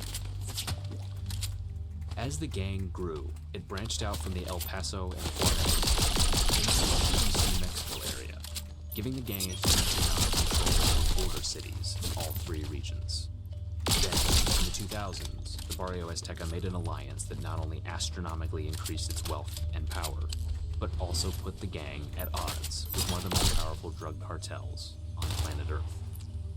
The El Paso-Juarez border is not just one of the busiest in the world, but also one of the most lucrative in the drug trade. Separated only by the Rio Grande River, the 2 cities are defined by their relationships with one another, and their stark contrasts. While on paper, El Paso is a relatively crime-free area, The city of Ciudad Juarez has historically been one of the most violent places on Earth, with a murder rate in the thousands during the relevant time period covered here. Drug cartels in Mexico generate huge profits that completely rely on couriers being able to slip through the border, either by smuggling drugs in their cars, inside their own bodies, or by finding ways around the border. Because of this, a mutually beneficial deal was struck between the Juarez cartel and the Barrio Azteca, which provided support for the cartel's drug operations in Texas, and teamed up with an ultra-violent cartel-backed militia known as La Linea. The organizations banded together to create a massive import-export business. Imports into the United States included heroin, marijuana, cocaine, and methamphetamine, which came into El Paso to be distributed all over the country. Exports included swaths of cash, firearms, and shockingly, murder. For you see, the stark differences between how law enforcement worked in El Paso versus Juarez were so obvious, the Barrio Azteca realized that it was actually much easier to kidnap Americans the gang wanted to kill and bring them into Mexico to be murdered, rather than doing the violence within El Paso or Texas. As the FBI began taking criminal apart in the 2000s through 2010, they've heard countless stories from Barrio Azteca drivers about drug dealers and former gang members who were forcibly dragged into the trunk of a car or tricked into tortured to death, and placed in a drum of acid, never to be heard from again. More commonly, though, the Barrio Azteca's Juarez wing didn't bother to conceal the murders in the slightest. And that's where a man named Jesus Chavez Castillo, aka El Cameo, enters our story. El Cameo was born in Chihuahua, but spent most of his childhood in Los Angeles and El Paso. He was deported as a young adult for possessing 50 pounds of marijuana, and after another arrest was sent to federal prison in Oakdale, Louisiana, which is where he first became associated with the Barrio Azteca.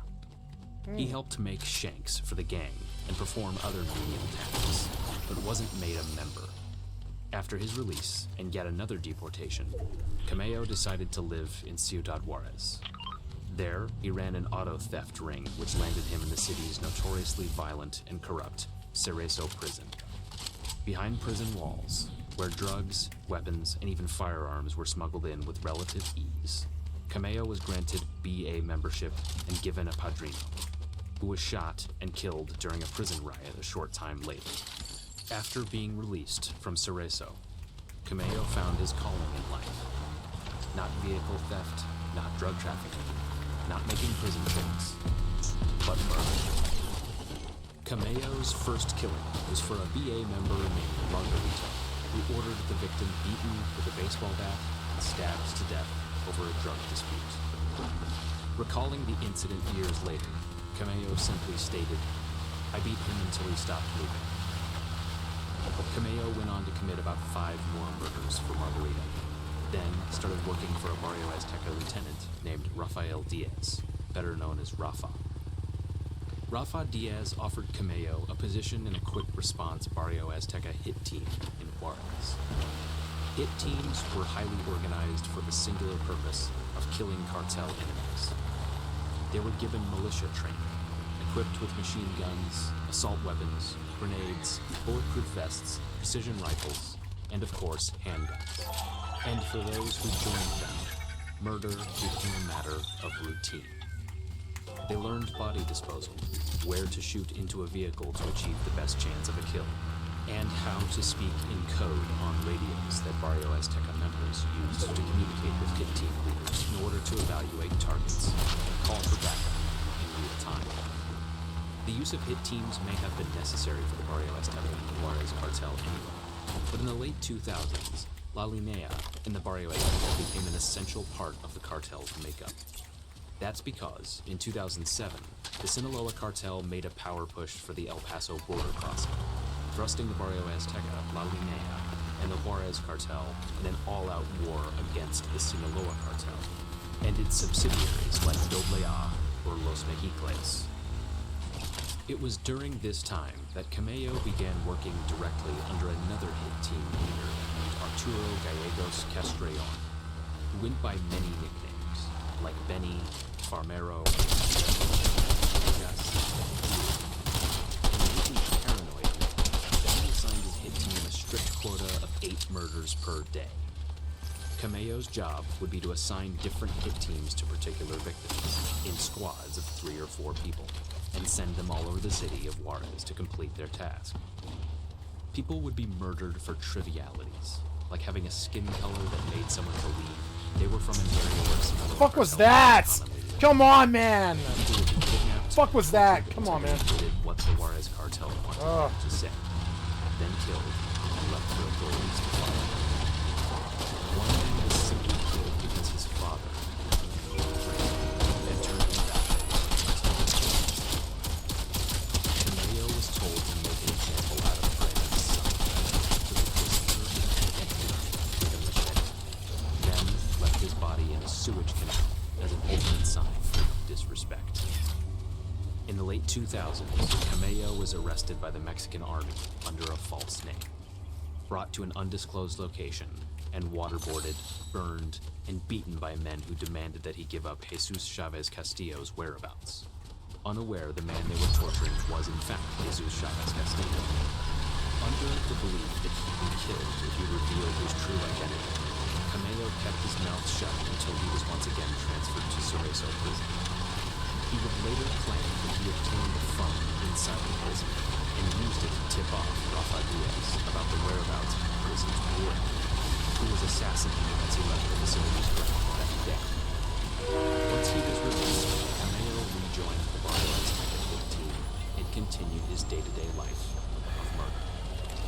Years later, on a federal courtroom witness stand, Cameo would casually recall his career as a professional murderer and how he tried to keep track of the number of victims for about 7 months. A jury heard this exchange between him and the Assistant U.S. Attorney Jay Bauer. What number did you get to? I think we stopped when we got to 800. Did you keep counting after that? No. That's where we stopped counting. We just kept killing people. Cameo's life may have continued on this way for decades. But in March 2010, a white Honda Pilot with Texas license plates changed everything. Benny spotted the Pilot near his home and instantly grew paranoid that it had been sent by the Sinaloa cartel to surveil or assassinate him. He ordered hit squads led by men named Jose Guadalupe Diaz, aka Zorro, and Martinez Perez Marufo, aka Popeye, to take care of him, and told Popeye the car looked like it was occupied by, quote, foreigners from the Mexican state of... Oh, now what happened here?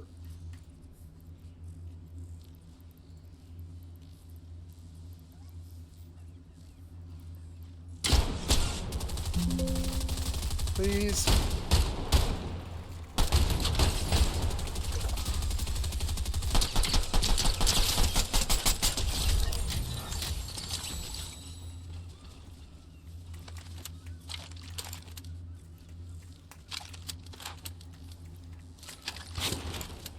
Who?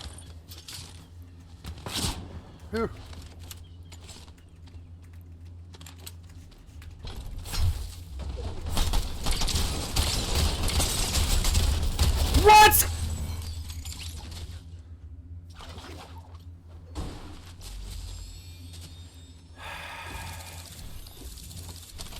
What was that? What was that? The second I alt-tapped, instant fucking guy on top of me. Why? There was no one there. What was that, man? I alt-tapped for 5 seconds, and there was someone on top of me, literally standing on me. You know there wasn't. You lied. He fucking cheated, I think. Seeing a lot of cheaters in Fortnite now. It's fucking stupid, man. Yeah, you came straight to me in the meadow, did you? Yeah, I totally believe you. Yeah, I totally believe that's how that went, yeah.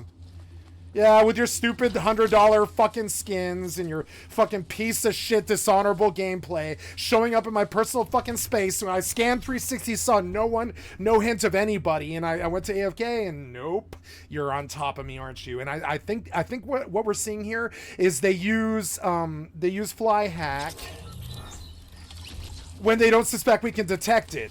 And I think that's what it is. They fly hack up under the cliff that you're at. Like Rust. I've seen it before. Like, why? Why would there be a sweat on top of me in the middle of nowhere like that? It's not... I don't believe in coincidence. I think they're cheating. I think they're cheating.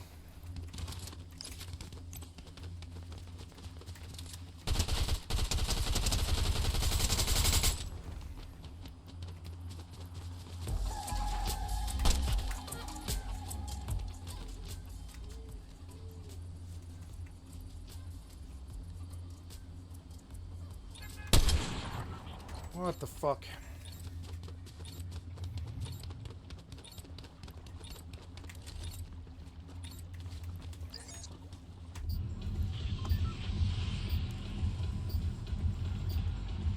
Guerrero. When Popeye failed to locate the pilot, Benny called a Barrio Azteca lieutenant named Chino Valles and tried to pin down his registration address, since Chino had connections in both Mexico and Texas who could do such a thing. But this went nowhere. The pilot seemingly vanished into thin air. Then, on March 14, 2010, Benny received a tip from a Barrio Azteca lookout. The car he had wanted had been spotted at a child's birthday celebration at a party hall in Juarez. Benny immediately took action, ordering Zorro and Popeye to the party to follow and kill the vehicle's occupants. But it wasn't a Sinaloa cartel party after all. Attendees included employees of the United States consulate in Juarez, including a married couple named Leslie Enriquez, who is 16 weeks pregnant with her second child, her husband, Arthur Riddels, and their young daughter, as well as another consulate employee named Hilda Antillon, her husband, Jorge Salcido, and their both couples owned white SUVs, but neither exactly matched the description of the vehicle Benny had seen outside his fucking house. scrub. But for the Barrio Azteca hit team, it was better to be safe than sorry. Zorro was assigned to trail a white Toyota with Texas plates occupied by Arthur Riddels and Leslie Enriquez, while Popeye began to follow a white Honda Pilot with Mexican I got him, plates that's what counts. occupied by Jorge Salcido and his kids. While Benny and Zorro reported to Benny that neither car nor its occupants matched the description he'd given them of the suspicious vehicle days earlier, Benny was unmoved. Quote, "Hit him anyway, man." Both Zorro and Popeye conducted their hits as they'd done hundreds of times before. Zorro's backup car helped box in the victims. Then Zorro pulled up alongside Leslie and Arthur and opened fire, just a few feet from the Juarez City Hall and within sight of the United States border. Popeye simply drove the Pilot and unloaded his firearm into the door, while Jorge Salcido's wife, Hilda, sat in her vehicle a few feet away and watched the entire thing, unable to help. When the shooting was over, she ran over to her husband's car and realized, to her horror, that her 3 children had been struck by bullet fragments as well. Fortunately, they all survived. Zorro excitedly confirmed the murders on the radio, per hit squad protocol. "That's it, he's down. He's down at City Hall, man, he's down. That asshole ran, but I caught up to him there." It took just a few hours for the hit squad to realize its mistake. That quickly, they'd given the US government a reason to get involved in the bloody streets of Juarez and attempt to put a dent in the Barrio Azteca at home and abroad. It just so happened that the FBI already had 2 open investigations into the Barrio Azteca's operations in Texas and New Mexico when the consulate murders occurred. Now, those 2 probes were consolidated into the Juarez case, and FBI agents were brought into Mexico to assist. One major break in the case came when they were able to flip the technician who'd been hired by the Juarez cartel to encrypt the hit squad's radio transmissions, and who was able to help them obtain recordings of the back and forth between Benny, Zorro, and Popeye as they stalked and murdered the 3 consulate victims. With the killers identified, the Mexican military tracked down and arrested Cameo, and this time they identified him accurately. After Cameo's arrest, the cartel and Barrio Azteca responded in typical fashion by murdering his wife and stepdaughter and sending 2 men dressed in suits and posing as insurance agents to talk their way into Cameo's parents' home and to kidnap them at gunpoint. The parents were taken to a secret location and chained to a sofa, given nothing but a bucket to use as a toilet, and held for days until they were rescued in a raid by the Mexican federal government. After that ordeal, Cameo vowed revenge, and with pending extradition to the United States, he opted to use the only real card left in his deck. He would cooperate with the FBI and take the witness stand whenever they needed. Even if it is the last thing I do, I'm going to fuck all of them and also everything they did with you guys. I'm going to get all of them. Not one of them is going to get saved. At this point, the FBI had already led a massive prosecution of the Barrio Azteca in 2008, which was featured in the popular TV show Gangland. The prosecution resulted in Azteca captains T-Top, Tolón, and Shotgun receiving federal prison terms that required T-Top and Shotgun to be sent to the strict confines of ADX Florence in Colorado.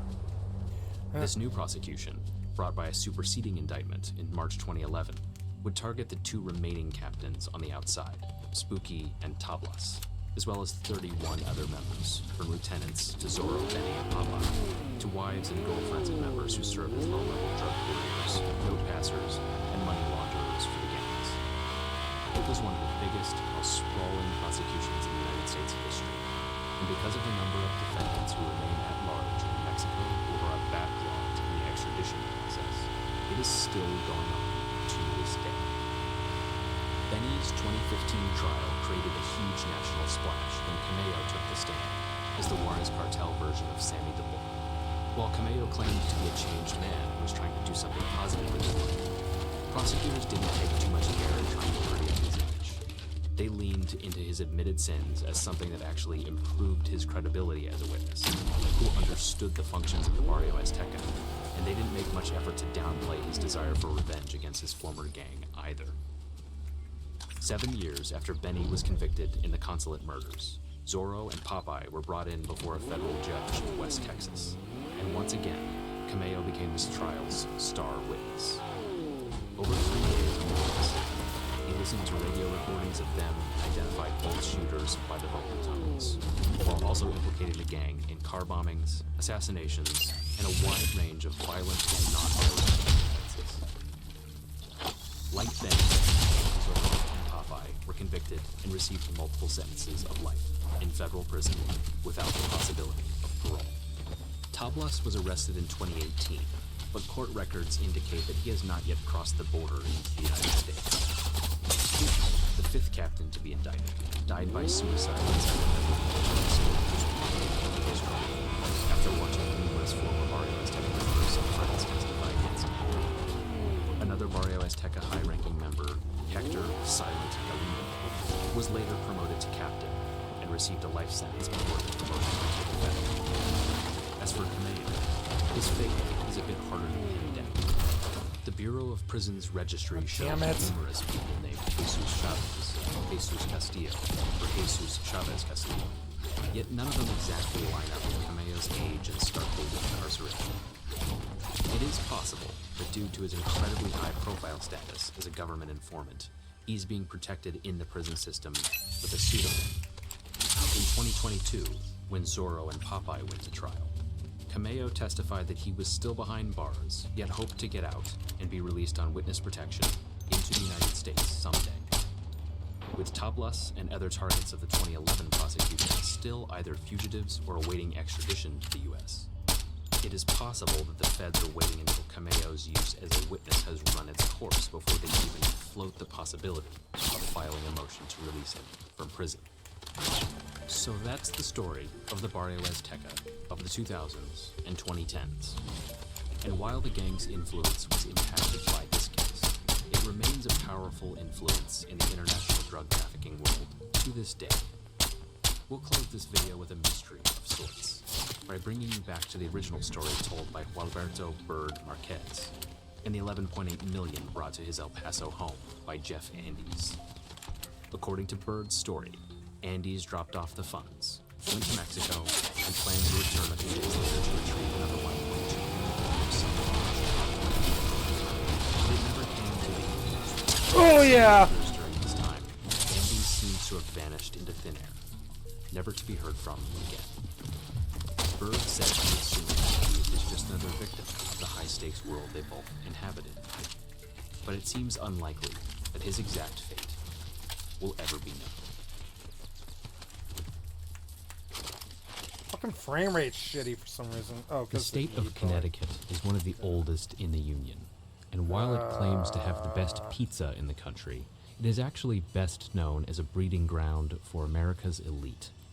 From the Kennedys to the Bush family to the thousands of Yale graduates churned out annually, so many who have spent their formative years in Connecticut have gone on to become powerful, influential, and exorbitantly wealthy people.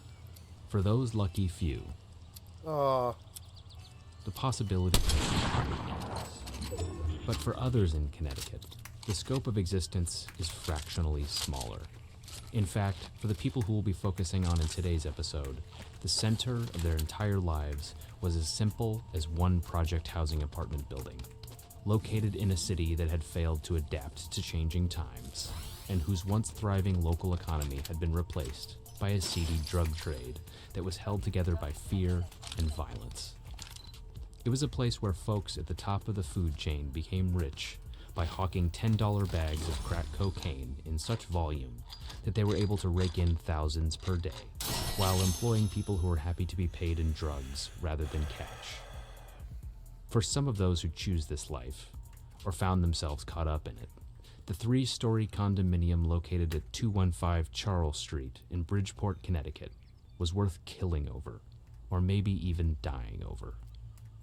That brings us to 10 o'clock on the morning of August 24th, 2005, when a Connecticut resident named Leroy Whittingham arrived at the Charles Street projects where his mother, Tina Johnson, and her boyfriend, James Reed, and their friend, Basil Williams, all shared an apartment on the ground floor. Leroy had called his mother the previous evening to say goodnight and let her know that he'd be there at 10 a.m. as planned. So when he called her name, knocked on the door repeatedly, and received no answer, he grew concerned. But when he frustratedly shook at the door and didn't hear the deadbolt rattling around in the door jamb, his concern grew to panic and fear.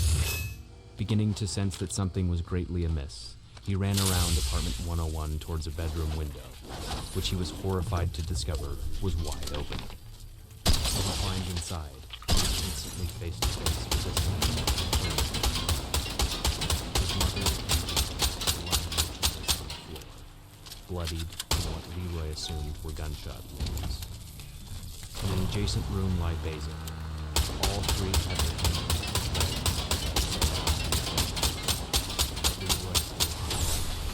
Desperate for some hope on his own. He tried to leave through the front door and rush out to call 911, but soon realized someone had drilled the door shut from the inside, effectively entombing all 3 victims in the apartment, while the attacker or attackers left through the same window where Leroy had entered. Still... What? How many times did I hit him? Oh, I must have done 700 damage to him. Come on, man. Come on, man. How are they living? Let's see. There was the 2 shotgun blasts before he got in the car. There was the car, which was 100 damage. He's at 330 there. Then there was like, I guess that was it. I guess he just healed. He somehow went from, I don't know. How did you win, you sweaty piece of shit? How the fuck did you win? How the fuck did you win, you worthless piece of shit with your $100 fucking scrub clothes? Yeah, you play this game too much. Piece of shit. How the fuck did you win? You shouldn't have won. You should not have won. I put 2 shotguns in you and then fucking sprayed the fucking car, blew up the car with you inside it. How did you live? I did like fucking 450 damage to you. Get your fucking damage house in order, Epic. Get it in order now. Fuck your bullshit. How are these people living? I put 2 shotgun blasts into his head, and then I blew up the car he was in, and by the time I'm ready to fight him, he one-shots me. What the fuck's wrong with your worthless ass design? Hadn't been shot, but struck in the head repeatedly. Why does everybody have 250 health? Has any game ever done that? Why did you do that? Halo did it. Halo died. Why are you using a bullshit Halo mechanic in 2024? Halo's dead. Get your overshield the fuck out of here, bad developers. God damn it, man. I put 2 shotguns into that motherfucker. Blew up the car he was in. I totally get shot in the face with a shotgun twice and get blown up with a inside of a car. And I live all the time. Yeah, that's totally how a human totally has 100 health after I've shot him twice point blank with a shotgun and blown him up inside of a fucking car. It's the developer's fucking fault. That's not his fault. It's not mine. It's Epic's fault. Fuck you.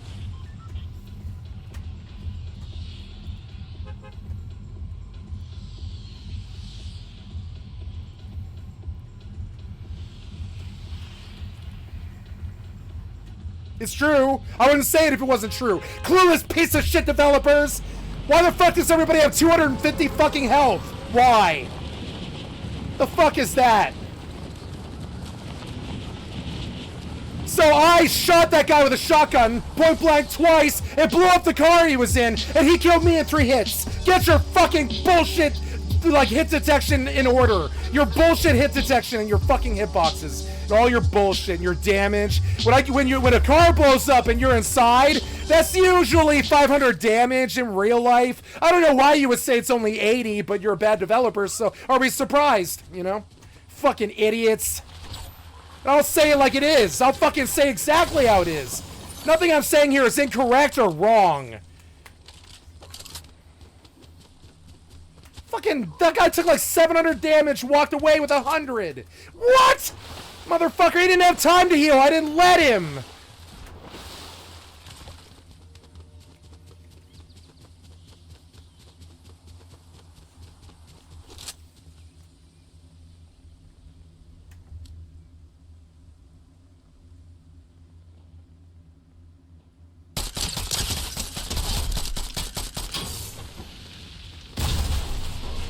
Damn it, I didn't mean to blow the car up. Oh, shit.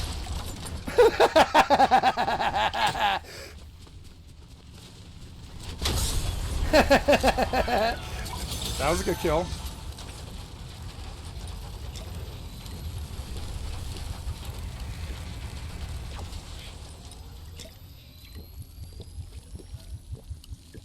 Cool guys walk away from explosions. They turn around and just walk away.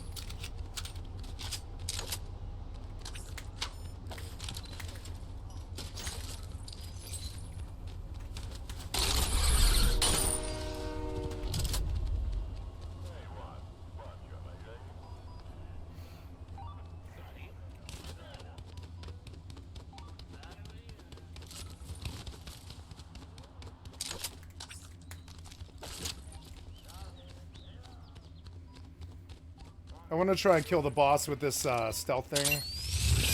I don't think I can, but I'm going to try.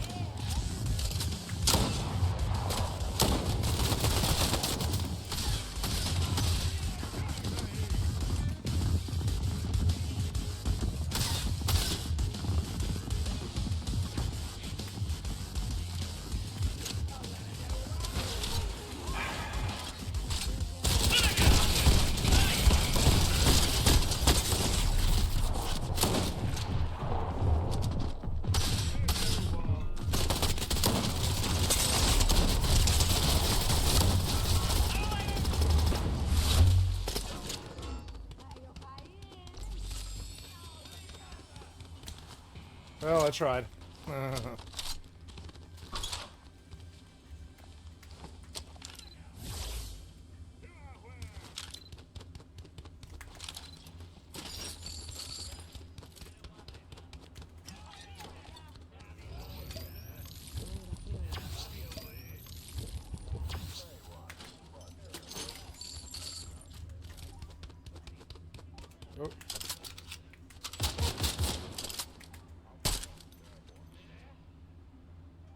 Where'd he go?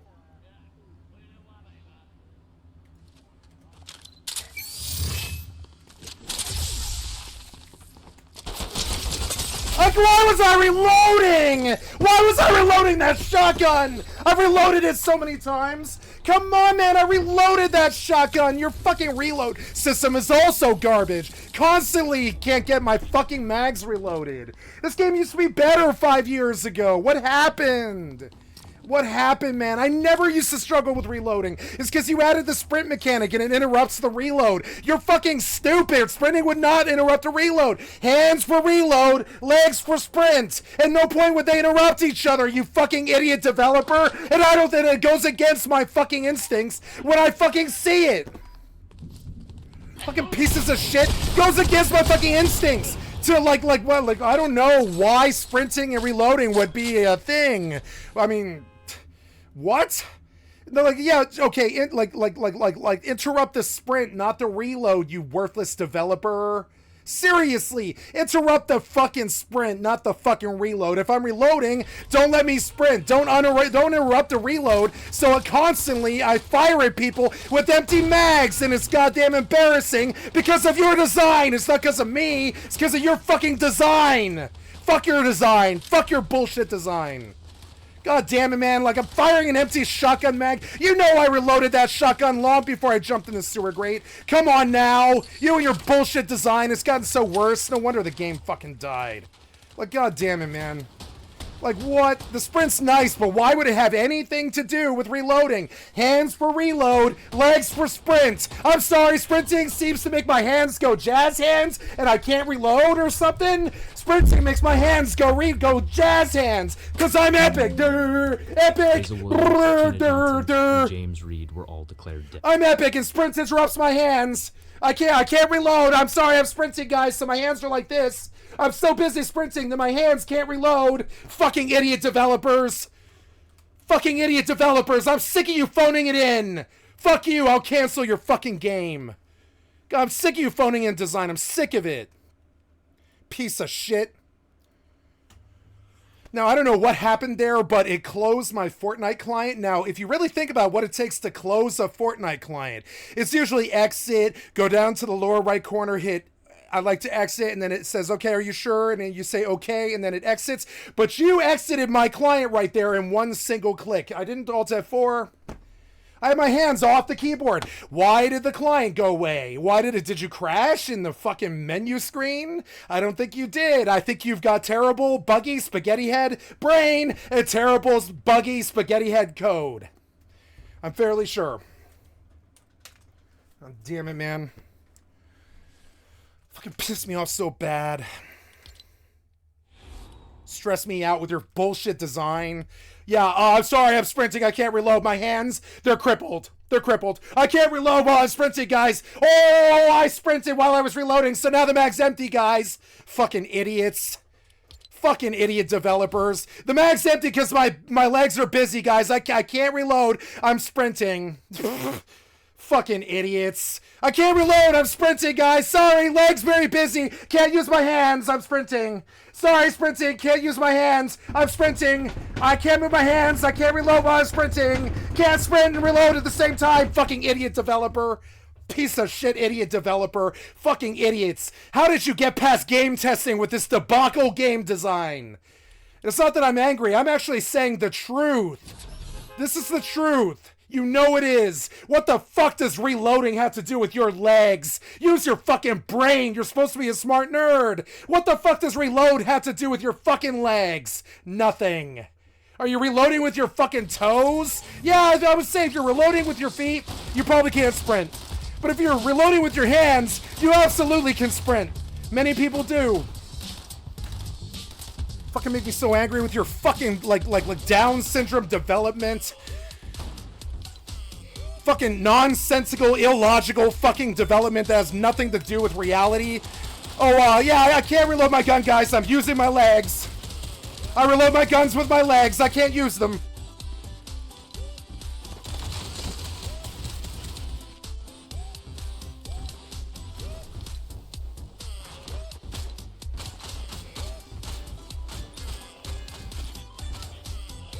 You made me so mad with your incompetence. So mad. Because I'm the one who pays the price, not you. You retire in your fucking $1 billion Fortnite fucking dirty skin empire business in your fucking house in the hills. And I sit here and I fucking scream at you about how I can't reload while my legs are running.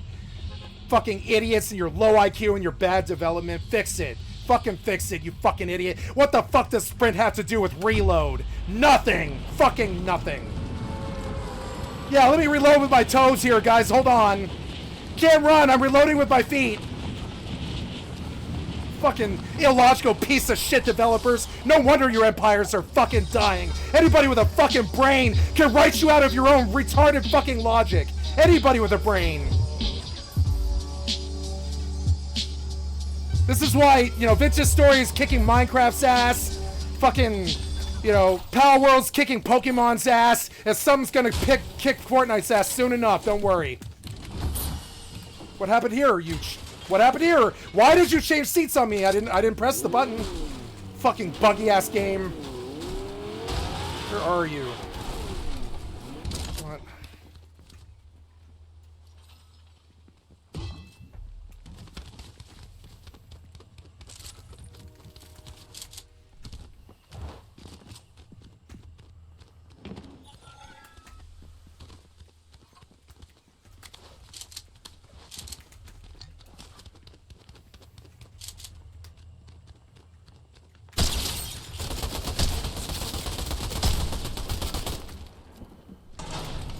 What?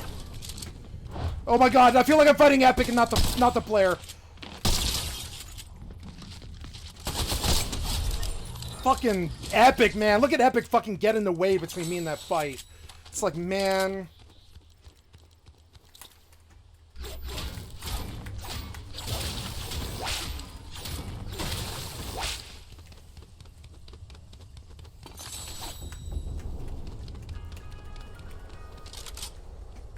Hold on, guys. I gotta reload with my fucking feet. Hold on. Oh, I don't have any ammo. Yeah. Hold on. I can't sprint. I'm reloading with my feet.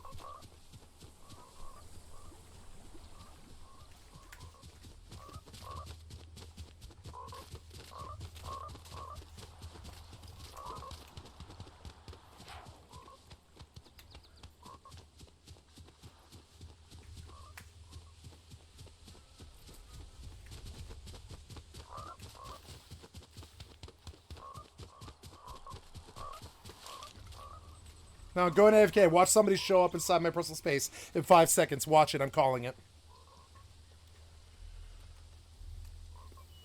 They were maybe doing. The PS2 was hugely successful, so you would think anything that Sony did that was... No, this isn't it. Oops. Dead at the scene. Capping off the tragedy was this. Leroy Whittingham had arrived at the apartment that day with the intention of helping his mother gather her belongings and move out of Basil's apartment. Had they made these plans one day earlier, or had the assailants waited enough? Let me spell it out to you so you can understand logic a little bit better. I know that money's clogged that fucking bloodstream to your smooth brain, but I'm gonna hit you with this. Reloading and running are not related. Simple concept. Reloading and running are not related. They're not. They don't interfere with each other. They never should have. I don't know why you would say it would. I can reload a 9mm while running at full speed. I don't know why you can't. It's fucking easy. Anything with a cartridge.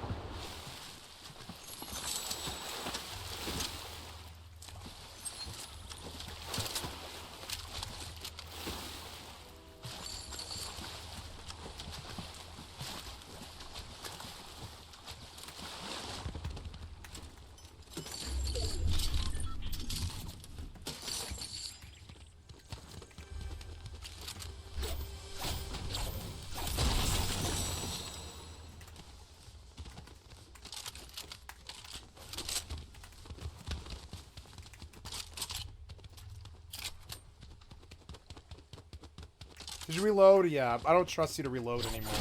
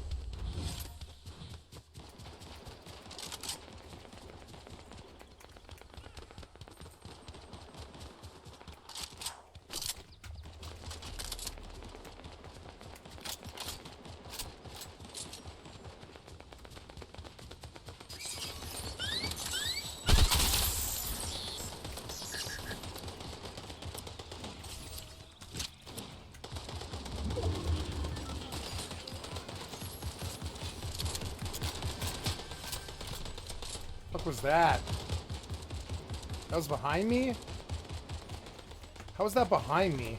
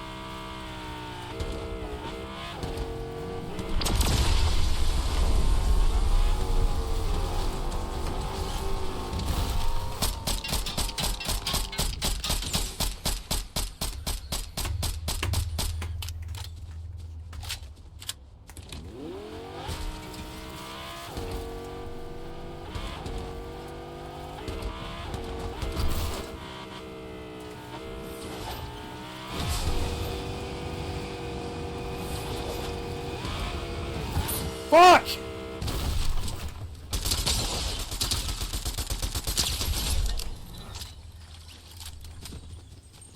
At least I got him.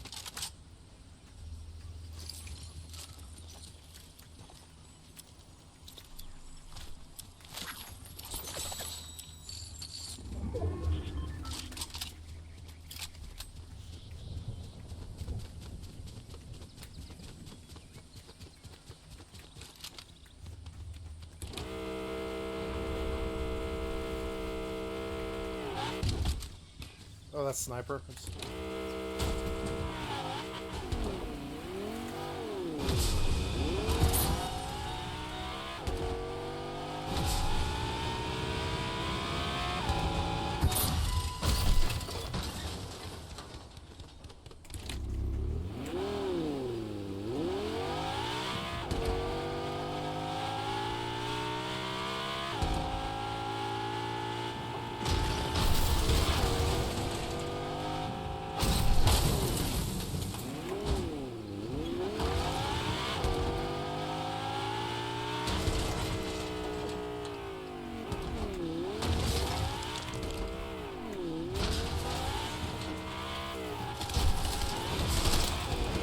What?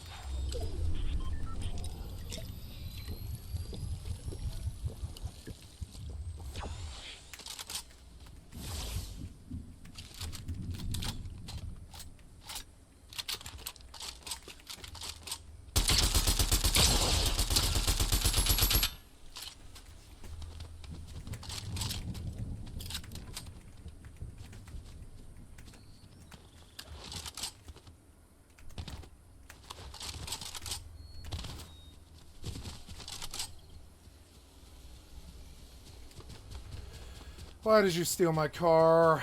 God damn it.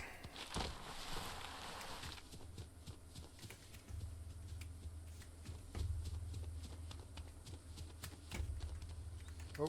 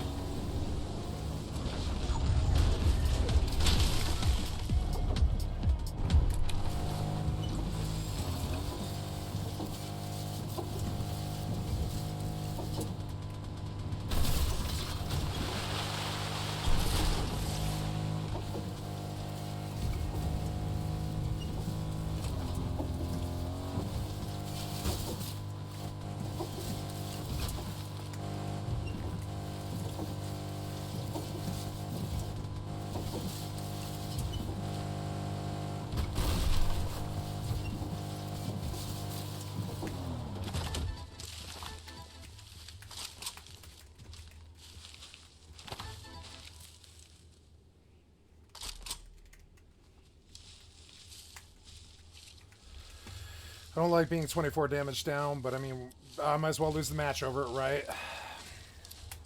I'm not throwing the pizza now.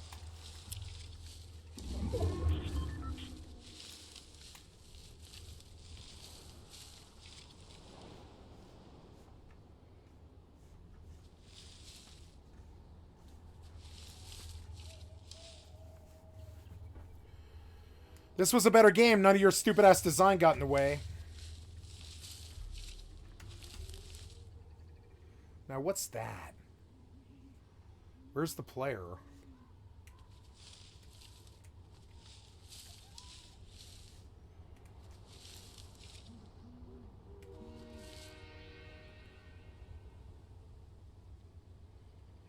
Show your face, fucko.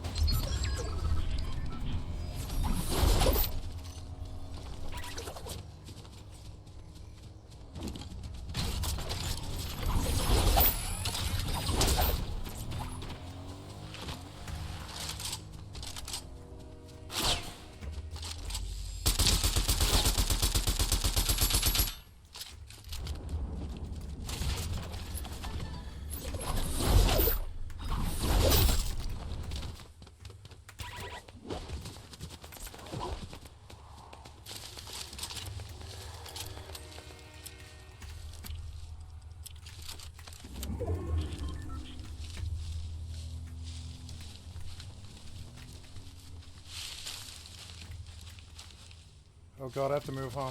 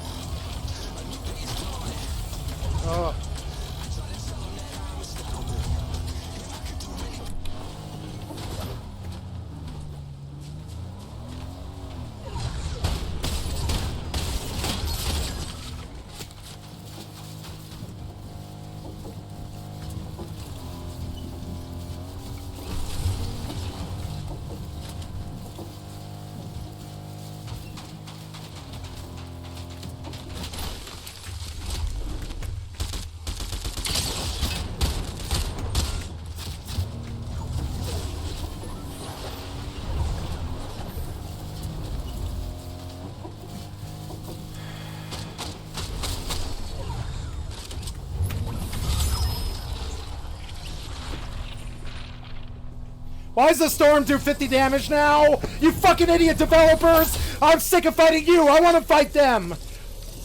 Why does the storm do so much damage now? Fucking stupid. It was never like that. Never should have been like that. Bad developer. Don't care about these shooters. I care about the developers sucking dick. Look at this poor guy. He took 50 damage because your storm sucks dick.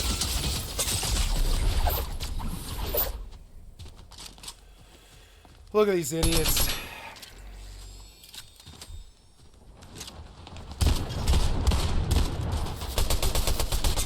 You can't aim. Wow. Well, at least I got third. Fuck it. Extra day, the slaughter would almost certainly have been avoided. Bridgeport, Connecticut was no stranger to crimes of brutality. Over the past 30 years, and especially since the advent If I wasn't low from the storm, I would have killed him. Sorry. I fight the storm, not the players. I fight Epic, not the players. Fight the game, not the players. By the nickname Little Beirut. A city of about 150. I'm really sad that this is the sick, weird, perverted fucking perversion of your beautiful game. I'm really sad of it. I'm sad that that happened. Fairfield County that kept the local economy alive and well into the 1970s. But when the manufacturing industry moved out of town, nothing rose up to take its place. The end result was a spiking unemployment rate, empty warehouses with no new businesses to fill them, and a spiraling local economy that became analogous to so many other parts of America, like Flint, Michigan, or any number of cities along the Rust Belt. In 1991, the city of Bridgeport officially declared bankruptcy, and 2 years later, an article in the Hartford Courant summed up what the once proud city had become, describing how gangs had become so powerful. One local group called the Green Tops actually set up a barricade and toll booth in the middle of the street and appointed armed boys and men to guard them. Quote, burned down and boarded up houses lining the streets. When people call the police to complain about drugs and gunfire, gang members burn down their houses. Charred piles of furniture rot on sidewalks and spill into the streets. Melted insulation sags from power lines. Vinyl siding on still habitable houses has melted and run bubbled brown. Walk down Hallett Street and empty vials in which crack is sold crunch beneath your shoes. By the early 2000s, things had improved in Bridgeport, but there was still a thriving local drug economy and plenty of gangs and independent overlords vying for control. So when Bridgeport homicide investigators began receiving tips that Tina, James, and Basil's murders had been motivated by an ongoing dispute Tina had been having with others in the Charles Street apartment building over crack cocaine sales, it wasn't much of a surprise. And similarly, it wasn't too hard for the cops to figure out just who was in charge over at 215 Charles Street. They were two brothers, named Asibo and Adikiwe Awkward. Asibo especially was not afraid to throw his weight around. Asibo and Adikiwe were intimately familiar with the horrors of Bridgeport's crack trade in the 1990s, because they grew up in the thick of it. Their parents, Richard Awkward and Sonia Smith, were undocumented migrants from Jamaica who lived on the streets of society. Distrusted authorities so much that when the kids' babysitter died while watching them, the adults refused to alert the authorities. When one of Asibo and Adikiwe's uncles was shot amid a drug turf dispute, he ended up seeking medical care from Sonia in order to avoid hospitalization and having to report the incident to the police. Richard supported his wife and 3 sons, but the couple split before too long. During the relatively little time they were in their father's custody, the 3 boys learned the ins and outs of the drug trade. One time, Richard came home in a tizzy, scooped his sons up, threw them in a closet, handed Asibo and Adikiwe's underage brother a pistol, and instructed him to shoot anyone who came into the house. His goal, the eldest brother would later remember, was, quote, to rape America. The only thing good was to take as much as you can and then leave. Sonia, by contrast, attempted to work odd jobs, but was constantly impoverished and struggled to find consistent housing.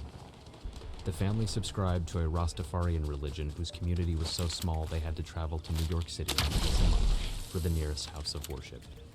When another local drug dealer took a romantic interest in Sonia, he would come by in a fancy car, bringing jewelry and expensive clothes with him. While he had no interest in Sonia's sons, the 3 boys were watching, and by now were well aware that the only relief to poverty they'd ever known had come from drug trafficking proceeds. Then, when Asibo was 11, Sonia drowned during a trip to Florida. with the only other choice being an orphanage or a social worker. Asibo and Asikiwe were left in the custody of the oldest, who was by this time 18 years old. Predictably, Asibo started first smoking marijuana at age 14, prompting a juvenile probation officer to regularly check in on his well-being. He was horrified. Quote, he had no peace. He had an older brother who was raised by no one. Oh, did I lose? I shot him so many times. Why were my guns not reloaded? God damn it, you got an issue with reloading, Epic. You suck dick. He was arrested at age 16. I'm constantly reloading in their face. It's so annoying. Fucking idiot. Out of jail until being released back to Bridgeport in 2001. There, he turned to the only thing that had been consistently there his entire life. You aren't ready, or what? And Asibo's anger and tendency towards violence. You knew he was coming. With established Fucking cocaine sweats. connections, Asibo and Asikiwe. The way they play is so shitty and aggressive and fucking fumbling like little 13-year-olds. You know what I'm saying?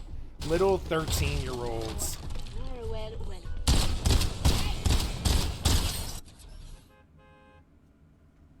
Yeah, I totally stand in front of people point blank in gun games. Yeah, that's totally good design, Epic. Set up a drug business that thrived on addiction Bullets don't hurt. at every level. Most of their so-called employees were simply crack addicts who were desperate enough to agree to anything. See, 1, 2, 3, 4, 5, 6, 7, 8, 9, 10, 11. After the 11th shot, he dies. After the 11th shot, he By the dies. summer of 2004, Asibo had taken over a second. It's like they wrote Bullet Sponge into their game. Where a man named James Pop They did. Rucker had been living. While Rucker's name remained unreleased, he was no longer in it. Asibo began to supply Rucker with satchels full of $10 vials of crack to sell. And when it was sold out, the drugs would be replaced. It was a 24-hour business, one that reportedly earned as much as $7,000 in a single day by selling just one product, the $10 vial. You knocked on the door, bought in a multiple of 10, and walked away. Sellers would be paid $100 per 46-pack of crack vials they sold, but often preferred drugs in lieu of payment. A nearby unit, apartment number 201, had a nice panoramic view of the entire block and was therefore used for surveillance. Asikiwe would sometimes stay there and keep an eye out for cops, as would Rodney Wong, known by many as Asibo's lieutenant, who was in charge of replenishing crack to the low-level dealers, as well as informing Asibo of any threats to their business. Rather than deal with lower-tier dealers directly, Asibo preferred to hand off crack to Rodney Wong, sometimes pulling up in a Cadillac Escalade near the Charles Street apartments. But when it came to dealing with problems, Asibo got his hands plenty dirty. When Jackie Bryant's sales didn't line up with her cash on hand, Asibo beat her in the head with a ceramic ashtray. Wow. When Venro Fleming racked up a debt, Asibo put him in the hospital. When Frankie Hodges began using another crack supplier who rivaled with the Aquart brothers, Asibo knocked him down and stomped on him, breaking several bones. Others Wow. had guns pulled on them, or received punches in the face, but they were the lucky ones. While the customers who streamed to 211 on a daily basis are too numerous to name, they included Tina Johnson, a former elder caretaker who was in between jobs and fell prey to drug addiction. She and James moved in with Basil, while Tina continued to look for steady work. But sometimes she would buy extra crack from the 211 team to support her own habit. Then, in mid-2005, one bad batch of crack cocaine changed everything. For whatever reason, in the summer of 2005, the quality of crack that Asibo supplied the 211 dealers dropped. It was a momentary setback, one that's often expected in illegal business, but it hurt Asibo's bottom line in a noticeable way. And Tina didn't abide it. She found another person who was selling crack with a higher purity, and soon many of Asibo's customers began flocking to their home, apartment 101, and cut off Asibo's operation altogether. While Asibo was aware less money was coming in, he wasn't exactly sure why. Perched beside the window of 201, noticed everything.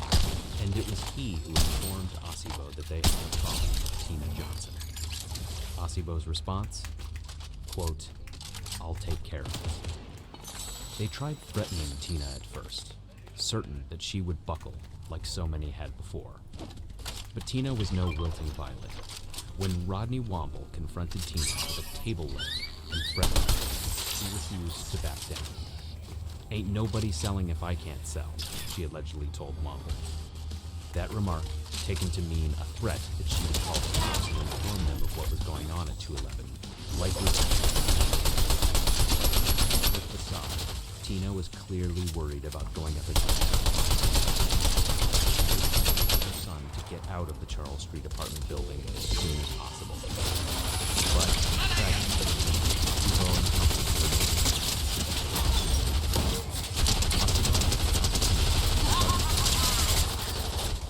they went looking outside of their own street, in part due to their need to find someone who can recognize and expose the crack file by knocking on the door. To do this, they recruited a man named Efren Johnson, the brother of Asibo's girlfriend, Lashika Johnson. After verifying that Tina had, in fact, failed to heed Rodney's earlier warning, the group headed to her door on the early morning of August 24th, 2005. Along with God damn it. man, Fucking curb. John Fitzgerald, Might have cost me the kill. an out-of-work bouncer.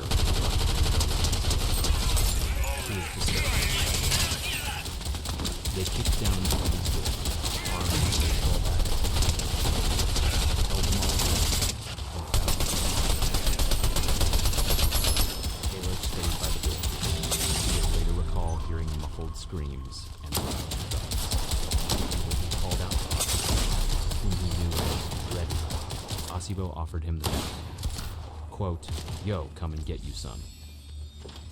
Taylor claimed that this is when he began to regret his role in murders, told them he needed to leave, and fled the area. One by one, the remaining three filtered out, but not until after the last one in the building drilled the front door shut and climbed through the window, leaving Tina's son to discover the 3 bodies hours later. In the meantime, they went to Lashika Johnson's apartment carrying the drill and bags of bloody clothes, and instructed her to dispose of them in different dumpsters around town. For the Bridgeport police, identifying Asibo and Asikiwe as suspects was the easy part. But as they were still gathering evidence against the brothers, the case was turned over to the feds. Within weeks, the U.S. Attorney's Office built up a drug case against not just Asibo, but many in his organization, including Rodney Womble and eventually Asikiwe. Once far enough away from Asibo that he couldn't be violent towards them, many found that they no longer wanted to be loyal to him and began signing cooperation agreements. For you see, the feds weren't just on this case for the drug element. They intended to file RICO charges against Asibo, Asikiwe, Efren, and Taylor, under the legal theory that the crack cocaine ring at Charles Street had been something called the Quart Enterprise, and that the triple homicide was therefore a racketeering crime as well. When Efren was detained for questioning in the case in 2007, he made a series of blunders that basically cemented his fate. First, by denying any first-hand knowledge of the murders, then claiming that he'd spat on Tina during an argument, after the FBI informed him his DNA was found in apartment 101. When the FBI told him that the DNA sample was not saliva, but skin cells found on duct tape, Efren appeared dejected, then asked the FBI agent, in earnest, if they could... Damn it, give me a... Oh my god. What are you doing? Fucking client is so bad about alt-tabbing. Fuck, man. Get your fucking shithouse in order. You have billions of dollars, there's no excuse anymore. You gotta get this better. If it's causing me problems, you completely should fire your fucking Q&A and your testing. If it's causing me problems, they don't deserve jobs. I'm sorry, but it's true. They deserve jobs, but they don't deserve a job at Epic. If I'm coming up against this shit, you don't have good game testers.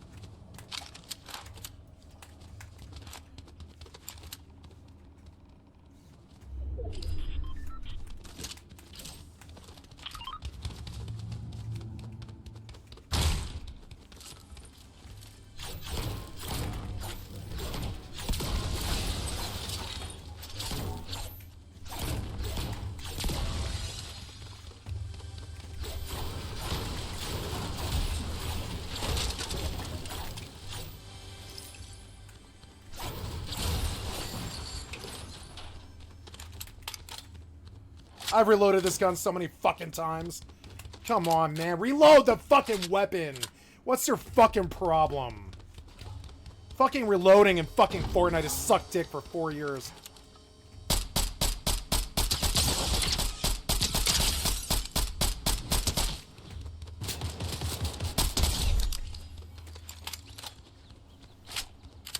Ooh, he had a gold for some reason. I mean, I already have something better, but I mean, yeah. At least he had ammo.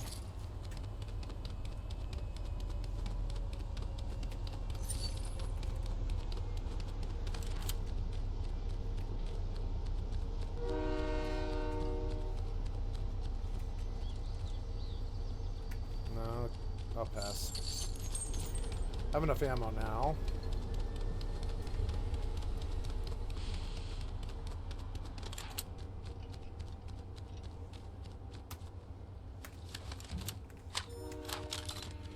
Ah, what happened there?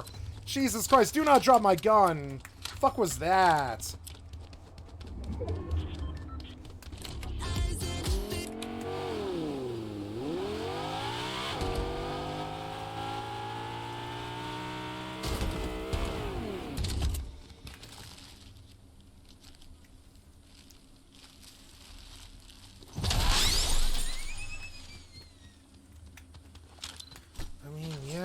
I think I'll take that over the sniper rifle. And I'll take that over health. What was that? What was that?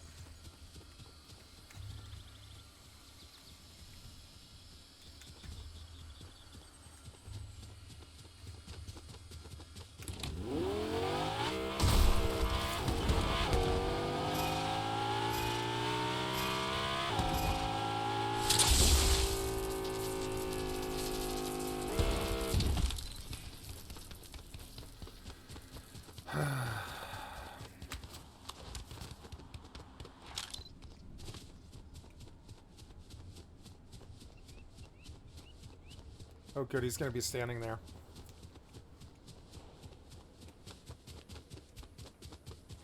Oh.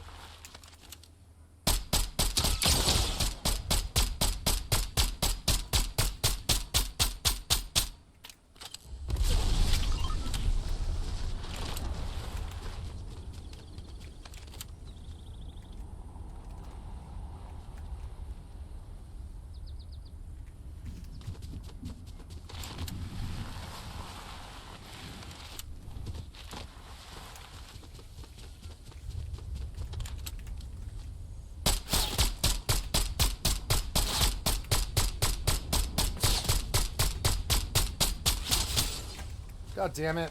What was that?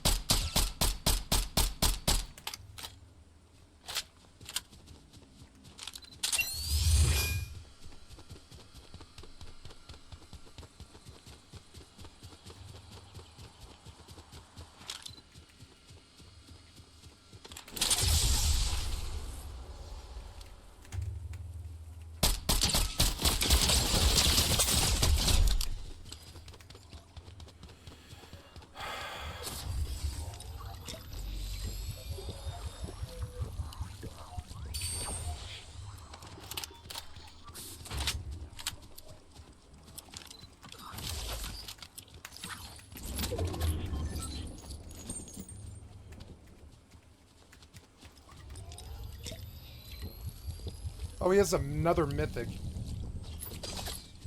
Wow. Yeah, I guess, I mean, I don't know. I guess I'll take that, but I don't have any heals. Yeah. I guess I'll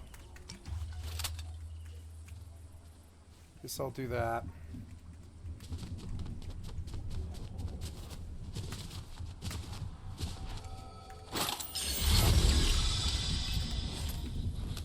Ooh. Nisha, Striker AR. It's acceptable, yeah. No, I think I want that, actually.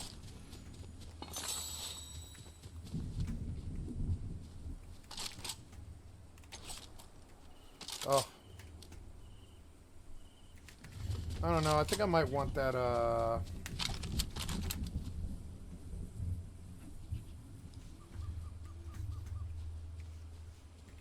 8 left. I don't know. It's debatable. It's debatable. I don't know. Yeah, debatable. I don't think I want to...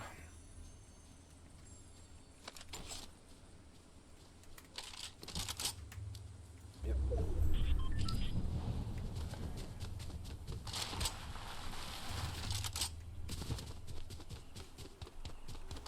Don't really have heals, but whatever.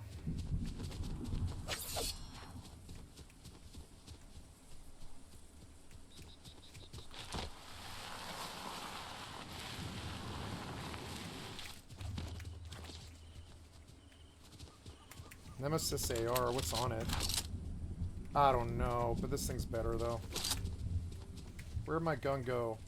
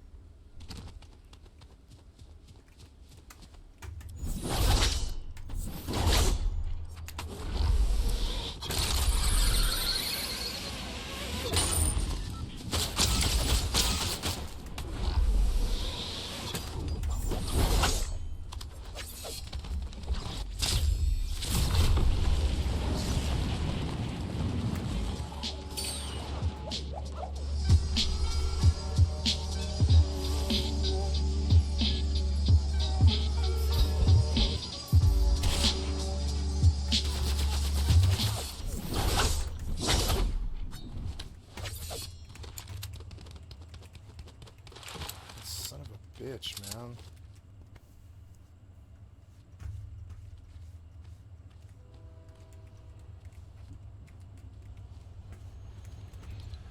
I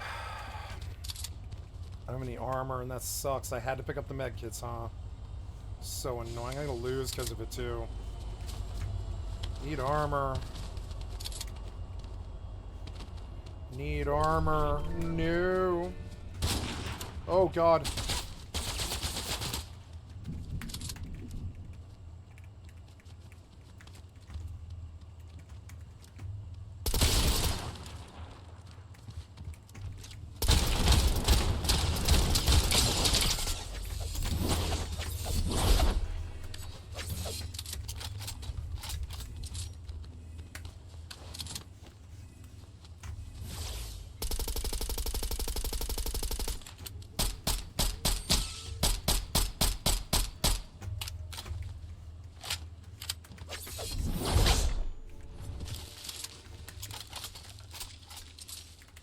This fucking guy go? Where'd he go? Oh, there he is.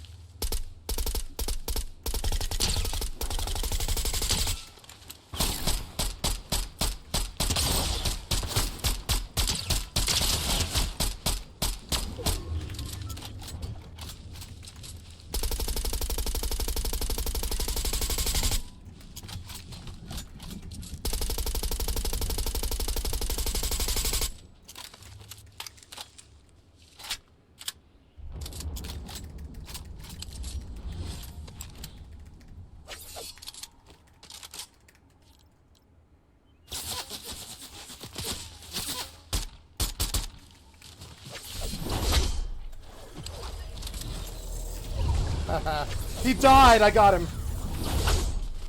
I can't believe I got him.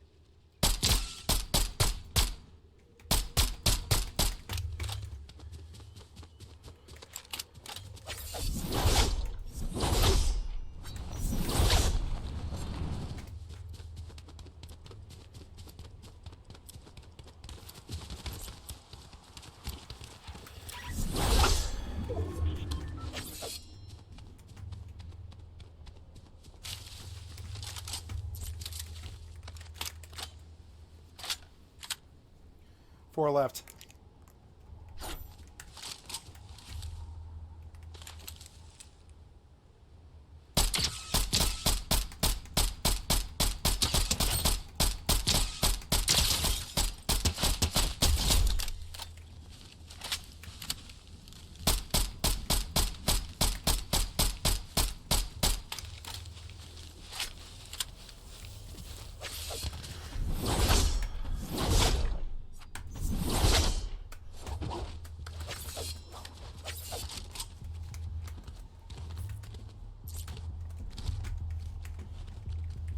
Ah! Get your gun out.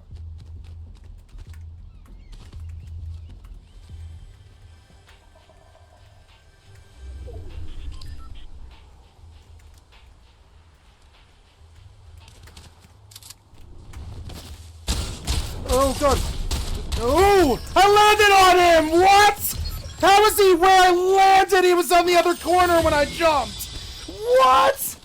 Come on, man. He was around the corner when he jumped, and he threw the game over it. Fucking idiots. What? I did not jump on that guy. He was around the corner when I jumped. Come on.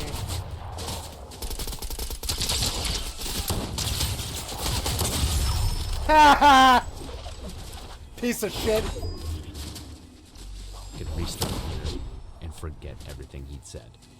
He then went on to claim that John Taylor, whom he referred to as the big guy, had pulled out a metal rod from his pants and beaten victims, but that he'd witnessed no one else even possessing a blunt instrument. By 2009, with the help of cooperation from John Taylor, Rodney Womble, Frankie Hodges, Lashika Johnson, and others, they were ready to file a murder indictment. Asibo's trial began in April 2011, with Taylor as the star witness. Quote, "People got killed for no reason. They shouldn't got killed," he told jurors when it was his time to take the stand. "When I said they shouldn't got killed, it never should have gone to the point it went to." The testimony by former members of the so-called organization Taylor was only bolstered when jurors learned that the killers had left DNA and or fingerprints all over the scene. Asibo was convicted of 3 murders, but things weren't quite done yet. The feds not only wanted convictions of Asibo, they wanted to kill him. During the penalty phase of the trial, Asibo's lawyers painstakingly went through his horrific childhood. They pointed out that Asibo was going to get life in prison with little chance for release if they chose to forego the death penalty. The prosecution used the callous nature of the murders and said that Asibo sent letters signed Top Gangsta, in which he attempted to elicit false testimony from potential witnesses to paint him as a remorseless killer. In the end, the jury recommended that the United States District Judge Janet Bond Arlington impose a death sentence. On November 29, 2012, the Italian government lit up the Roman Colosseum at night to commemorate the state of Connecticut formally ending its death penalty. Ironic, as the Colosseum is the very location where hundreds of Roman gladiators fought to the death for government-sponsored sport in front of cheering crowds. But because Asibo was being prosecuted in federal court, this change in state policy had no bearing on Asibo's prosecution. He went before Judge Arterton on December 17th, 2012, just 3 days after the Sandy Hook Elementary School shooting in Newport, Connecticut, that left the nation, but especially the state, deeply rattled and disturbed by the senseless massacre. Before Asibo was formally sentenced to die, Tina's daughter, Latavia Whittingham, had this to say. When this whole thing started and I came into court, he, Asibo, was brought into court. He looked at me and told me that this was just business. It wasn't personal. But he was wrong. It was extremely personal. He took the love of my life. Yep. 1 month after Asibo's It's really conviction, personal. Azikiwe took a I put him in plea jail deal for that 3 acknowledged years. his brother's role in the Fuck murder, him. and he was sentenced to life. As for Efren, his blunderous interview with the FBI was a harbinger of continual, self-caused problems throughout the legal process. Judge Arterton refused to accept his plea deal, and he went on trial in 2012. He was convicted by a jury, then acquitted by Arterton, who basically ruled that while Efren may have participated in the murders, he didn't know enough to have actually committed the material. Freeman was tried in state court, convicted once again, and sentenced to 50 years in Connecticut State Prison. Ironically, this sentence is roughly 15 years more than what federal prosecutors would have sought had he gone through with the original plea deal. But Asibo's story doesn't quite end here. In 2019, a federal appeals court overturned his death sentence, ruling prosecutors improperly suspended a second version of the crime the morning of the murders, through two compounding errors that misled the jury. Asibo's supporters launched an effort to free him from prison, thrusting his life since his prison sentence into public view. While serving time on federal death row is hardly a stable environment, it had provided Asibo with enough day-to-day consistency that he was able to be productive in ways that he never was back in Bridgeport. He became a scholar and an inventor, learning about Shakespeare, organizing soup drives, and creating educational games, a medical device, and a portable pet washing kennel, among other inventions. Asibo's bid for freedom failed. In October 2021, he was resentenced to life in the federal prison system. Can't be doing that shit. Can't be doing that shit. They can't cut you a break. Is now offering memberships No. on Patreon. If you would like They didn't to cut see me a break. uncensored I don't want videos them to cut and you a bonus break. content Fucking that cannot system be is the shown on fucking YouTube, system. as Can't well do as anything receive about early it. access to Worst thing news about this world by far. This is the place for you. Memberships are $5 per month. We promise to make it worth your while. Thank you for your support. No problem. This was a good Connecticut crack den massacre. Why did you shoot up a crack den, you fucking idiot? On the afternoon of August 8th, Aren't being crackheads bad enough? Police in you know? Minneapolis, Isn't being Minnesota crackhead bad enough? were on edge. It's kind of like the drug war, right? Why the fuck do you fucking idiot drug dealing, gang banging fucking shitheads kill each other all the fucking time, so all the cops gotta fucking be armed and shoot me, right? It's the exact same thing. Like fucking, like, you know, this isn't how you address your fucking problems. This isn't how you do it, you know? Now the pigs are out of control because of you. Tensions had reached a boiling point, and it I can't appeared breathe. that the city was on the brink of yet another gang war. Yeah. Just hours earlier, a 31-year-old man named Prince Martin, aka Prince Hinton, had been gunned down outside a gas station that was known as a popular hangout for gangsters. Prince himself was not just a local father of four, but also a charismatic, high-ranking member of a gang called Taliban, or YNT, that was well known to police. No one had been arrested for killing him, but everyone knew who YNT's crosstown rivals were. Minneapolis gang detectives, like Sergeant Andrew Schroeder, had plenty of reason to be scared. For the past 15 years, a bloody, seemingly endless rivalry had taken the lives of many around the Twin Cities. From gang members who were deeply involved in the conflict, to innocent children who were simply in the way of a stray bullet. While some of the rival gang violence could be chalked up to disputes over control of money blocks and drug turf, much more of it was simple vengeance. Just murder begetting murder, as people who had recently lost loved ones decided to lash out. In this part of town, an absurdly high percentage of deadly violence could be attributed to groupings of allied gangs that were respectively known as the Highs and Lows. These collectives claimed turf on opposite sides of the very same street where Prince Martin had been gunned down on August 7th, 2021. The fears of impending violence the following day turned out to be justified. On the night of August 8th, yet another innocent life would be lost as part of a particularly bloody month in Minneapolis, which included shootings, car crashes, stabbings, betrayal, prison sentences against young men, and finally, a call for peace from Prince Martin's mother, who spoke out in public just 4 days after losing her son, urging those behind the violence to, quote, put the guns down.